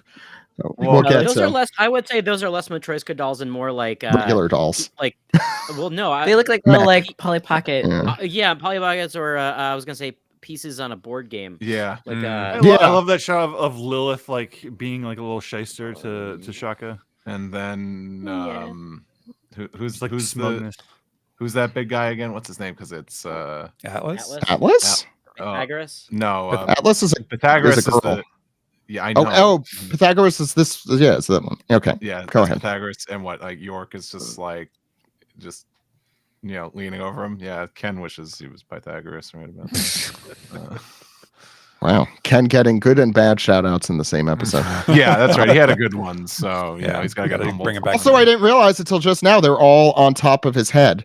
I love with the this pose apple. though. Oh yeah, that's great. But oh god, Oh, I didn't catch that. Yeah, they're on. Which see, pose? like, is by JoJo S? Did you mean like by the vibe of the song, Zach? Yes. Okay, because when I watch this opening, I get JoJo vibes because of how much. I how many agree with callbacks that it is too. to things in the Yeah. manga, like little Easter Yeah. eggs. stuff. That's very high That- praise for me too. Yeah. Anything JoJo-esque, I think, especially with openings, which it does super well. I think Steve has it right there. Like for me, if you're calling it JoJo, I think it's like because JoJo will always give you like spoilers into the entire Yeah. season Yeah. or whatever when you're watching. Not spoilers, but like things that after you watch it, you're like start. You don't picking up on realize them. So, when like, that's Mhm. a good opening. You don't realize it's a spoiler until you see what happens. Oh, Hattori, by the way, super menacing. Here's a Vegapunk licking the screen. Now for Great. something completely They make Vegapunk so genuinely cute in this shot. Yes. Yeah. By the way, I love it was words that I never thought that I the would hear. Hattori mask here, the menacing mask. I didn't Also, see that. Chef's Kiss. I love all these masks. Yeah, the master of Hanging floating. See, Space. like this. Wait Wait until the next This one. style is just. ugh. This Look at it, is I can't. I fucking love this. This is so adorable. There are so many This is going to be Luffys. great for the podcast only listeners. No, gotta as I say. said, if you want to follow along, we'll try and describe what's going on, It's but like, just no, I'm just gonna pause listen to this the on opening. Spotify. everybody. And this. Just go watch and the this, opening. I mean, and I this. Yeah. Okay, so we're talking about. Just why I watched the. So we were Describe just what- talking about. It's There's hard many a to. Luffy. It happens so quickly. These each are like nanoseconds, which is like part of the inspirational like aspect of this opening. I like cannot and yet believe it's it. all readable. Yeah. As you could see, I took screen caps. Here's a picture of another Vegapunk licking the screen. I just like how Oh yeah, that all man this to put this that whole tongue hologram away. sequence Yeah, is it's a hologram. really Yeah. good. Like This Slimer. hologram Up sequence the is different cool because characters. when you slow it down, Oh, I the mean, doll. we could talk about so here's Doll and the rest. Hibari, sorry. Buggy. Helmeppo, whatever his name. Just like how This is my favorite screen cap I took just because of Buggy's pupils. Yeah, God, crossroad look kill. at Let's Yeah. go. Look at the way Crocodile. But this is what's Mihawk amazing. from there. You could see Yeah. here Luffy leaving the scene, and then he shows up in the screen coming at them. I think is super cool, and he's holding the screen, like fourth walling it. Yeah, I like So how cool. Buggies. I like how Buggy Transitioning into this. He looked like Andros over there. He looked like a floating head with hands. But This might be I- my favorite screen cap of the. It's gorgeous. It like I love this in the manga, and this like blew me away tenfold. This is a good example of how you can preserve One Piece's cartoony art style and also use crazy Sakuga bullshit. Yes. Which I think my Yes, big agreed. gripe with the Gear 5 stuff is that it's unreadable. Even though it's kind of, it's pretty cool and dynamic. Ugh. This is like, I think the black outline on everything really this, helps it. yeah, This, yeah, the black outline is like what I love the most because you have like the thin Yeah. lines where it looks like it's almost color like holds. there's yeah. no. Speaking of JoJo, by the way, yeah. Steve, I love integrated credits like this. It's one of my favorite things. I don't know why I like that. But my one beef now is I can never get like a clean screen cap of this. Of this Yeah, maybe. I mean, They'll do Maybe credit-less the versions Yeah. of them. DVD Yeah. We'll get it. bonus feature. I'll notice a lot of the background is lineless. This is Yeah. my where you favorite have the shot. Figures. Oh yeah, I know. the whole movie shot is what Cody we're and calling the, this. the We're calling island, this. like this- he's like he's huge, so he's like rotating and it like looks slow in the It's background. amazing. And Yeah, like the, this the is expressiveness Kobe and, on Hibari. Kobe and Hibari. Yeah, it's Kobe and Hibari. Mwah! Yeah. My wife. Now this, Yeah. this is blink and you'll miss that this is the aged versions of Luffy, Jinbei, and Chopper that show up, which I did not And realize. also Vegapunk's brains in the form of those gems. Yeah, the gems I think are just Bonnie's power. They're the symbol. She's jewelry Bonnie. It fits. Yeah, I think the thing Who with is this Vegapunk giving- was Yeah, go ahead. stars. I think that. Oh, that's what I Yeah, thought. it was stars. That looks like a. What I was think the that? gems generally. Sorry. Can who- Steven say who's- that one more time? Yeah. Sorry. Steven. He was referring to Vegapunk's brain, like his crystal stuff, but that was like stars. When we saw little baby Vegapunk, Yeah. and Okay. There's a that was star early in here on the arc. right. Yeah, Oh yeah, that's. I think. That might just be like the shines. Anyway, who's giving Atlas a high five here? Is I don't know who's good. Yeah, me Is and that me. Kuma? Like it looks like I mean No, like it so can't be If it was- Kuma. Okay, If it was Kuma, I want to Atlas would have talk about gone the next away screenshot. somewhere. This one? Okay, but like, so this one I wanted to talk about too, because like, okay, so not only is like the heart pirates when they like transform into women, but like, it's deceptive because it also like there. My friend was saying that like we were distracted by like them being women because like, yes, but at the same time it's of the polar ting sinking. Yep. Mhm. Yeah. Oh Yeah. yeah. And I was like, so we got distracted. We're like, yay. We're like, wait. So And then, uh, yeah, go ahead, Steve. so Alex, how do you feel about guess that's Prince his Guru color. being one of the Royal Tenenbaums? It's official. It's official. that Yeah. that color palette, I don't. It's Uzi all grown up. I just got color that that's scheme. the I think his flower. color scheme fucking rules. I just got that that's the flower gun thing that Hibari uses. That's making all the Yeah. pirates turn into happy flower people. Yeah. What's really interesting about the members of Sword is Oh. their colors. Sentomaru stuff. It's a lot of Yes. reds and Yeah. yellows and greens, and I was really surprised.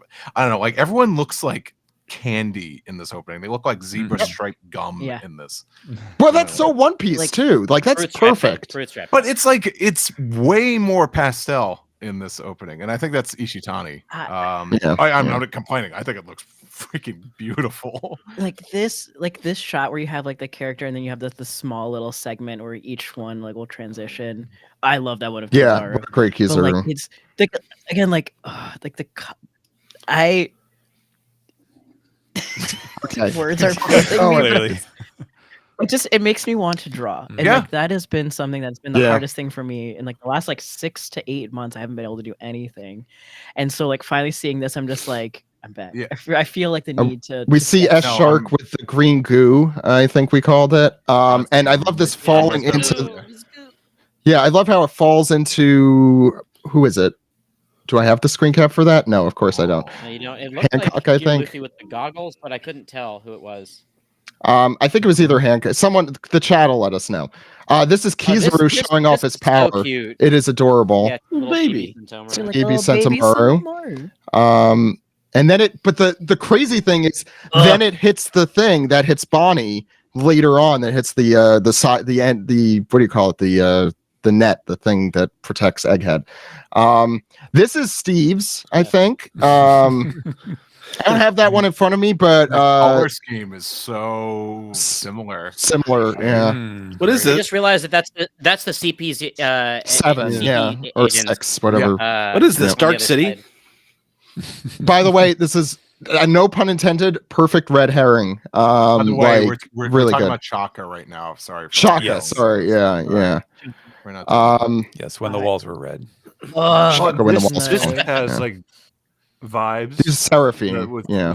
S snake. The head pat and then like the way like what's the next screenshot you have for her? I think this is supposed to be the traitor doing this, right? I'd like who you find out. I assume. Like Oh, yeah, yeah. like the way it like cuts into like her like looking into the camera. And here's the gems again that we were talking about. Yeah, the anime like is really making like S snake a thing out of that. important. These shots. Okay, so now we're getting to the part where the Straw Hats change their outfits every nanosecond. Yeah. We'll go through. You guys could talk about just generally the scene if you want. Which like I love Dressrosa Luffy's outfits, but it's just such a really nice where you have the color palette from whatever that kind of like arc is, and then you have Luffy in every single different outfit that he's been So in. cool. Mhm. It's such Oh, like The again like Trim Island one flashbacks. being there is Do great. These colors match up with like volumes. What they're wearing, I think. They might. Like, I feel like no, it's like, what they're the wearing. background's It looks like what they're wearing. Yeah. Right? Yes, I guess. I mean, Yeah. I'm colorblind. Wrong person. This the- was It's a someone palette pointed out. match, yeah. Can you see? Yeah, Afro Luffy is definitely not that volume cover because that's Yeah. Yeah, that's a red one. Someone needs to find out, but someone mentioned that when they're walking on the specific terrain, this is the Straw Hats, they change That's what I was wondering. outfits. Yeah. Oh, yeah, interesting.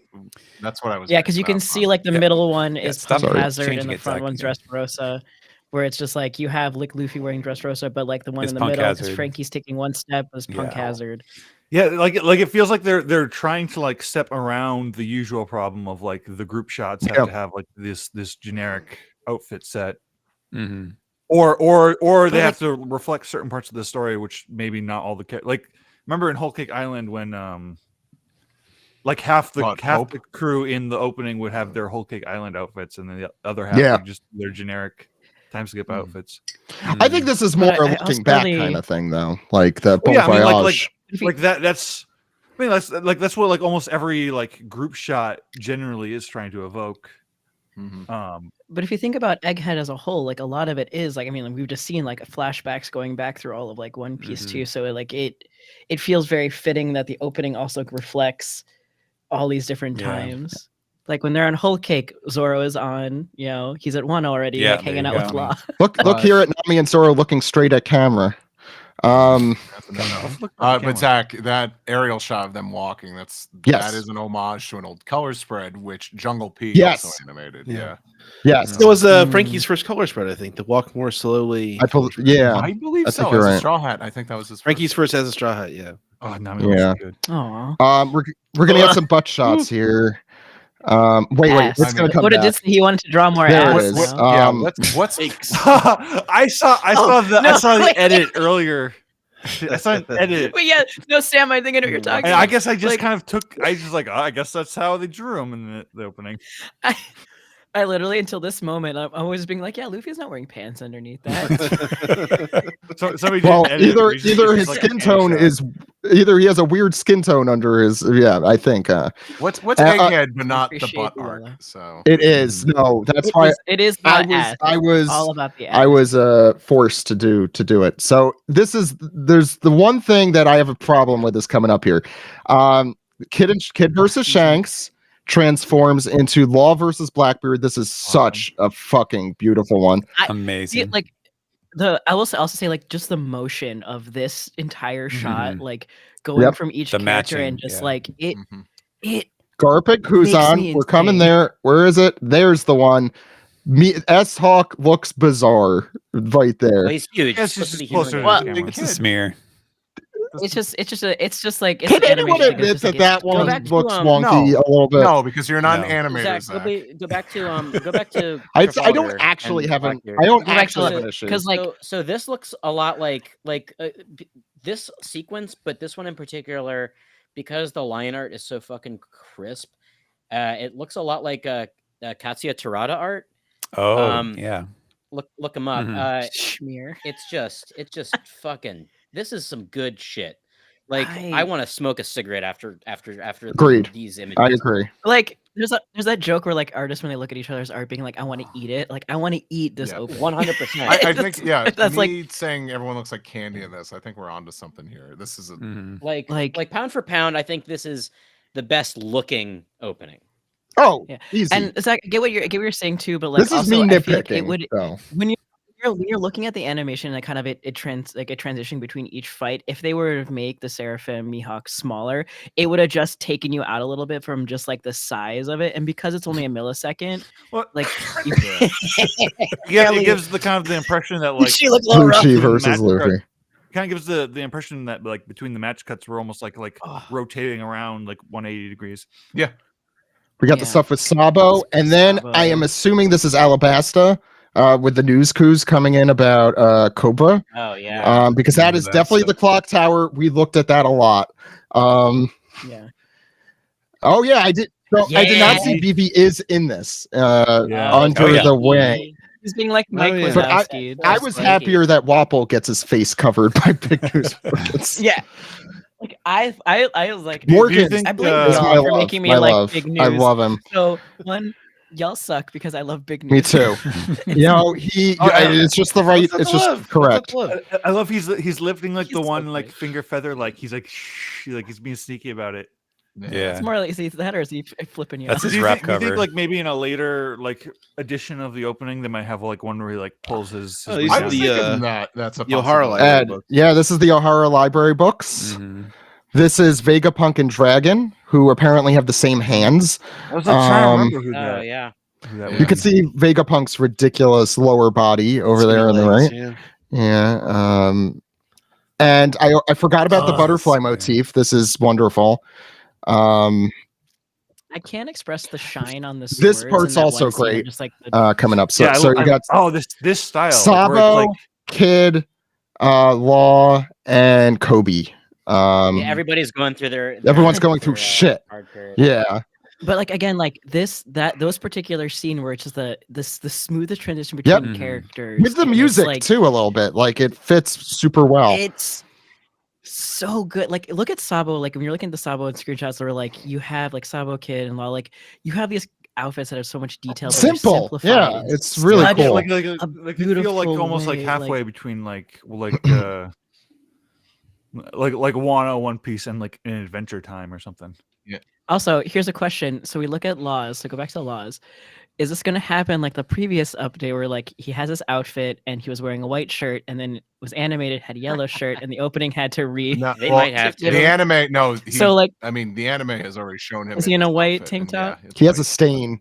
He ate Okay. he ate a Because bad like hot all, dog or something. all of us been drawing him with like a yellow tank top, so I'm just like, okay. No, so is it that's confirmed? too much. That's Here, too much. Vivian Marijoa, I assume. Mm-hmm. Bonnie And then Bonnie, yeah. and Oh, yeah, but that was stepping in. Wall crashing through the Yeah, wall. that's what I Mhm. assumed it Oh, was. yeah. Yeah, With you. yeah. Oh my god, Bonnie stepping through the paw. Like an actual really nice looking generic Fishman Island outfit. Look here. Ugh. This might be my favorite part, which should not surprise anyone. It's the map looking part. It's just so fucking cool. I have we love it. seen like in the manga? Have they shown like Egghead from From above? above?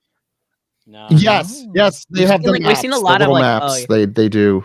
Because I guess the fact that it's a sun is pretty significant, right? And Stephen Parker in the chat, wait, by the way, wait. mentioned that Ishitani Yeah. said that there's going to be some update in the opening next week. What could she have done wrong? Lost Okay. This is perfect. It might be a character reveal that got grayed out or something. And then Yeah. at the end, Usopp's like very confused about Luffy's dream, which is in this same episode. So, final thoughts on the opening from everyone all at once. Banger. Yeah, I can eat it. I will consume great. it. Yeah, it's cool. Like this and like with the Scott Pilgrim anime coming out recently. It's cool that we have like all these examples of like this super, again, deceptively simple looking art style that is like kind of being respected as this very like artisanal thing. Is very, as you said, like it is very movie 6-esque, where like Yeah. the simplicity type style, and I can't get enough of it. Like I know that the series won't look like that, but I wish it did. I thought I was maybe Maybe the kinda One Piece. like maybe I was having recency biasy here, and maybe I was jumping the gun. But I think enough people were saying to me, it's like, I think this might be my favorite opening now. And I don't know about that. when I was watching it, I'm like, immediately I thought, well, maybe after one or two viewings, I was like, this is in top 3. You know, no question. For me, like I love We Are. I love Kokoro no Chizu. Yeah. Yeah, like does classic and nostalgia outweigh It's the power? It's the the impressiveness of this. It's the recency How much bias we versus weigh nostalgia, I guess, is But the also question. the song is like it. Someone described it to me as like it feels like an uppercut. good. You know, it's just like it's got I haven't let the song sink in as much for me as the visuals themselves, and I think with visuals to me, this Easy is number getting up 1, there I on think, for top. me, the visuals.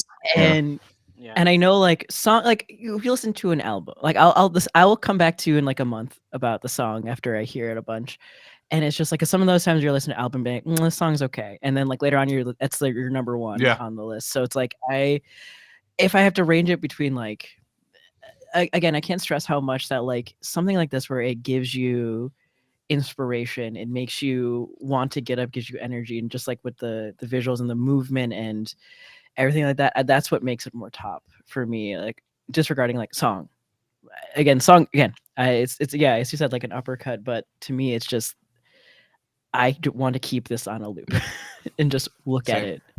This might be my number 1. because I'm trying to take away the nostalgia element. Because look, like Hikari, we are fight together, all of those. Yeah, but why you don't have to do that? Nobody's putting it into your head. What is that nostalgia worth, really? Yeah. I don't think it's worth as much as how amazing this opening is, because this opening also has the nostalgia with it. We talked about it. It feels like, and I forgot who said this in our Discord, I think.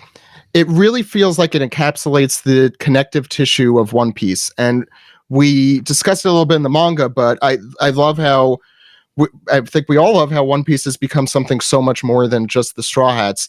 And in anything I've seen multimedia wise has it been connected like this. It's so vibrant and kinetic and just really jaw-dropping. Like I was expecting something cool because the anime has been so amazing lately in its output generally, and this I think blew me away. This might be one of my favorite anime openings, period. Not just One Piece openings.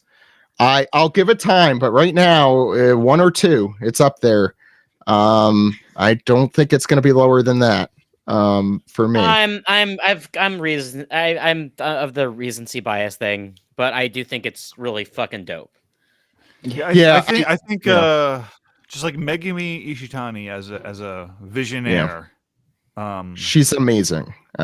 Just like pure I and don't simple. think I think we've only like it just feels like we're only scratching the surface of like how profound her talent is. Yeah. Also, I feel like this is another one too. Like as you said, like Zach, you took screenshots of like every few milliseconds, and I missed a lot. I feel like it's gonna be one that, like, again, this thing is like there's just so much more that is in this that like you're gonna, I think, keep watching it and catch it, and then like if she is updating something, or if as the season progresses and like things are revealed, is it going to change? Are we going to see those small changes, like characters being revealed or what have you? And I think I love when openings do that, and they evolve as the season progresses. Yeah, I have a hard time imagining what more she can do because there's so much spoiler stuff in there. It's crazy. And there's just so much. There's so much stuff. It is so packed, dense. Dense. It is. With Ishitani, I see a lot of people like saying, "Oh, thank God we have her in One Piece. Don't let her leave." She's gonna be an amazing animation Let her director. do her own shit.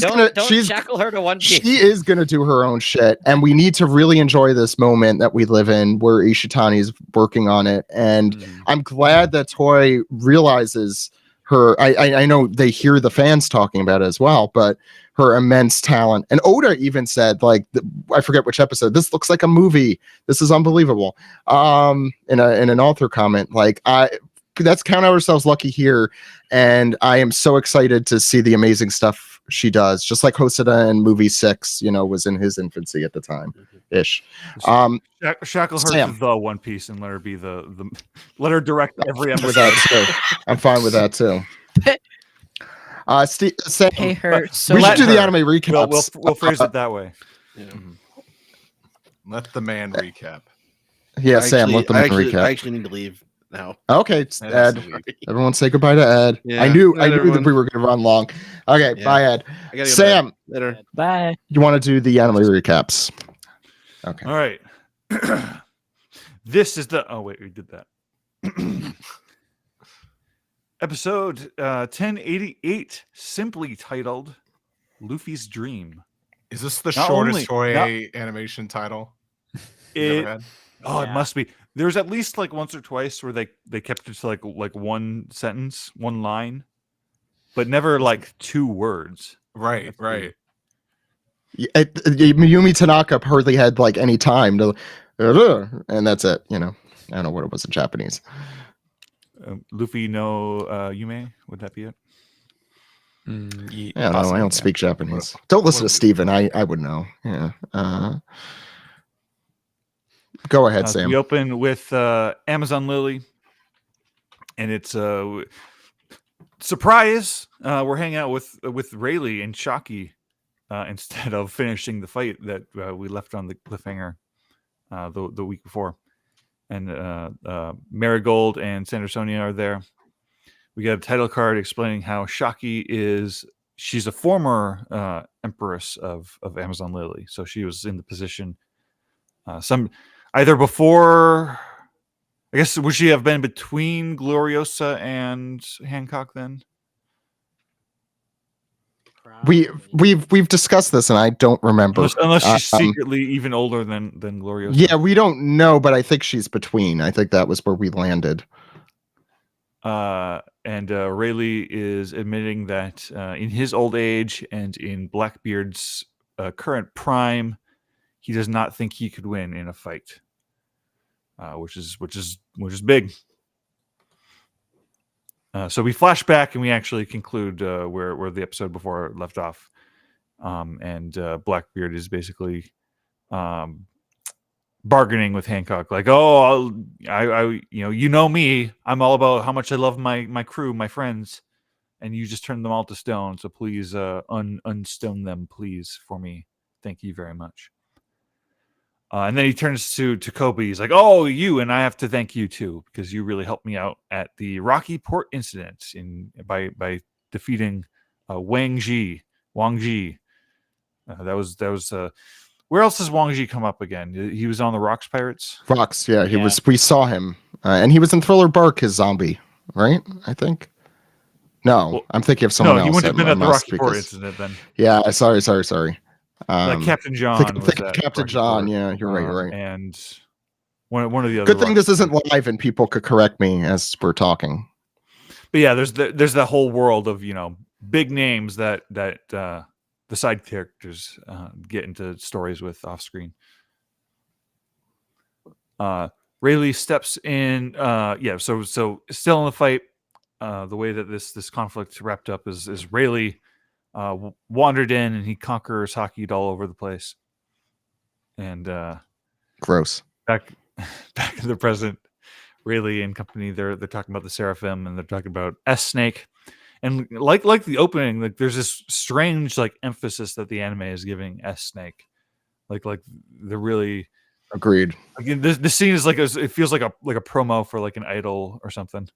And the music was like the wistful childhood music that they always use. She's just glaring at the viewer with her inhuman star-shaped eyes.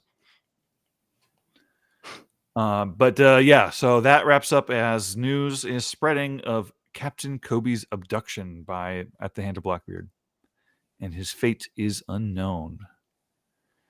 And we get our wanted poster eye catch, except this one is Buggy the Clown, which I did not expect.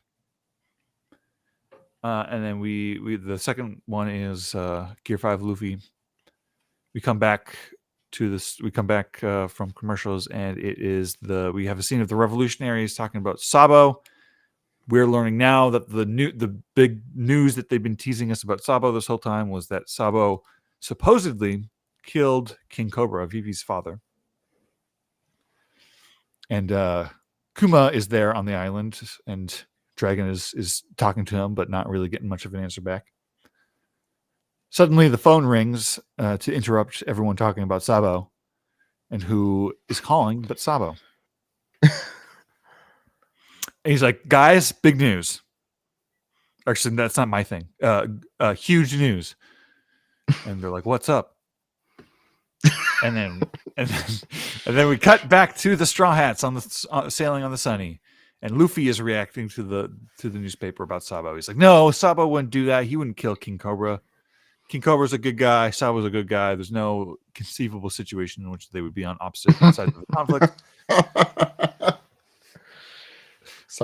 And Luffy wants to turn around and go to Alabasta, and Zoro gets pretty curt at him about this, and he's like, "Hey, remember the thing you said when Ace was in danger, and you said you'd prefer to let Ace deal with his own problems? Obviously, that is the solution you should have taken." Which is ironic because Ace did die. I think we remember laughing about that when the manga came out. Spoiler alert. Spoiler alert for 500 episodes ago. Yes, more more than that. And yeah, so we're getting the continuation of the like 3 swords, 4 swords joke, where like Luffy is it's like, oh, you're such a jerk, Zoro, you're like an Oni, Gashima, aha, got him. And like Nami calls him Green Kaido, and then Chopper with Green Mom. That's the one.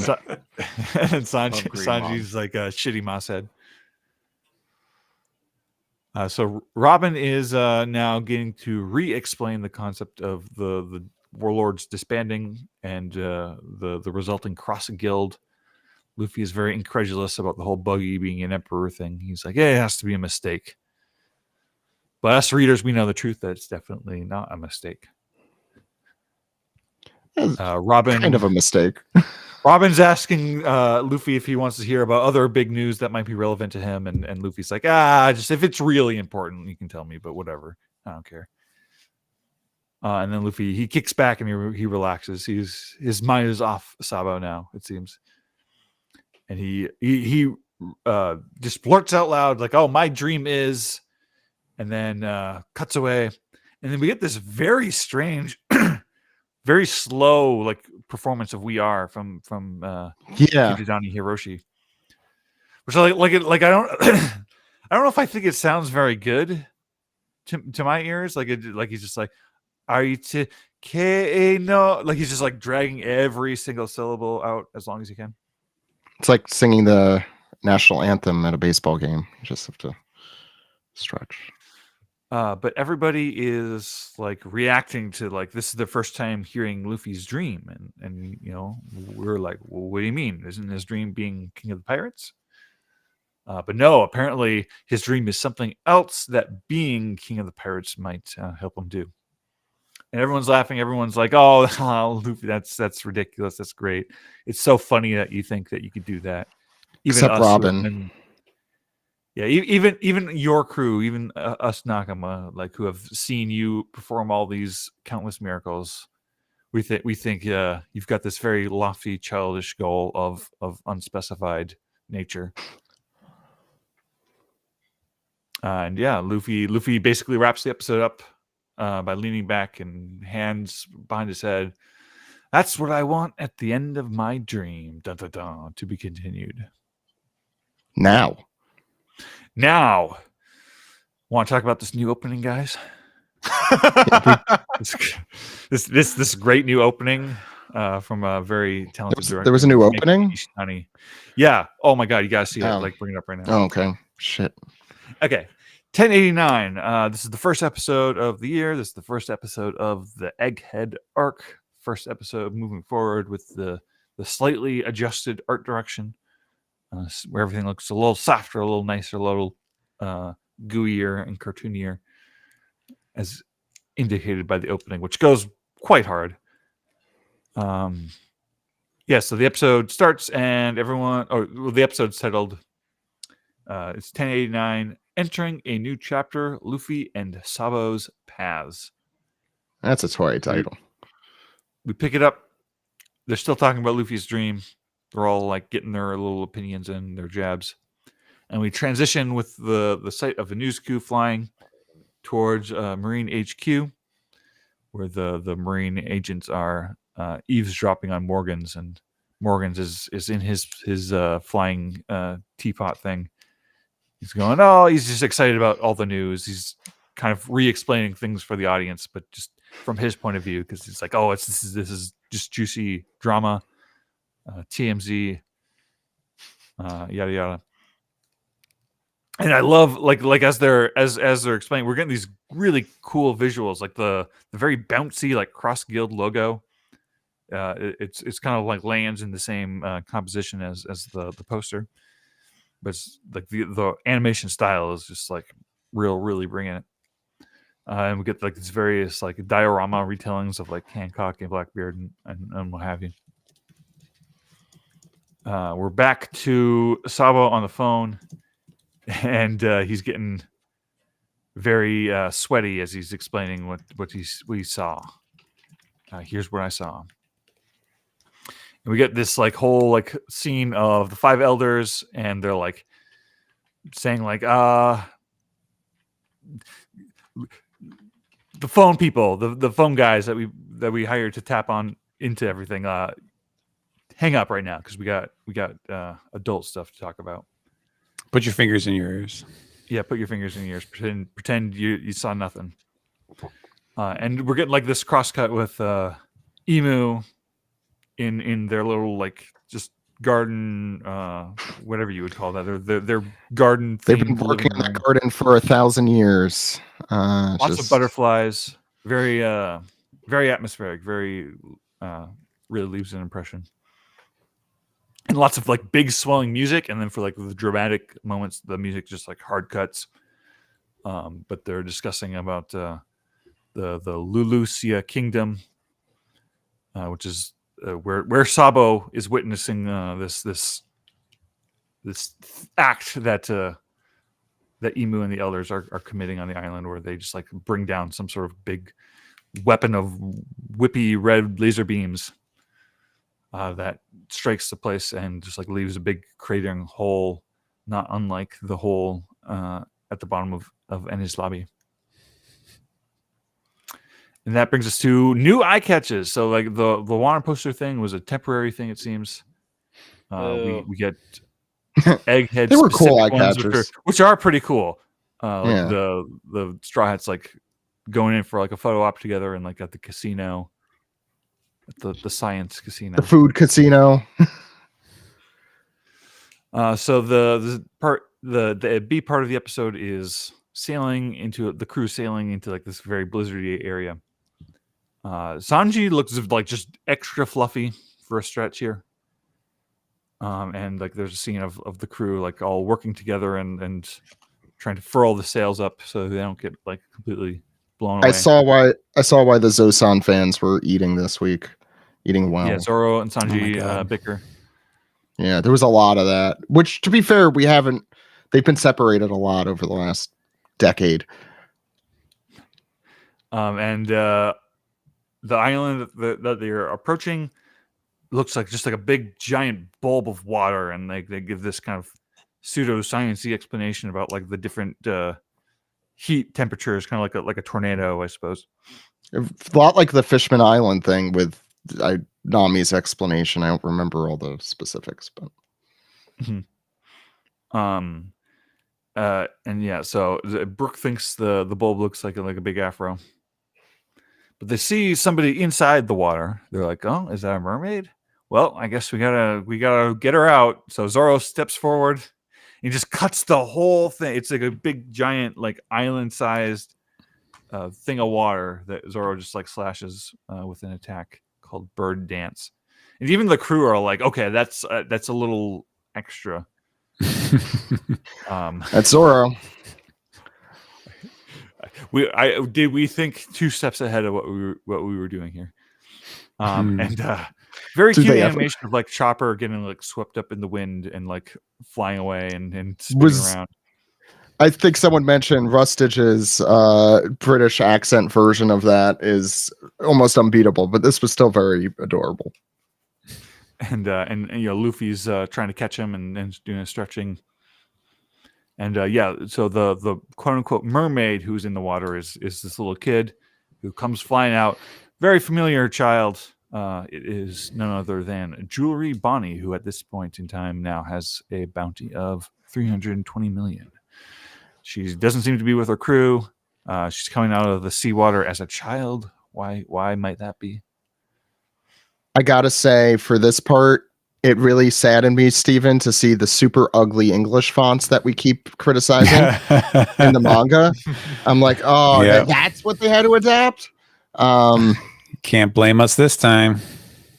Nope. And like the animation on like Bonnie, like she's like trying to like sign to the crew to like warn them of the danger coming ahead, and like her hair is like just getting just like trashed in the wind, and it just looks great. Looks really fantastic. It looks great.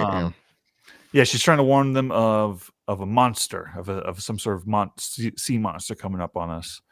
And we're like, huh? Like a sea king? And like we look, and there's this very kind of slow motion. There's a slow motion shot of the crew realizing that there is danger right beneath them, and the camera pulls out, and it's like we're seeing like right under the surface of the water. We're seeing this big giant shark that could easily just gulp the whole Thousand Sunny up in one bite, and that is where they leave us hanging to be continued. Did we also want to talk about the ending? Other than I love the song. I don't know if there's much to say. The song is "Dear Sunrise" by Maki Otsuki, who is the artist who did the original first ending, Memories, and it starts with kind of an Similar. homage to Memories, Yeah. and then it's like a clip show, but like I a clip liked show it. It was behind effective. new original scenes. I like the effect they did for it, and it was really effective. It really makes you feel how long it's. I feel it's like a 25th anniversary ending. Yeah. Like that's what it's for the anime, and I I, didn't think it mind does the a clip really good show. job. I didn't mind. No, the I clip. liked it. I Yeah. kind of like just because considering just like seeing how much the anime changed, just going off the opening and just saying like, oh yeah, this is what One Piece looked like in 2001. Even recent Wano stuff. Yeah. See, but then I see what it looked like in like 2014, and I'm like, oh, you don't have to. Yeah, do we have to do that? Yeah, I'm not nostalgic for that. I will say this clearly feels like it's a tribute to Memories. It's it's the Straw Hats looking out on the ocean, all of them. It's like, oh, it's Memories, but with animation, with a little more, a little time bit, put a little into bit. it. So I thought I It's got nice. the vibes. The song even sounds pretty similar. Yeah. To Memories, and I love Memories. I think like as an ending visually, it's not compelling at all, but as a song, it's beautiful. We're going back to the was it original anime trope of like the really sad ending? Not sad, more like melancholy, kind of, Yeah. just Wistful. less, wistful. Thank you. What was interesting is that You said it to sorry, go to ahead. that video of the cat with the starry eyes. The previous ending though was so stellar in its animation. It was a weird to see it go back to a normal ending. I think maybe that was also just to celebrate the return of endings. Maybe that's why they put so much into it. But God, I love that ending. The Yamato one. I don't remember the name. The chili beans. I know. Well, usually Rays. That's what. Back in the day, they would change endings more frequently than openings. So there's more chances for. I think that's probably going to be the case here. I think we might go back to the original formula now that we're like reset here. The episodes themselves, I don't know if I have anything specific to say. I did we hear Emu's voice, or was it the elder talking the whole time? Nope. Okay. No. So it was the elder. There's Jupiter or whoever the hell it was. Well, does Emu speak in the manga? Yes. Not for later. Yeah. No. I think in this part they said that. I think the part the Lucia never existed in the first place. Oh, you might be right. That might be the elder. Anyway, we'll get there soon. We'll find out. We're waiting. We're waiting. I thought it was here. I thought it was here, but it wasn't. The one thing I want to say, sorry, about the last episode, and then I'll end it with what I have to say at least. I think they did a much better job making the Lucia a real place with real people, and it made you feel a lot worse about the complete annihilation of it. Alderan it. Sorry, they didn't Alderan it. I get a chance to watch which the they. episode.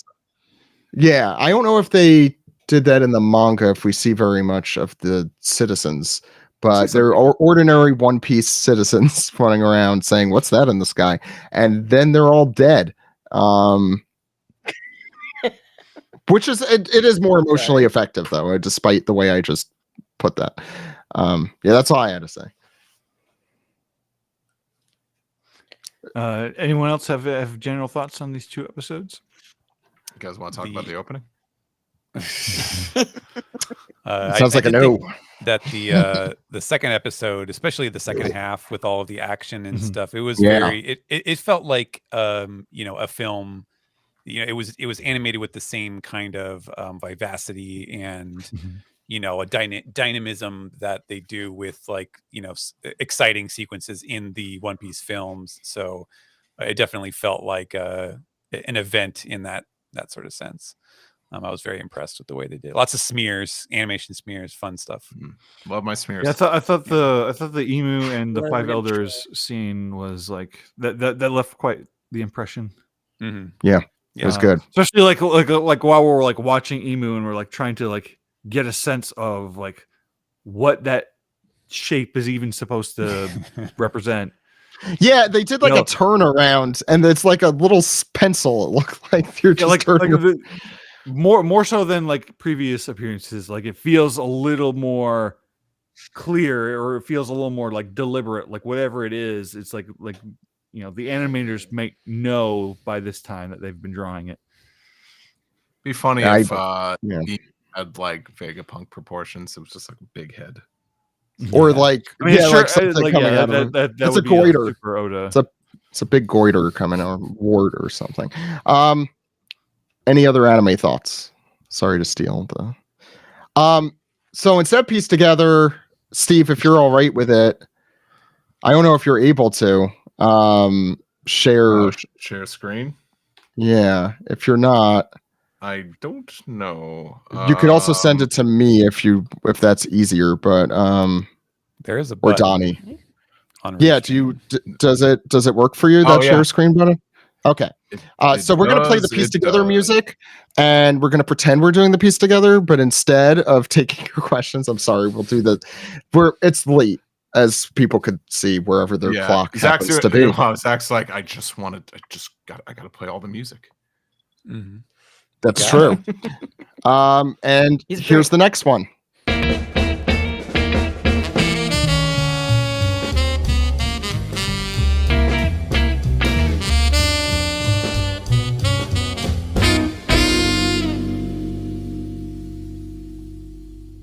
I didn't know we turned into such a jazz club here. This is the piece together segment where we take Steve's drawings. We're going to go through episode titles, so at least we'll do something. Should I go through the titles before we share your screen here? Sure. Steve? So you could get all set up, and I'll put it up after. I have Aesop, not Aesop. Aesop. You're the man now, dog. Play that funky music. Upstairs Science College, Bali, Stabbed Through the Heart, A Triumph, which is a serious Steve one, Stuck the Landing, also, The Sun is the Moon, Sam, Gurgling for Meat, that was an Ed, a series of nonsense. It's more about us, I feel like. Shot Through the Head, Kuma's Beans, and Dr. Venturepunk. So I'm going to give it to Steve here. Okay. Let's see what Steve has sketched. I apologize. That's at a angle there. Angle. How dare you? Wait. How dare you have it off center? Let's see if this. No, that's gonna. I've been back. Okay, there, Donnie. I'm back at work again, and I'm getting my Storyboard Pro and my Clip Studio Paint hotkeys all mixed up. Okay. Wait, can I? I just want to see. Oh no, I want to see if I could just make yours super big, and I don't think that's possible. Oh, I'm sorry. I just think the most. I'm just distracted by Alex fading in and out of. Him appearing and being distracting the shit out of me. Can you move the sketch up slightly, and I think we'll be perfect, or the center of it? Yeah, they're perfect. Okay. All right, let's see what we got. This one's a freebie. This one. That's the one. That's the one. 800 episodes. It marks the occasion. Wait, so if Usopp is Aesop, what does that make his father? Yasop? Yes. Yes. I want to throw a giant tomato at it. Yeah. No, yes. All right. We can move on. Let's see what the hell we got into tonight. But this one, I don't know. I think it was like there was some sort of some Apple Steve Jobs reference made. Oh There was yeah. something. Oh yeah. There was. It was the what was it? There's an app for that, but there's a something for that. I don't remember. iPaw. Yeah. The paw is like the No, there's a science for that or something. Yeah. I like it. Here's the serious one, which is Oh, kind of whoa. it's the manga, but Oof. But that's good. That's good. That's a good serious one. Also, I wanted to point out too. I forgot to put it in the chapter too. Like the youngest version of Kuma and the most recent one, they're all running it. Like they're both standing up too. I still think the two younger ones are the most Steve. I'll also say if you want to see these normally every week, they're on patreon.com/One Piece Podcast. We post the sketches every week. Go ahead. I drew these like hours ago, so I don't even remember what I drew anymore. All right, here's the next one. Tell me about it.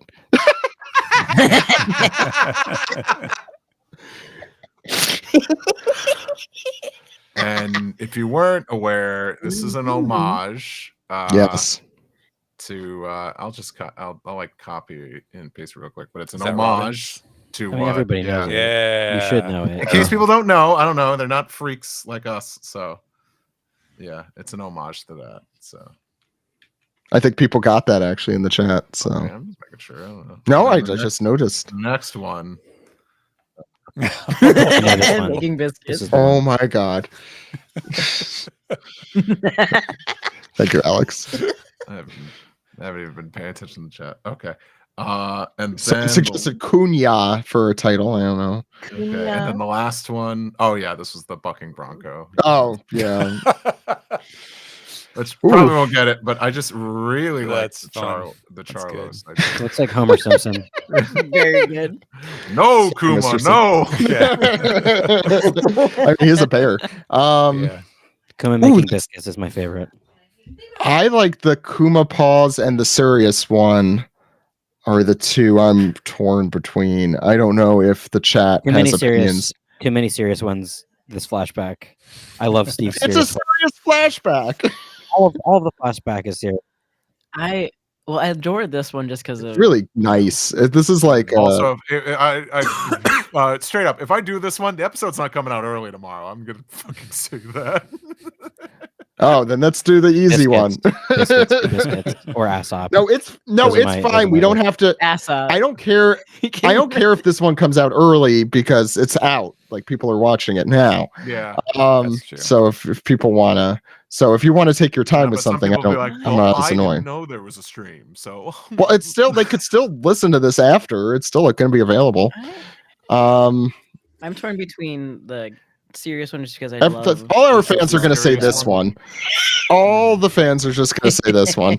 Oh my god, we can't call it. We can't do that one for lots of reasons.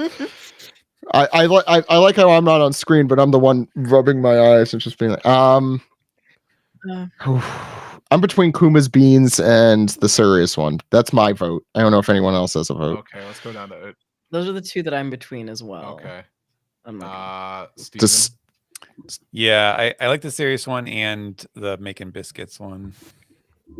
sounded like Alex's. My That was only Alex, biscuits. yeah. The one thing with the biscuits one is like, it's like, because I guess like where they make biscuits, they make it on like a blanket, a comforter, and just like and I'm As like, a how does that- non-cat I'm like, how owner, does that read? as a non-cat owner, this one Yeah. makes the least sense. I'll just say You're a that. dog person. Let's go. so Also, like making biscuits, it's such a hard visual. It's a feeling. You got. it's a hard thing to Yeah. translate. I too, mean, I kinda know like- what it is, but it's the most ephemeral. You got to be end, I under a know. blanket, and then the cat decides to make biscuits, and then it's like sprinkles. No, don't use your nails. Oh. I don't mind doing the serious one. It'll just take some time, and I need a break. Yeah. Yeah, that's warranted. But again, I don't think if anyone else here has an issue with it, I think I will this draw is this one. deserving. I will draw this one. Making biscuits on Saturn space. It's 800 episodes. We should do. We could call it. We could call it a triumph. Stink the landing. Oh yeah, stuck the landing, or a series of nonsense is also perfectly fine because that was a play off of when Sam I think said nonsense instead of What? anyway nuisance. A series of nonsense. Well, it was a series of nuisances. No, nonsense was the misread, and nuisances is the actual. We could do that too, which I think is also fitting for our 800th episode. We are a series of nuisances, we right? are a series of nuisances. Yeah, we keep Yeah. bothering people for interviews and shit. I think you're talking about me. We are. Which one are you going with? The serious one. Oh well, you should put all 4 hosts' faces on Kuma instead. I don't hate it. That's a series of nuisances. No, they'd all be Yeah. Steve. Let's be honest. It's Well, Kuma, so they'd all be Steve. Alex would be Steve is the smallest one, yeah. the little kid Kuma, because you're still the smallest, Chico. I am. It's true. We're gonna do the round off. Let's get a preview of what the ending theme sounds like.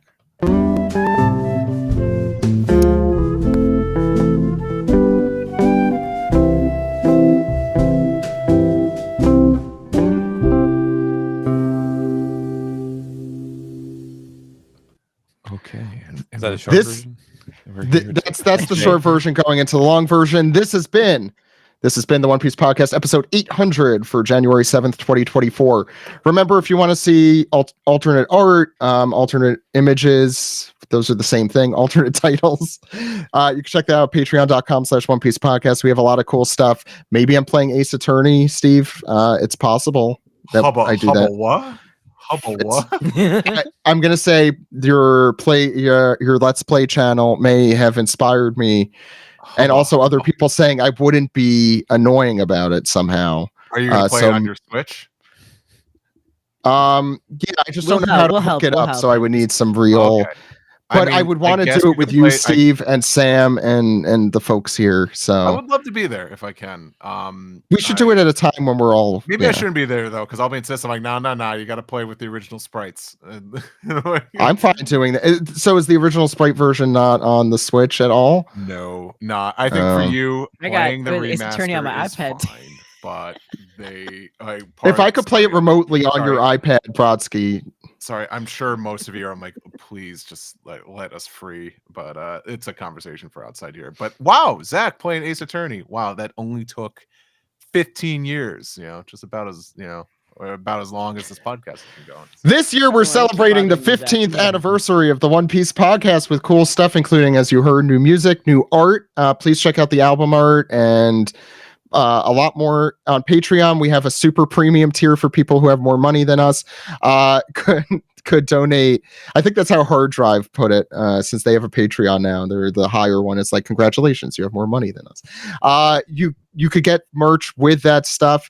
And importantly, below, we are raising money for the Trevor Project. Please throw in a couple bucks if you haven't. This campaign, this fundraiser. Yeah, if you liked what we did here. Yeah. Support us, support the Trevor Project. This fundraiser will remain open, so if you're watching this not live, you could still do that. And yeah, there's going to be a lot of really cool stuff coming this year that I can't talk about, or that I don't have time to talk about because we've been talking forever. So I'm going to start first. Steven, where could people find you? You can find me on Blue Sky at Stephen Paul whatever it is, social B Sky.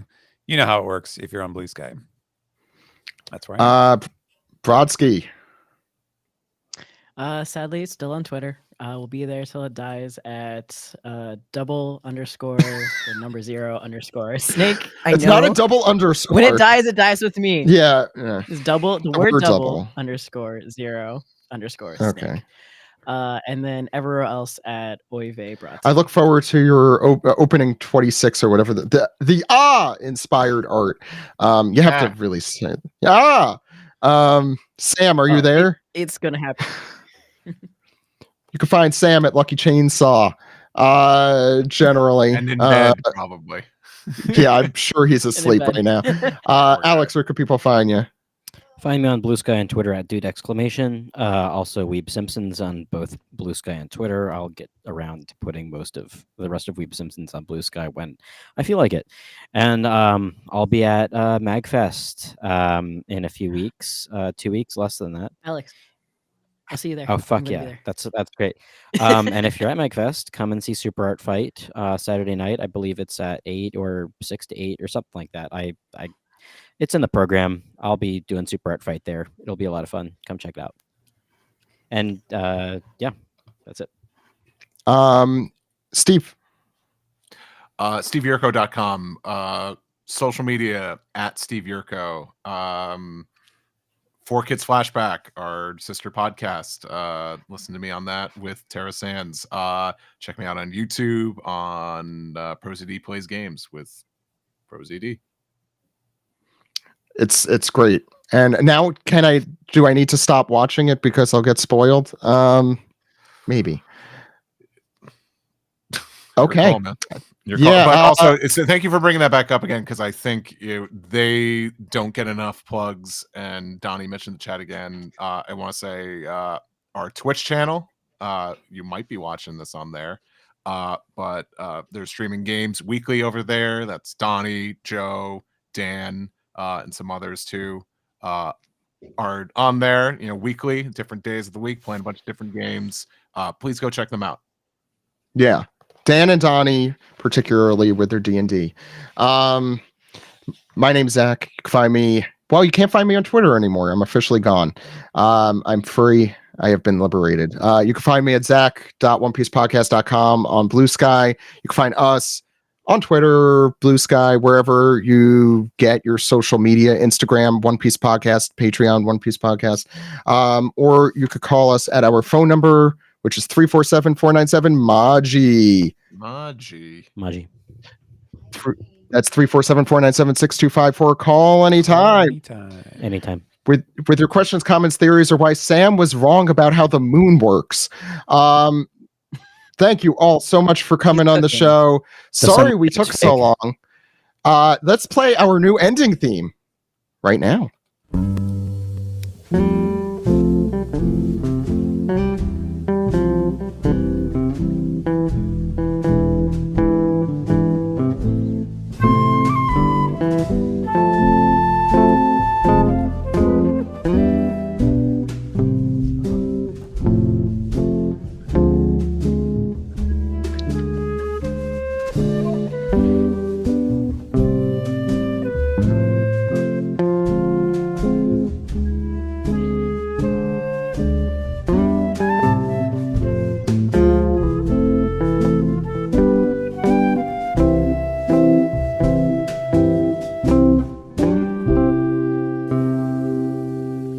That's been the One Piece Podcast. Thank you, everyone. Donnie, get in here. Donnie, get in here. Get in here. That's not Donnie. Yes, it is. There they I don't know why it gave me Dan's face. I don't know either. Yeah. I think it's the username thing. Donnie, thank you for being patient with us. No problem. Are you guys playing games and stuff? So that was the plan. Dan's alarm is probably going off right now. Dan went to take an hour power nap. He asked an hour ago. I said they're just starting anime recap. He said I'll set my alarm for an hour, and it's pretty much 2 minutes from that. Wow. Hey, we listened to that. We talked just the right amount. That's the right I amount. think so. Are we doing a sign off? We did it. Oh, did I not mention you, Alex? No, we did. You did the Weeb Simpsons. We were done. You could leave if you want. We Alex. didn't do my name is Zach. My name is Steve. My name is. Oh, well, I missed that. Whatever. We're done. Whatever. All right. It's done. Good night, everybody. Happy 15 years. Happy 800th episode. Happy 800. 15 years will come a little bit later. Oh yeah. Yeah, that's true. 15 years is in 15 May. years is in May. We're celebrating 15 years all year. So. Yeah, I was gonna say it's a whole. It's like people get a birthday month. We get a birthday year. Every day is the 15th birthday of One Piece podcast. That's what I always say. Hey, Dad. I called that. I said exactly. Yeah. Now I actually have to can't go to hear bed. anything. We can hear you, Dan. Hello. Yeah, we all hear you. I'm You gonna can hear mute me, him. but I can't hear anything that anyone is saying. Hold on. Okay. I'll let him do his thing. Guys. Bye-bye. Let me refresh. Okay. Stick around and also need answer to go- questions for up to Sure. 5 minutes max. Nothing personal. I've been on for about 48 please hours leave, Steve. now. Please leave. I need Get a out break. of here. If you guys are still somehow on, I'll maybe come back. But I also have. I doubt we're gonna stay that late because Yeah. I go back to work tomorrow for the first time in 2 Donnie's weeks. Yeah, I have work. I have I got a work too. disappointment. I am also old. So I need to get So if I don't catch you guys who are still alive, Oh, I gotta go actually. Bye everybody. Sorry. No, I just got a message. I gotta go. All right. Good night, everyone. you guys. Thanks for is wait. having anyone me staying anytime. on? Who's staying well, on? Dan, when So, Dan Dan. gets back, and Dan- we'll figure out a Bye, Maji everyone. Media game stream. Bye, Zach. Okay. Bye, Steven. Good Bye, night. Brodsky. Well, now okay. Now I gotta stay with Donnie until Dan comes back. Cool. Uh, I'm like, hey, I gotta leave, and everyone's. Yeah, Well, let's see. Dan, can you hear us? I can hear you now. Okay. All right. Steve, you can be free then. Like I said, I think Dan didn't hear me. So I'm like, I've been on for like 48 hours. I need a break. I need food in my belly. So I've been awake since 6 a.m. I feel that same. Around there for me. Yeah. All right. I'll bid you all adieu. Catch you Thanks, around. Steve. Thanks for watching the stream. People that are still watching. Catch you around. Doodles. So for those who are hanging out for the stream and don't really know who Dan and I are, welcome. I guess we are the ones who represent Maji Media Games. In fact, let me throw up that sick logo. Maji Media Games. We have a logo now. Did you know that, Dan? We have a logo. Sweet. It feels so real now. It feels real. So fun It's real to fact, me. Before this event, I didn't know we were called Maji Media Games. I like that we now have a didn't name. either. Because we were just like, so hi everyone. My name's Donnie. As you see in my little name right there. I also go by, and also, yeah, surprise everyone. D&D night is back. Dan is back with me. You ruined the shot. Oh, Donnie, now we can't hear you. I think Fukuro touched something.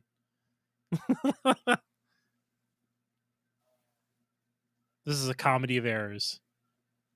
I still can't hear you.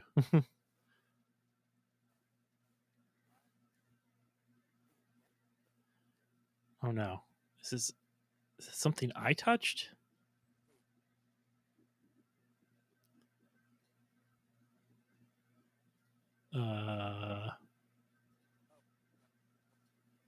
There we go. Is that better?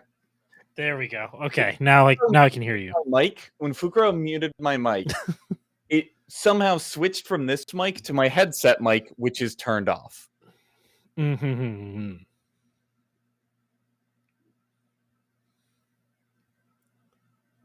See, now I can't hear anything again. What a night this has been.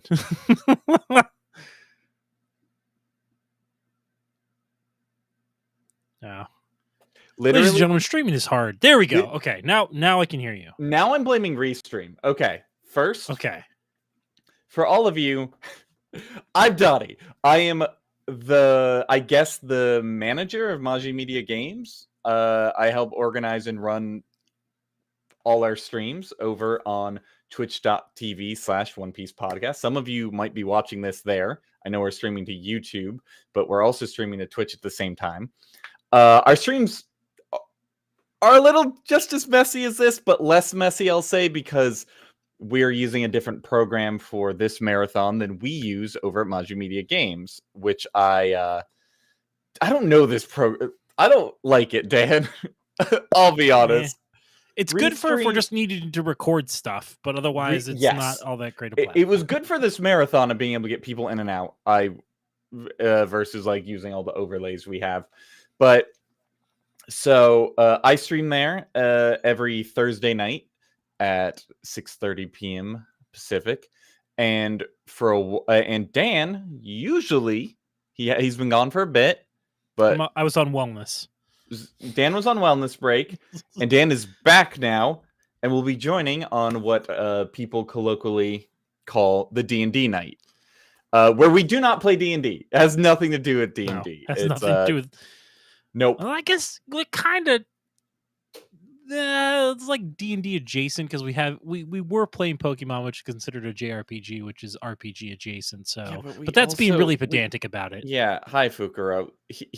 Since I've been off streaming for December, I'm working here.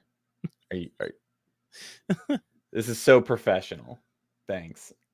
Yeah, Dan got stuck in Alabasta like the rest of us did when we played One Piece Odyssey. That's which you can call find anytime that like health is bad. It's like, man, I'm stuck in Alabasta. Which you can find VODs of that over on twitch.tv/One Piece Podcast. We have VODs of all our stuff. Joe has played a bunch of stuff right now. D&D night, I am playing through. Ironically enough, it coming up, we are playing through Phoenix Wright Ace Attorney on the channel. I know Steve's just started it on his the Let's Play with ProZD. Zach will do it for Patreon someday, but we're currently playing through it. I started. Dan is going to jump in. And yes, Zook, we're going to figure out Dan will take some of the characters off my plate, because those of you who have been watching know that I've been really stretching my voice acting chops, ones of which that I didn't know I had, trying to voice every character in Phoenix Wright and give them different voices. It's been a lot of fun, but I've also had to drink a lot of water. So I would like Dan to come in and take some off my hand. I don't know who, though, because I was thinking in my mind, Dan, and we'll have to go over it. There's a lot of voices where I'm like, I'd be sad if I didn't do that voice anymore. That's fair. Heck, I might just give you like Phoenix and like some other characters. You can be Phoenix. Be the protagonist. Okay. But okay. Yeah, no, I don't. Zook, that's the thing. I don't want to give up my Augustus St. Cloud voice that I do for Edgeworth. I don't want to give up the Honorable Judge Muppet, ever. I love, and I don't want to give up Gumshoe. I'm just I might give up Gumshoe to Dan because I believe Dan could do a good Gumshoe. But those are the voices I have the most fun with. If Cody Hackins shows back up, though, Dan can have Cody. I don't want to do that voice. Anyway, I don't remember if I've ever gotten through all of Steel Samurai Case. It's been years since I played Ace Attorney. Oh, I replay that game every 2 years. It's one of my favorite games of all time. That's why I picked it. So yeah, should we try to let's try to play games? We can't do Ace Attorney on here because we don't have our Streamlabs set up, and Ace Attorney requires it. We might not do that here, but we'll give you like a little view into the energy of Maji Media games. By doing, maybe it's not a game. Wait, what? We're going beyond the realms of games? Possibly. Okay.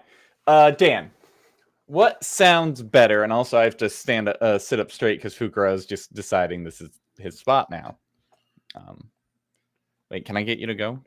Go. I'm tapping your butt. Tapping your butt. Nope, not working. Okay. Dan, what sounds better? Never have I ever.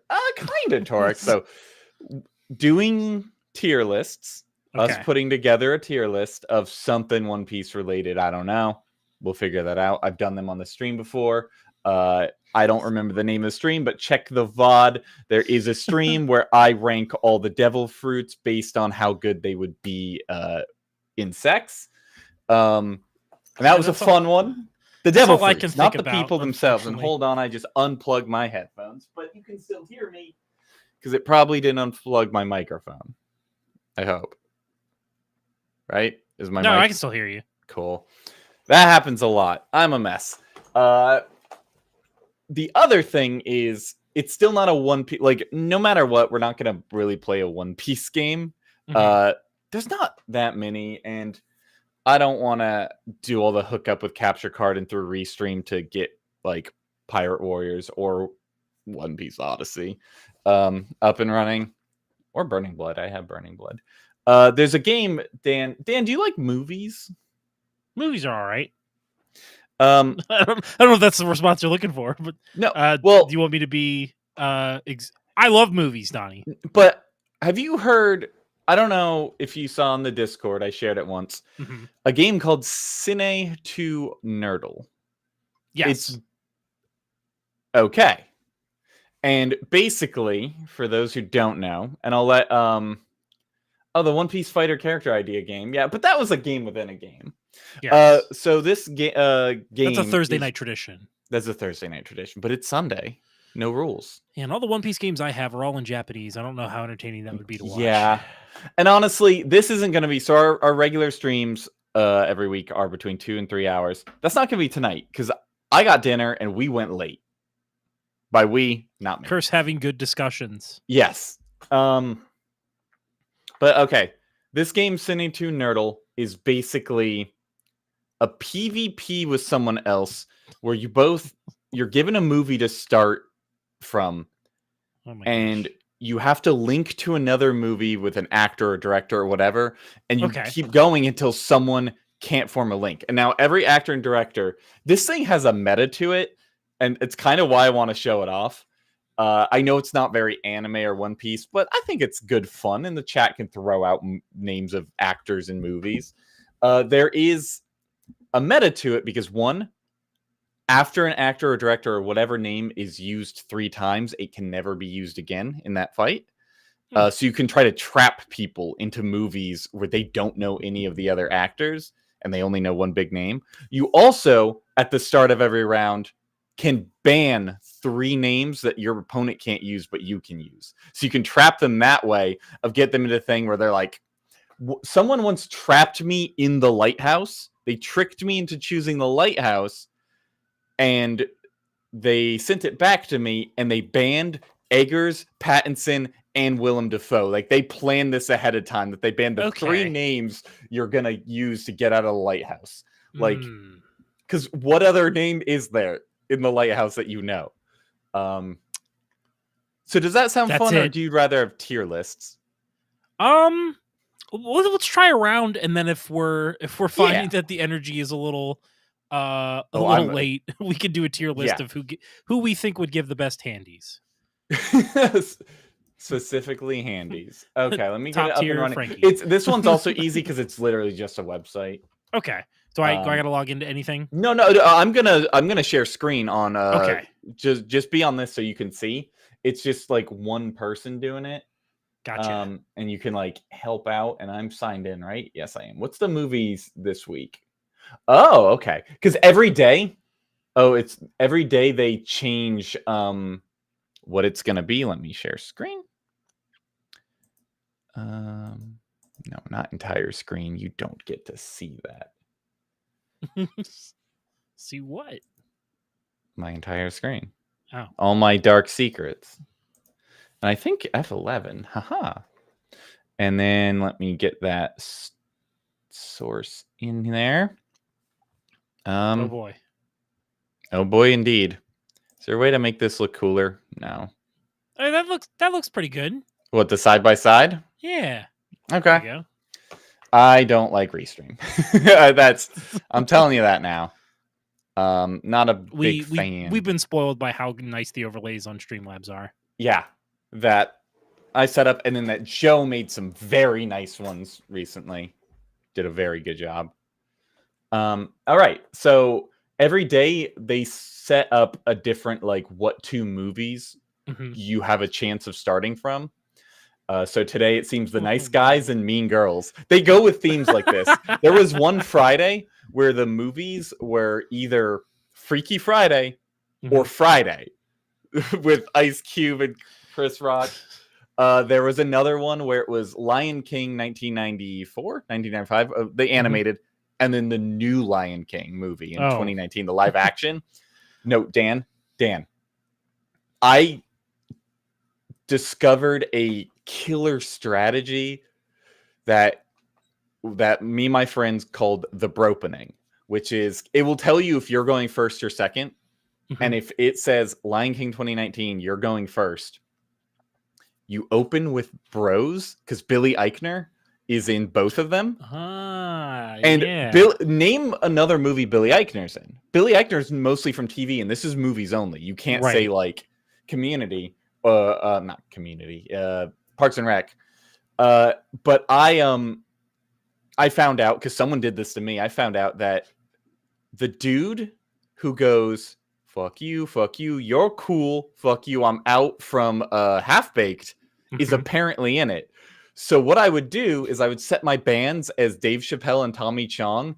I would do bros. They would panic, use their cast, use everything, have nothing. They would throw it back, because you get lifelines. There are lifelines in this game.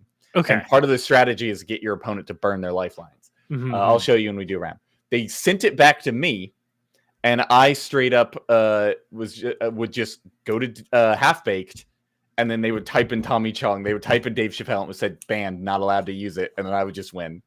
And it was called the bropening, and it was so powerful. The only way you can counter it is if you knew that Amy Schumer is in Bros, if you knew that Jim Rash is in Bros, the dean from Community. Yeah. And then you can go from that to Sky High, because Jim Rash is in Sky High. And he was? Or people knew the writer, and they would go to other movies this writer wrote, which were quite a few, actually. None that I cared for. So let's start. Let's stop talking. I love how it even shows you the meta up here. So currently the most played movies are Gladiator, Barbie, and Drive. And the most banned names are Ryan Gosling, Russell Crowe, and Lindsay Lohan. Because... as they should be. Oh, Nice Guys was directed by Shane Black. Oh, those fools! I can take them wherever I want. You're done. Okay, we're playing second in the Nice Guys, so I'm gonna actually ban Shane Black. Oh, of course he doesn't pop up on this list. You cowards! Trying to jump. Margot Robbie. We're banning Margot Robbie. We're banning Hugh Jackman. I have an idea for this, and then we're banning Anne Hathaway. Okay, ready. I'm gonna get them into Les Mis. That's my goal. We're using Russell Crowe to get into Les Mis. There is a whole meta for this. Like, there's a whole strategy. I played so much of this game, and I this idiot, he's going right into my territory. Wow, you ready for this, Dan? You ready? Man with the iron fists. We're gonna RZA him.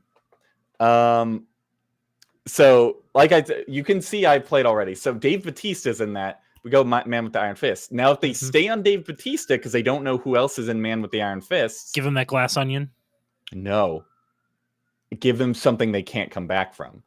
Something that volume 3. There it is. Yeah. Watch this. Ip Man Legacy. Master Z, Ip Man Legacy 2018. They're going to hit their cast list, or they're going to skip it back to me. By the way, they knew Michelle Yeoh's in it. They actually knew. Oh, wow. Okay. We'll go Balls of Fury. We'll take that. Wow. James Hong. So one of the strategies here, everyone, is try not to be, if you can, the second in a row.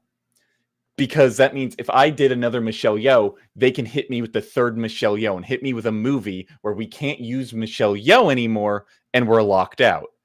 Okay. Yeah, we'll just do 7 Psychopaths. Or, yeah. Christopher Walken's in Balls of Fury. So yeah, you don't ever want to, like, sometimes it's okay to be the second, but you try not to be the second. Deer Hunter. Oh, man. That's fine. We can hit them with do you know an obscure Walken movie? An obscure Walken movie. He's in Country Bears.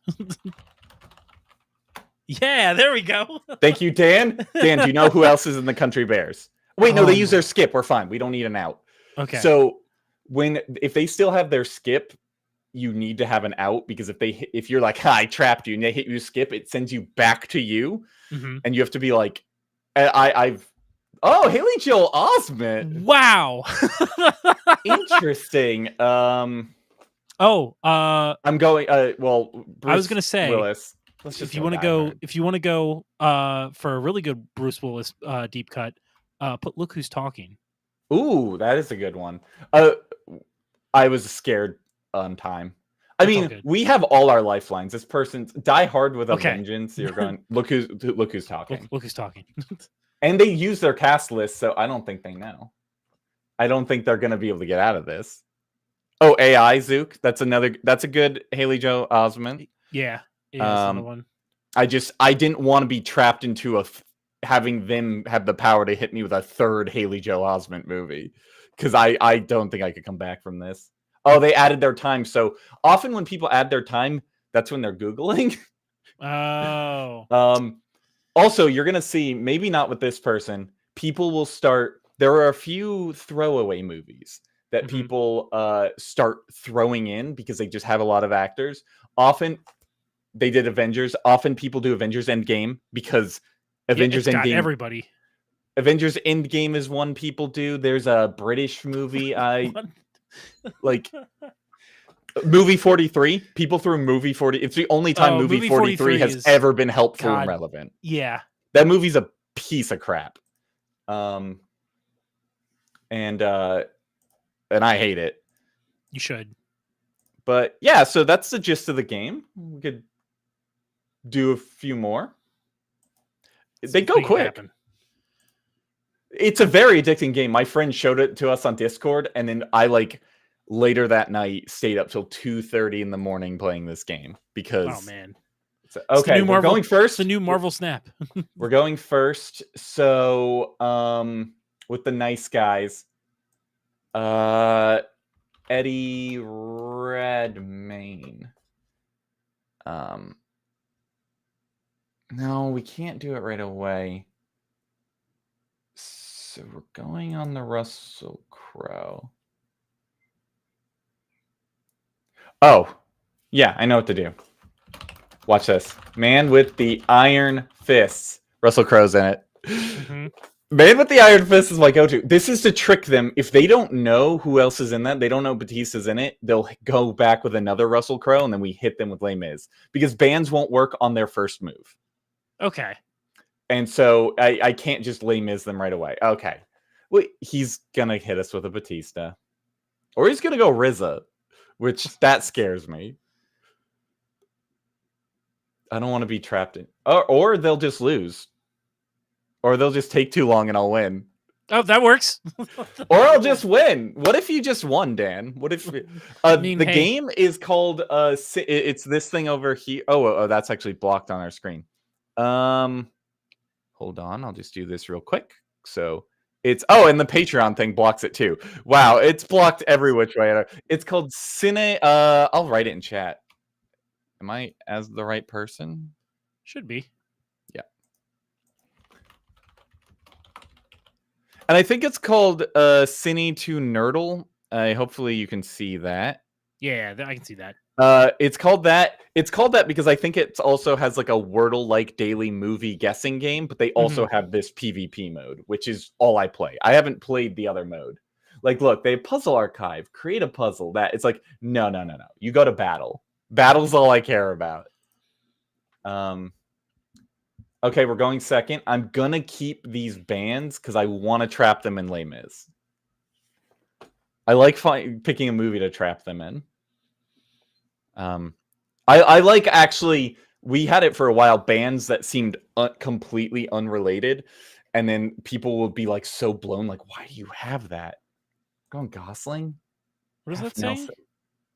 Half Nelson. Who's Half Nelson? I'm drawing a blank. Yeah, I don't like having to do another Gosling. I'll do Driver because it's just called Drive. Whew. This scares me. This scares me that this person started out right. Oh, and he goes Blade Runner 2049. We already know where we're going from this. Yeah, look at it's our favorite movie, Man with the Iron Fist. Yeah. Honestly, Dan, I'm changing my bans next time we're on the Nice Guys. I'm banning Michelle. Yeah, I'm gonna set up with the Iron Fist Ip Man trap.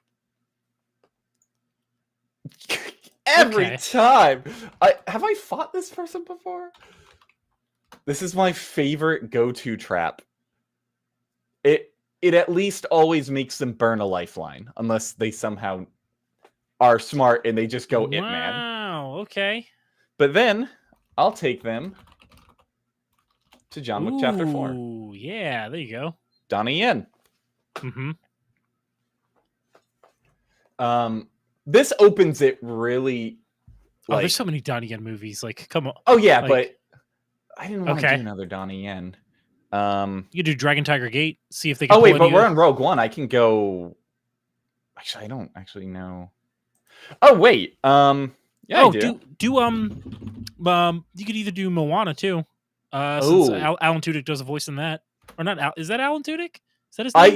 Yes, he probably does. He doesn't everything, but I went Serenity instead. I went on the Alan Tudyk route. Yeah. Zook, fun fact: I have not seen Man with the Iron Fist. Ooh, Tucker Dale versus Evil. Okay. I could trap them with what's an obscure Tudyk? That's the problem. Tucker Dale versus Evil would have been my one. Wreck-It Ralph. No, I'll go She's the Man. Brandon J. McLaren is in both movies. Fun fact, Brandon J. McLaren is Jack, the Red Power Ranger in Power Rangers SPD. Okay. That's how I know. You had to use cast for She's the Man? Come on. It's literally an adaptation of... Oh, you went Jupiter Ascending. Okay. Okay, you really want to... Hey, how well do you know the Wachowskis, my friend? I'm taking them to an... Oh, they're going the Matrix with the Wachowskis. God, I should have ended with Bound. I should have opened it with Speed Racer. I'm trying to think of like obscure Lawrence Fishburne films. Well, I'm just gonna Event hit Horizon. That is a good one. I'm gonna hit them. I just want to close the Wachowskis off. Okay. I'll go back to Lawrence. We're gonna end with. We're gonna hit them with Speed Racer. Yeah, I like what you're doing. Yeah, sometimes you have to instead of just doing ones. Lone Survivor. Emile Hirsch, Lone Survivor. Oh, Girl Next Door. Which one? I believe it's 2007, I think. Oh, sorry. It was 2004. It's okay. I'm very fast. Okay. Unfortunately, I don't know any other Emile. We're probably going to have to use our skip if they hit us with a third Emile Hirsch movie. Unless they go the Eliza Dushku route. Oh, Eliza Dushku's in it? What else is she in? That's a good question. Dad, I can't use my skip again or else it'll be a draw, and I don't want to draw. Oh, man, I'm trying to remember. Oh, Timothy Oliphant! Okay, I just needed to know Timothy Oliphant was in it. Oh, that's right. Yeah, okay. Too. He plays the crazy guy. Like the crazy boyfriend or whatever. Who's like, stay in school. You're jumping all the way to Scream 6? Dang. My guy, my friend. Courtney Cox, Masters of the Universe. I don't want to stay in Courtney, but I might have to. The Babysitter 2? Killer Queen. Okay, there we go. Jenna Ortega. Oh, Samara Weaving's in Scream 6? I didn't realize that. And then... Oh, you went with X. Interesting. X also has... Yeah, Brittany Snow's in X. So, hey, how do you feel about John Tucker Must Die, my friend? Ever seen that movie? I did. Happy Death Day. It's not bad. Samara Weaving, awesome. No, Samara Weaving's awesome in everything. Absolutely agree, Gabe. We still have viewers. It's dwindling a bit, but also it's getting late. I'm gonna say it's getting late and not just they're like, this is stupid. Oh wait, no, they hit their time. They're Googling. You don't know another Brittany Snow movie? Me either. No, Brittany Snow voices Naminé? Yeah, that sounds about right. Got him. Sweet. That's 3 in a row, Dan. Now, do you get more points for the longer it goes or the shorter that it goes? There's no points. It's just win, loss, okay, draw. just okay. Cool. Yeah. Cool. Oh, Pitch Perfect, duh, Slayer King. Gah, I always forget Pitch Perfect. But we're now on a hot streak. 3 in a row, no losses. Let's see if we can clinch 4 and round it off. Yeah. Is Brittany still the same? We just updated. So our streak is now back to 0 because Last they Airbender. update every day. They update every day. Now we're doing the Last Airbender, and Ew. I'm sorry. This is gonna suck. Yeah. I don't even know who to ban. M. Night Shyamalan, because where else? Who else was in that movie? Oh, what's the name? He was in Life of Pi. Green Knight Boy. Dev Patel. Pretty sure Dev's in that. This is gonna suck. Yeah. The first movie's gonna be they're absolutely gonna go with Dev Patel. Is Dev Patel the same guy that was in in Spider-Man 2? No. Peter Parker's who's that actor? He played the pizza shop guy. Oh no, I know who you're talking about. No, he is in that movie though. Yeah. He was a Daily Show guy. Yeah. They're gonna hit us with an obscure dev. Oh. No, they're not. Okay. Who we got? James Franco. Let's just go with the disaster artist. I Yeah. like starting that one. Oh, Lizzie Kaplan. So Danny Boy, that's such a... Oh, American Pickle. That's a good trick. I've tricked people with American Pickle, but it's okay. We'll go Hot Rod. Because Yorma Tacone is in it. This game makes you learn movies very well. Because after playing, I only try to Google after, and people will always, you'll learn new movies all the time. Oh, Luke Wilson, Kristen Wiig. Bill Hader? Well, I mean, the only obscure thing that I can think he did a voice in Scott Pilgrim. But Oh. Idiocracy works. Yeah.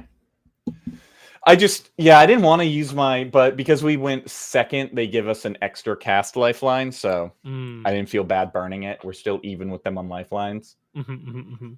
And I just didn't want to stay. If they already hit us with a Bill Hader one that I've never, don't really know. We're going wow. We're going Mike Judge route. Shit, do we have anything else from this? The other Beavis and Butthead movie that just came out. Yeah. Otherwise, Office Space. Oh, they might hit us with Office Space. If they do. Oh, Jennifer. I got Root, one. Stephen Root was in No Country for Old Men. Ooh. However, Legends of the Jennifer Fall? Aniston is in Leprechaun. Oh, Leprechaun. Wow. I'm gonna hit him with the Leprechaun. Oh, you should have done Mac and Me. Who's in Mac and Me? Jennifer Aniston. Is she? She plays a dancer in the freaking McDonald's scene. Dan, thank you. Yes. We got him with Mac and Me. Yeah, good luck. Had to cast right away, except we have no outs, do we? Who are they gonna pick for Mac and Me? They're gonna use their skip. Holy shit. You know what? I'm honestly fine with taking a draw on this one. The Mac and Me draw. Mac and Me. Yeah. Sorry. I'm so sorry. I'm gonna add my time. I'm just gonna draw it out, actually. I am gonna use my skip, but I am gonna Google. I can Google. Oh! They set up a new thing to stop you from Googling. That's what that is. It's a little thing that pops. Okay, they added an anti-Google thing in now. I like that. Anyway, yeah, I want the draw. They added an anti-Google because that was something people complained about a lot. Mac and Me. Going to IMDb and seeing if there's anyone we can jump anywhere else. No, Gabe. That's a Conan joke. Paul Rudd is not in it. Yeah. Um, I don't know if they've done anything noteworthy. Literally, like the director, I think had to have been like, because you can pull from the full cast listing, correct? Or is it only the director and actors? No, full. Well, it depends. Because it depends whatever database they're pulling their info from. Okay. Because some people, like, sometimes you can use the writer. Like, if a movie is a Stephen King movie, you can use Stephen King to get out. You can do that. Same with Roald Dahl. Except the BFG, even though Roald Dahl is credited as a writer, it doesn't register him as being a connection with other Roald Dahl movies. Sure. So I mean, that makes sense. It depends on the database, because you can use like I'm trying to remember, like you can use Matilda to get out of Charlie and the Chocolate Factory because it's Roald Dahl, even though there's no, but you can't use the BFG, and that annoys me. Also, there's some newer movies like Poor Things, at least as of a week or two ago, was not showing up. So anytime they got me with Emma Stone, I kept typing in Poor Things because it's very new and they didn't have it. I'll figure out a way out of the Mac and Me gate later. So what are it's Avatar and The Last Airbender are the two. I mean, you've got Sigourney Weaver, you've got This one's easier. Like, I think Avatar's easier than The Last Airbender. Yeah. I'm so bad.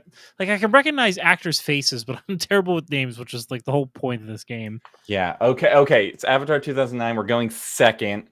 It's Sigourney. So I'm gonna ban. There it is. Ridley Scott. I'm gonna ban director of Alien. I'm gonna ban James Cameron just because, someone had to. Yeah. And I'm gonna ban. Everyone's banning Liam Neeson. I'm gonna ban Chris Hemsworth. I have a plan. Except I'm going second.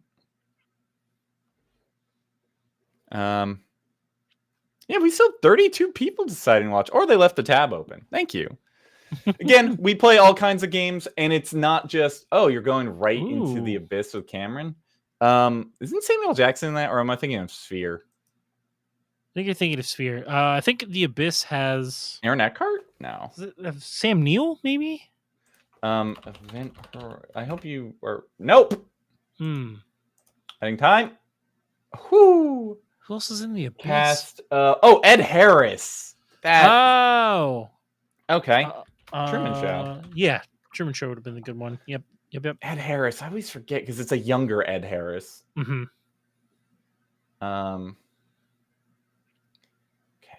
They might go Apollo 13, in which case. No, they went Laura Love Linney. Actually. Wow, okay. Oh, hold on. Bill Nye. We can Nye this. Yeah. Welcome to my. Wait, no. You start with Shaun of the Dead. Yeah. If they go Hot Fuzz, Dan, I will show you how we destroy their entire life. You gonna give them Underworld? No. Dan, there's a connection between Hot Fuzz and another movie that no one else ever expects. I could just trap them in Hot Fuzz. Do it. No, they won't be trapped. They'll get out. I want them to go to Hot Fuzz. Okay. Oh, really, Gabe? That's good to know. But yeah, so just to talk more about Maji Media, we stream not just on Thursdays. So currently right now, Thursdays and Fridays, D&D night on Thursdays, Joe on Fridays. We have other people and are playing like throughout the week. We'll fill in other. We've had art streams on Wednesday. Mm-hmm. We've had tier ranking streams, discussion streams, game streams. So you just keep up with the schedule. When Kate Blanchett? Oh, I was tabbed out, so they thought I was Googling. I was just doing stuff. It's a good Kate Blanchett to end on. I'm running out of. I'm scared. I didn't want to run out of time. Oh, was it Thor She's in Ragnarok. Oh, and I Ragnarok. banned Hemsworth. I'm an idiot. We could have gotten the Thor. Well, hold on. We could still have the connection. Yeah. Oh, they have to use. Wait, hold on. Hold on. They did not use their cast for Lord of the Rings Fellowship of the Ring. They did not use their cast. Okay. Are you joking? Now. No. Now. They use their skip. Come to daddy. It's a 2019 Elijah Wood horror movie. Nice. I'm amazed it's got 0.1% play. If you know, like, you what? Used your cast? Not even the Goonies? Come on. Yeah. The first, you done, son. Yep. There it is. All right. I don't want to rematch with you because you make me ashamed. But yeah, so streams aren't always this. They're games. We get goofy. Like it's a variety. We are variety streamers, and all through the week. So just follow on Twitch, follow and subscribe to the Twitch channel to get updates on our schedules, and on Twitter and Blue Sky for our schedule. The chat is basically Pikachu now between you and Gabe. But we give updates, and so there'll be tons of streams. If you're like, I don't want to watch them play this movie game every week, don't worry. This is a one-off because literally the other plan was Jackbox, but we went very over, and so everyone had to leave. And fun fact, Dan, I need to figure it out before I get back into my own streaming. I think my TV doesn't work anymore, or I need batteries for my remote. I'm not sure. I can't turn it on. Oh no. We'll figure that out. But anyway, we still got a bit of time. We'll probably go till 9:30 my time. Sorry, Dan. You don't work tomorrow, do you? I'm unemployed. Oh, I did not know that. I apologize. So All right. It's mostly just that I've been up since like 6 a.m. But Yeah, but we're gonna finish in like 15-ish minutes. It's all good. Keep this marathon. Also, as the ticker says, we're still raising money for the Trevor Project. Feel free to donate. Throw it in. Went to the losers. Okay, we can go. This is easy. So another Chris Walken and Chris Evans. Hmm. So I don't know. I opened up with Snowpiercer maybe to keep them on the Chris Evans path, and then we'll slam them with. Oh wow! Oh yeah, Tilda's in that movie. Good for you, Tilda. Stranger Than Fiction. She's not in that. That's Emma Thompson. Oh. Oh no, you're not the first. People, I use Stranger Than Fiction all the time, and people confuse that. Mm-hmm. Of course, you go with one that's kind of obscure. Oh, Idris is in it though. An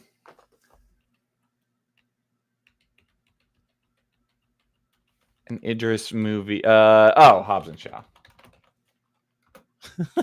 I mean, this is also blockbustery, but I didn't want to go straight into any of the Thor movies. Except I banned Chris. Why, Dan? Why do I keep doing this? Why do I keep? I was thinking Pacific Rim the entire time, so don't. Oh, I should have. Oh, John Wick. Oh, you went into. Oh, you fool! You absolute child! I have you by the balls. Welcome to the David Patrick Kelly verse.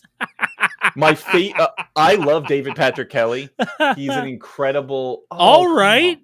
Okay, this person does have a four streak. I hate this. Bullet to the head. I don't know. Oh, it's Stallone. Okay. Copland's pretty obscure. Or Over the Top works. If they do another Sylvester Stallone, if they somehow there's no way they know another Stallone. I mean, Rocky. Yeah, Rocky. Well, no. Watch this. Stop or my mom will shoot. Yeah. And honestly, oh, twins. Throw them some of that junior action. yeah. Well, yeah, I will just go straight to junior. Actually, that's not a bad idea. That has Emma Thompson. She's in junior. Oh, she plays the female doctor that is like interested in seeing how the Dan. I've never seen Junior. Really? Yeah, that's probably for the best. We're on a Ian Reitman. Ivan Reitman, huh? Throw that Beethoven action in there. Well, is that a final Reitman? Should be. Nope. What? Oh, that might be the wrong movie. Beethoven. Are you saying Amadeus? No, I'm talking about the dog. Oh, well, that didn't work. Well, let's go Alien. Except I didn't ban Sigourney, but I did ban Ridley Scott. They fell for it, Dan. You see that? Your opponent was blocked by your ban. Oh, who's in Fellowship? I need to look it up. They still have their skip, so I can't go that obscure. If we knew a way out of it, Rudy is a Sean Astin film. We can... Yeah, I mean, that won't block us. I know other Sean Astin films. Okay. Oh, the Willies. I wasn't thinking that, but okay. What are the shows? Yeah, the Goonies. It's the Goonies, or I'm afraid they're gonna know the Goonies and Click. I'm gonna hit them with Click. I'm gonna hit them with Click. What a depressing movie that is. Yeah. Oh, he went Hubie Halloween. Wow. Come on. Okay. Well, I Tim see Curry, your huh? Hubie Halloween, and I raise you one Paul Blart Mall Cop 2. The only time Paul Blart Mall Cop I 2 watch has it. ever been. I legit watch it every year. Oh, do you me and my friends podcast? watch it every American Thanksgiving. Mm-hmm. Another Jackie Sandler movie. Well, then I'll hit you with one Paul Blart Mall Cop. Mall Cop. Because Jackie Sandler's also in that. Mm-hmm. Oh, here comes The Boom with Kevin James. I'll keep it easy. Oh, okay. Unless Jackie Sandler's in that. I don't think he has a guest cameo in it. Oh, Jackie Sandler's Adam Sandler's wife. Okay, do we have an out though? Oh, Joe Rogan. What else is Joe Rogan fucking in? He's got cameos in some movies. I think he was in Movie 43. Yeah, probably. The Hangover. Oh, Ken Jeong. Okay. Hangover, that takes us to a lot of stuff. The Lorax. It's got Ed Helms. Thank you. Amazing. And Rob Riggle. Yep. I didn't even think about that. Oh, the Lorax. If they get off of Rob Riggle, that's impressive. They're okay. Okay, we can end with another Egg Helms movie. What else is he in? Hangover 2. Is there anything besides that? Oh my gosh. I'm trying to think of what else he's done voices for. I'm drawing a blank. Yeah, I just hit with part 2. Good old Egg Helms. Oh, like no Slayer, they're not. We could go Maestro. Bradley Cooper. Oh, yeah. Cooper's easy. Yeah. Unless they hit me with an obscure Cooper. The Maestro is his newest one, so yeah, because he's Silver Linings, right? Yeah, that's always a good one. If they hit me with an obscure Cooper, but I have my skip still, so I'm not burned yet. Mm-hmm. I'm not. I've had one of these go to like 60 guesses in a row. Yeah, like I've had these go long. Dirty Grandpa. Oh yeah! Wow. Who else? Is Zac Efron in that? Yeah. Wait. In Dirty Grandpa? I don't think so. Am I thinking Bad Grandpa? I think you're thinking of Bad Grandpa. Yeah. Wait, isn't that Johnny Knoxville? Yeah, but no, Zac Efron's in one of these. Dirty Grandpa. I was right. Zac Efron was in it. I'm sorry. Okay, they gave us an Aubrey Plaza. Scott Pilgrim's the only thing I know. Ingrid goes west. I'm gonna eliminate one, so they have to use Scott Pilgrim. Shit. O'Shea Jackson Jr. Oh, that's easy. Godzilla, King of Monsters. He's also in the. Oh yes, Slayer. I did make an Auntie Donna reference. I love Auntie Donna. Egg Helms. Yeah, we love Egg Helms. Oh, I see you one Trumbo. I'll give. Oh, going to Bryan Cranston. Nice. Get him with the Trumbo. Yes. I don't know if it'll pick it up, but if they have him cast as the dub voice, they do Bryan Cranston again. I've got it out. Street Fighter 2, the animated movie. They might not have that. However, that's a bummer. Dan, watch this. Oh, they have Once and Always? Yeah. They have Cameo. Yeah. And I have... This is your bread and butter. This is your bread and butter. If they use their skip on me, I have the ultimate out. Oh, they went Once and Always? Okay. Okay. There it is. Turbo. You're still in my neck of the woods, my guy. Welcome to Turbo, a Power Rangers movie. What? Wow. That was just a guesswork. That was absolutely guesswork. Fuck. This is bad. Yeah, they were just guessing.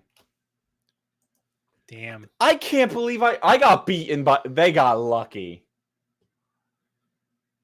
They got lucky. Wow.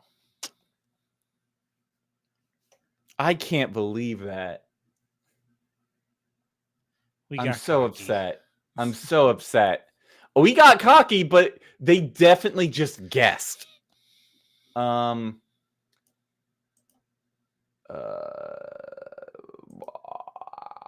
Bruce Willis. I'm wondering. Oh, wait. No, Mark Wahlberg. Oh, yeah. There you go. Watch this, though. Kevin Smith. So, we're going to start with an old. Try to keep them on the Shyamalan train. If they're smart, they'll know how to get out of old. But I want to keep them on the Shyamalan train for a reason. Though there's possibility they banned Shyamalan, so hopefully if they give me a Shyamalan, I got an out. Or they're just going to do nothing. Okay. I'm going to The Happening. We'll, Yep, just ride it. I should have done Lady in the Water, because it's clear they don't know Shyamalan, but they probably know Marky Mark. Wait, did I ban Marky Mark? I did. Haha. Yeah, Mark Wahlberg was banned. I got him. I got him on the ropes. Could I have done the Bleach movie, Gabe? Maybe, but they don't always do dub. Like, you can't use The Boy and the Heron for for Dave Bautista, because they don't count the dub cast. Interesting. Yeah. Guardians of the Galaxy. Wow. I've stumped this person with went to Trolls because of Zooey Deschanel. Hitchhiker's Guide to the Galaxy, or she's also in that. What's that fucking 500 Days of Summer, Elf. Yeah, that's the other one that I was thinking of. I just didn't want to be trapped in it. They went to we're gonna go to JGL territory. So Angels in the Outfield. Oh, you're right. That's a good shout. If they hit us with one Danny more Glover or Christopher Lloyd route, if they hit us with another JGL, I can kill them. I can kill them. There you go. Make it happen. H2O Halloween H2O. Oh yeah. He's in the very beginning of it. Yep. Now they can get out with Jamie Lee Curtis if they're smart, and they're probably smart. Look at that. A smart guy. and I can't trap them in prom night because they started with Jamie Lee. Let's True go Lies? Parent Trap. No, I don't want to stay on Jamie, Jamie Lee. Lee. Okay, Because I don't yeah, want that's them fair. to. I don't want them to trap us in a prom night or a terror train would be even worse because there's literally no one except David Copperfield is in Terror Train. Oh man, they're probably going to take the Dennis Quaid route. Oh yeah. Yep. Oh, the fools. The actual fool. Wow, Jaws they went 3D. Jaws 3D. Go Michael Caine. He's not in Jaws 3D. He's in Jaws 4. Oh, bummer. Okay. I see you that, and I hit you with Dreamscape, my guy. Let's go Deep Cut Quaid. Let's Deep Cut Quaid. The Rookie. Oh wow. All right. Who's even in this? Brian Cox. Here we go. What else is Brian Cox in? Oh man. I'm drawing a blank. Yeah, I'm just gonna hit them with a skip. They don't have their skip, so they have to do it. Wait, who else is in that? Takers, Jay Hernandez. Who the? Dan, what are these movies? I can't lose. Movie 43. In-game. No. I got it. Zoe Saldana. Oh, Slayer's like screaming things. X-Men Pixels. Good to know for the future. I hate it. I hate that I had to use Endgame. I hate doing that. I want to take him to my neighborhood, so we're going to the cabin in the woods. Oh, there we go. I want to be in my territory. Okay. Forgot Chris Hemsworth was in that movie. Yep. Also, Joss Whedon is one of the writers on it.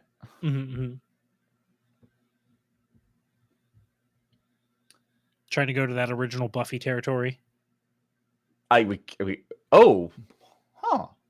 never thought of that. They had to use their cast. You don't know who Chris Hemsworth is, but you know the Takers. All right. Woo! Cool. Came back. Okay, I think we got time for one more. Yeah, sounds good to me. This will be, unless this one ends in literally a one-shot kill. We're going first on Avatar. It's got James Cameron. I think those are good. Yeah. Yeah. I have an idea.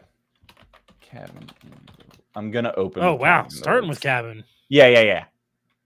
The bans won't take effect, so he won't be none the wiser. And also, this could get us into Alien.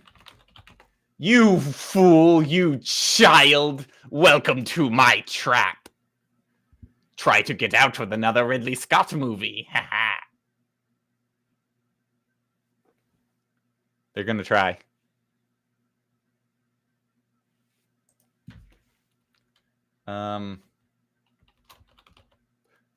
Gee, No, I'm keeping you trapped in. You're trapped in with Ridley Scott. Take Prometheus. Hopefully they don't know that Michael Fassbender's in it. Are they gonna come out with a Henry Dean Stanton? God, I respect them. No, a Charlize Theron with Hancock. Okay. Yeah, she's in Hancock. Yep, I'm gonna hit you with Juno then. We're gonna go the Jason Bateman route. Nice. Oh, you gave me Scott Pilgrim. Sausage Party. No. Why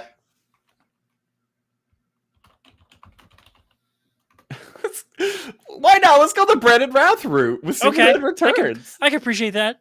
I like a good Brandon Routh. We could have used nod. Chris Evans to get back to having him. Oh wait, we don't have Hemsworth band on. Oh, we do. Yeah, we do. No, you know what? This is the rope-a-dope. This is the Superman Returns rope-a-dope. And it might just work? I don't know. Usual Suspects. Ooh, Cool World has Gabriel Byrne in it. Like, is this the animated Cool World? Yeah. Like that one? Oh. And I know Brad Pitt's in it, so we got if out. they are good at this, they will know that Brad Pitt is in that movie as well Yes. as They might have to Kim use their Basinger. cast. Yep, they knew Brad Pitt. Yeah. Orlando Bloom's in Troy, right? Mm-hmm. Welcome to my world. World of video games. I don't know, Slayer.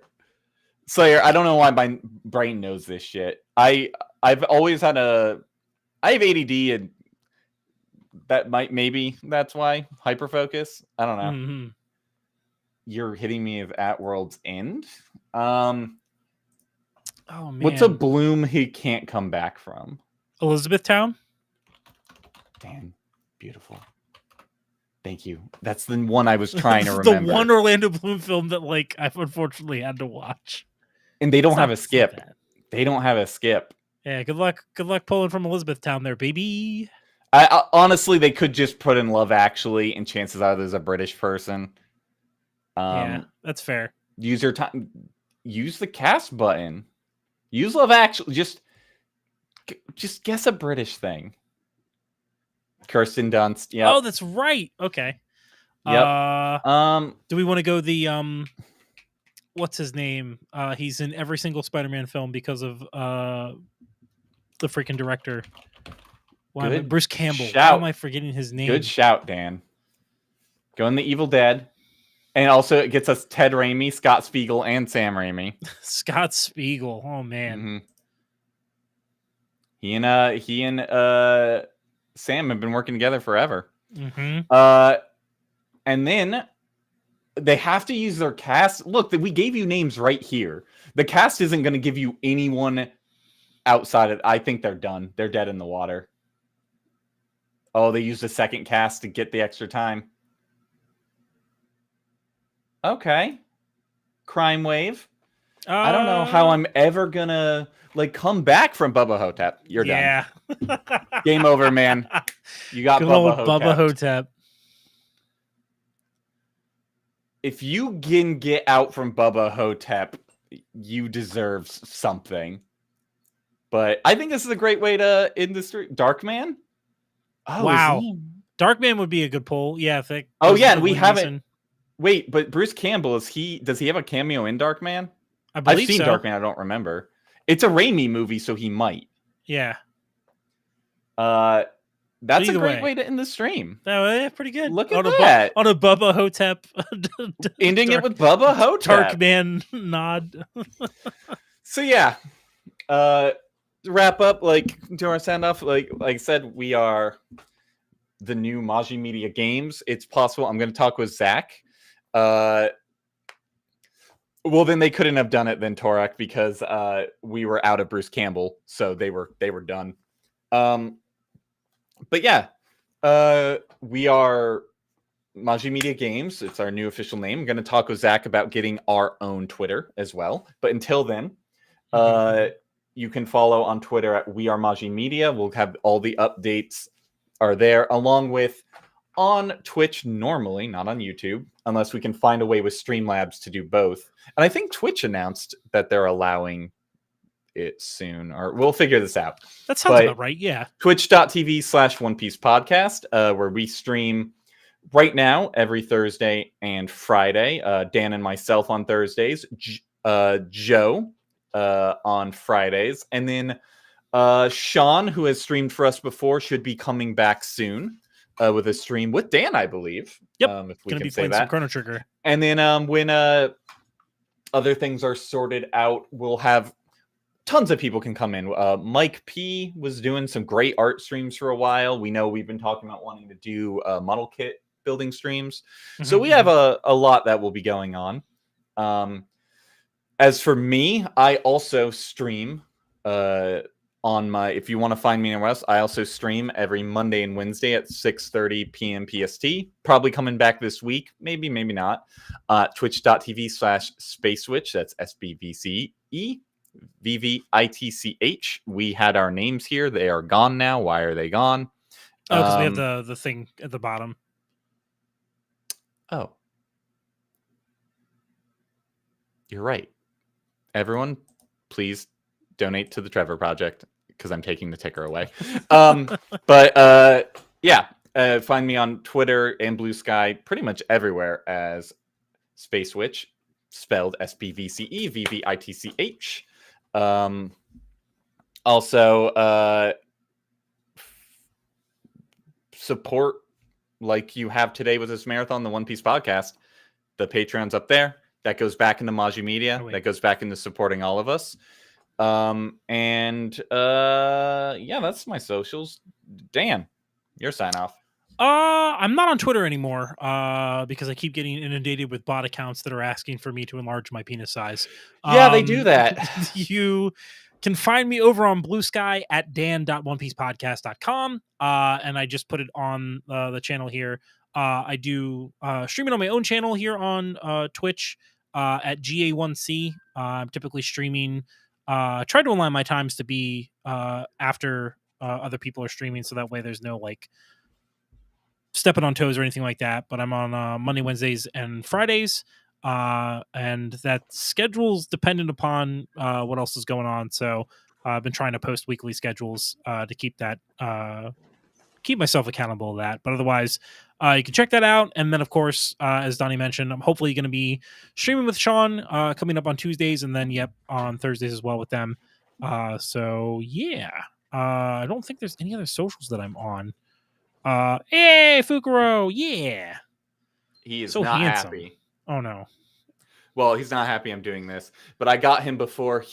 When he gets bored and wants his attention, wants me to leave, he keeps going and knocking over Reiju and Sanji in my figures. Them specifically.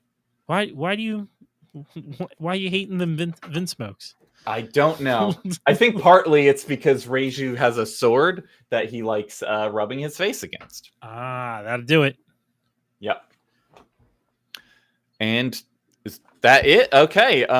So did Fukuro get his Golden Globe bingo card right? I don't think Fukuro cares about the Golden Globes. But in classic Maji Media Games and D&D fashion, that's it. Thank you all, and we will now sign off with our iconic and famous sign-off phrase. Dan? According to the Surgeon General, women should not drink alcoholic beverages during pregnancy because of the risk of birth defects. Night, everybody. Goodbye.